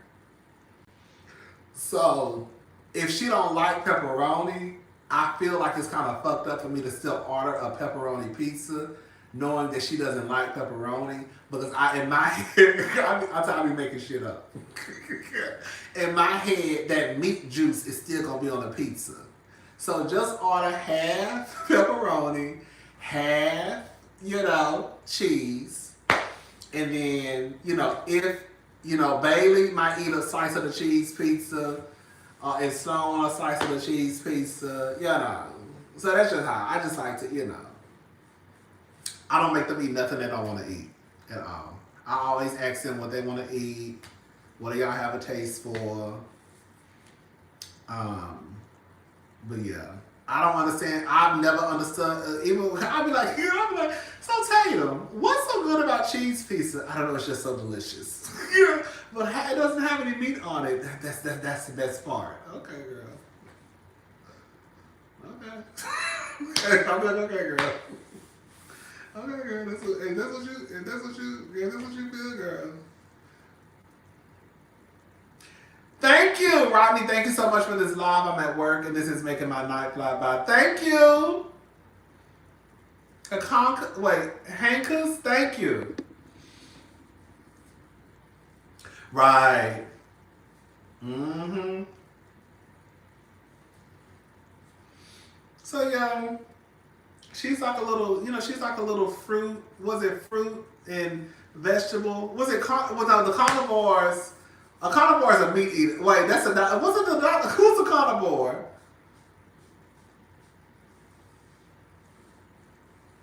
Okay. I just don't try to make them eat nothing they don't want to eat. It's not that deep to me, child. And plus, I don't want to be that. I just don't. You know, like when you grew up, like you had to eat. You know what I'm saying? Like you had to eat whatever was, whatever people had to cook. You know, whatever your mama cooks or your daddy cooks. Like, you still have to eat it. Like, you gonna eat this food. You be like, I don't want to eat it. You like, I don't want to eat it. I just don't want to be that uncle who, like, force people to eat stuff that they don't want to eat. Like, I just, like, girl, you know what you like. Like, Bailey knows what she likes. Sloan knows what she likes. Tatum knows what she likes. So it's like, girl, if Tatum don't eat meat, then, girl, why will we force her to eat meat when she don't want it? If she wanted, she wanted. Even when it comes to their dressing, girl, I try to respect their wishes when it comes to even how they dress. Like, Tatum not really a pink person. She'll wear pink. But Tatum not really a pink person. And now she's in this stage now where all she wants to wear is graphic tees and jeans. That's the only thing that we've been bumping heads over that. We've been bumping heads over that. Cause girl, Miss Tatum, girl, I had Tatum go to a different school now. Tatum go to a different school. She don't wear uniforms, so I had bought her a couple of pieces, and I didn't know she was in the motherfucking stage of jeans and graphic tees. So I was buying her these cute little pieces from Zara. You know, Zara had a sale. I bought her these cute. I was still keeping her style into account. I wasn't just buying her pink dresses and all types of shit because I know that's not what she really into. You know what I'm saying? But girl, I was like, now Miss Tatum, girl, I done went down to the Zara and bought you some pieces, and you talking about how you want to wear as graphic tees and jeans, girl. Now, so you gonna have to wear some of this shit, girl. So you gonna have to wear something. You gonna have to wear. And so we went through the pieces. She liked the pieces. She did. She liked the pieces. Anyways, I had helped her. She was her first day of school. I had went over to my sister's house and my brother-in-law's house. And we were trying to find her outfit for the first day of school. And the first day, me and my sister picked her outfit out. And she was like, okay, this is cute. She liked it. It was like a skirt with like a Bob Marley shirt. It was so cute. I was trying to show y'all the picture. It was so cute, some Doc Martens. And the second day, she picked up her own outfit. So the second day, she had on some cargo jeans and like a little graphic tee and some Nikes. Child, yeah, she done switch up her style. That's what I said, girl. She done switch up her style, honey. So the second day, she picked up her own outfit. She told me. So the second day, she just wore a graphic tee and some cargo jeans and some Nikes. And they had came over, my brother-in-law, and that's what I do. That's what I feel like. I just feel like kids, I just feel like you should let people have their personal style. Like Tatum was never into like a pink. Like she never really liked pink like that. She'll wear pink, but this is the thing with Tatum. You can't force Tatum. You can't force Tatum to do stuff she don't want to do. You know what I'm saying? Like with Sloan, you could be like, Sloan, you like this? And Sloan gonna be like, oh, y'all like it. Sloan is not picky. She not picky. Like you be like, Sloan, you like this dress? Oh, I love it. It's amazing. You know what I'm saying? That's her favorite word. I called her today. I was like, hey, Sloan. I called Tatum. She didn't answer. Then I called Sloan, and I knew Bailey wasn't gonna answer. So I called Sloan after Taylor didn't pick up, and I was like, hey, so I was like, how y'all? I was just calling to see how y'all were doing. She was like, I'm doing amazing. I said, she kills me when she said, I love it though. So anyway, Sloan is really not that picky. Tatum is not picky either, but you still have to be careful with Tatum. Tatum has to feel like it's her decision. You see what I'm saying? So you gotta make Tatum feel like she is the one who's making the decision when it comes to what she's wearing. So even though like I felt like the first day of school, I was like, this skirt would be cute with this shirt. And then she was like, okay. You know, you have to like convince her. Yeah, but she gotta feel like she's making the decision. Sloan, you'll be like, so you like this? Oh, I love it, it's amazing. Yeah, you like this? Oh, it's amazing. It's beautiful. Oh, it's so cute. Right? Sloan don't really catch out, okay? So the second day she wore a t-shirt and some jeans. And that's really what she wanted to wear the first day. I was trying to convince her, okay, you should wear something different. Okay, no, you should wear this to be cute. Anyways, so yeah. So that's a little thing where she loved graphic tees and she loved jeans. That's the stage she in now, honey. So it is what it is. But I was like, girl, sister, you got to wear some of these pieces that I bought you, sister, because you said they was cute. You said they was cute. I think now, girl, if I ever buy her some more pieces, I'm just going to take her with me. I was just at home online. I was like, girl, this would be cute, this would be cute. This ain't too girly. You got to be careful. That's what you got to be like, Tatum, girl, you got to be careful with her, girl. Like one time, it was this one pink dress, and it was like tulle, and it was big. She liked the dress. I think I had got the dress for Sloan. It was something going on at school. Oh, I think it was graduation. It was graduation. And I had got a dress. I was like, I'm gonna buy them a dress for graduation day. So I had my Sloan dress and Tatum a dress from Nordstrom.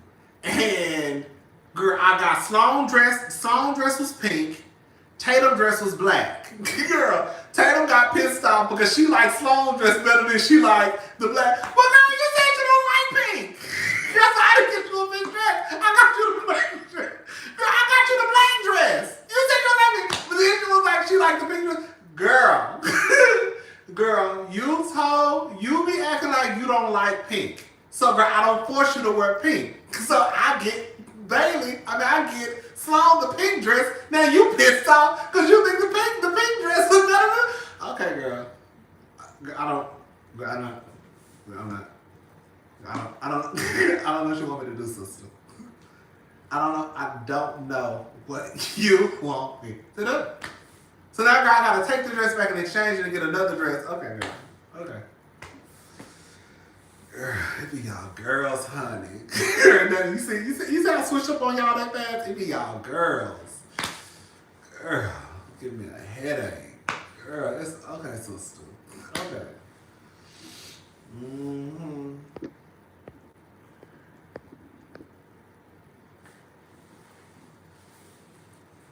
Okay. Okay, what time is it? Okay, I got enough time. Tatum was born February the 12th. So what is that? Her birthday is February the 12th.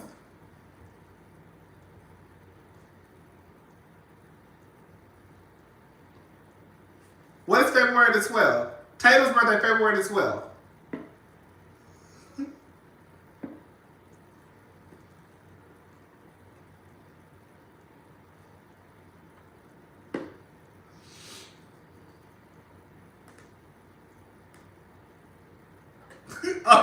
So she an air sign? Oh, girl. Is she an air sign?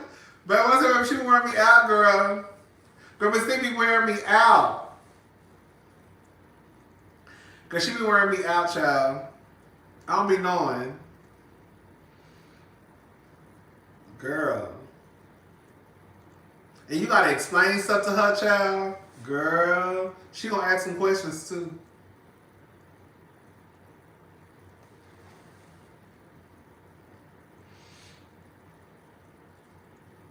Baby.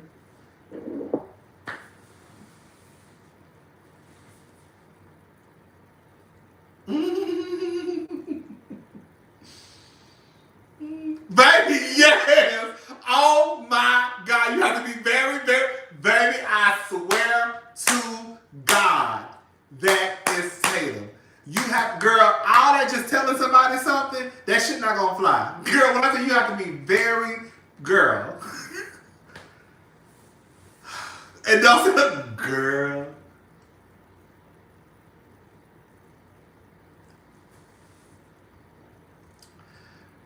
Maybe the shit is real. Girl, what's that? Is Tatum, baby? That is Tatum, baby. Girl. Ooh. Ooh, wait. Girl. Okay.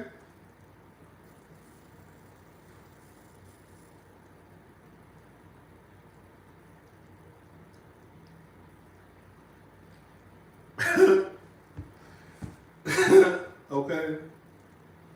What's this?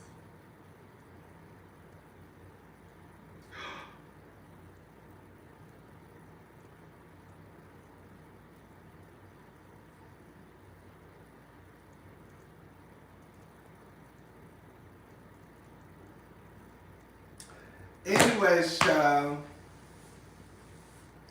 All right, y'all. I'm about to go because I need to get me something to eat. I'm hungry. It's 1:15 in the morning. It's 1:15 in the morning. Oh, for real? That's cute.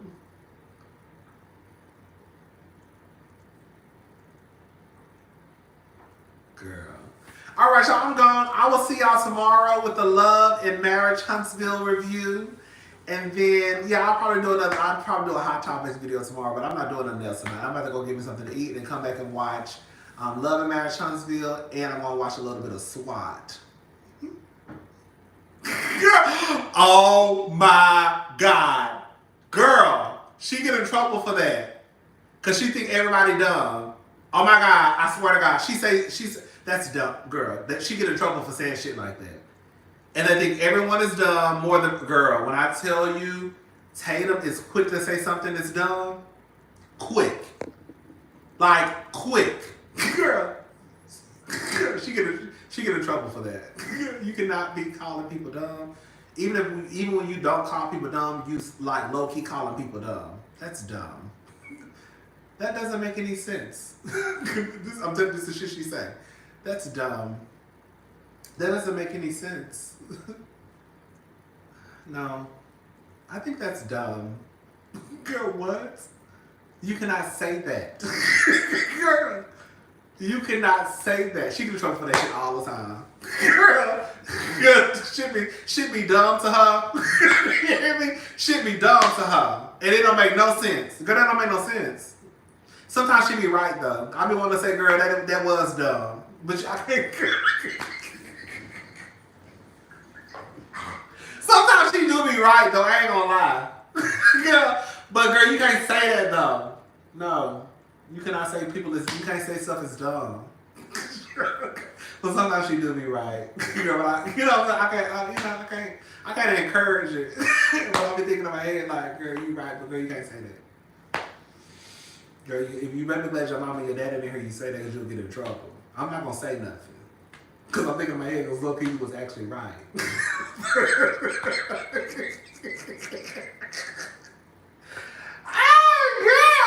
Okay, but you better be letting your mama and your daddy in here, you say that shit. Okay, because girl, that have told you to stop calling people dumb and calling stuff dumb. And he told you that. He said it's all about that was dumb.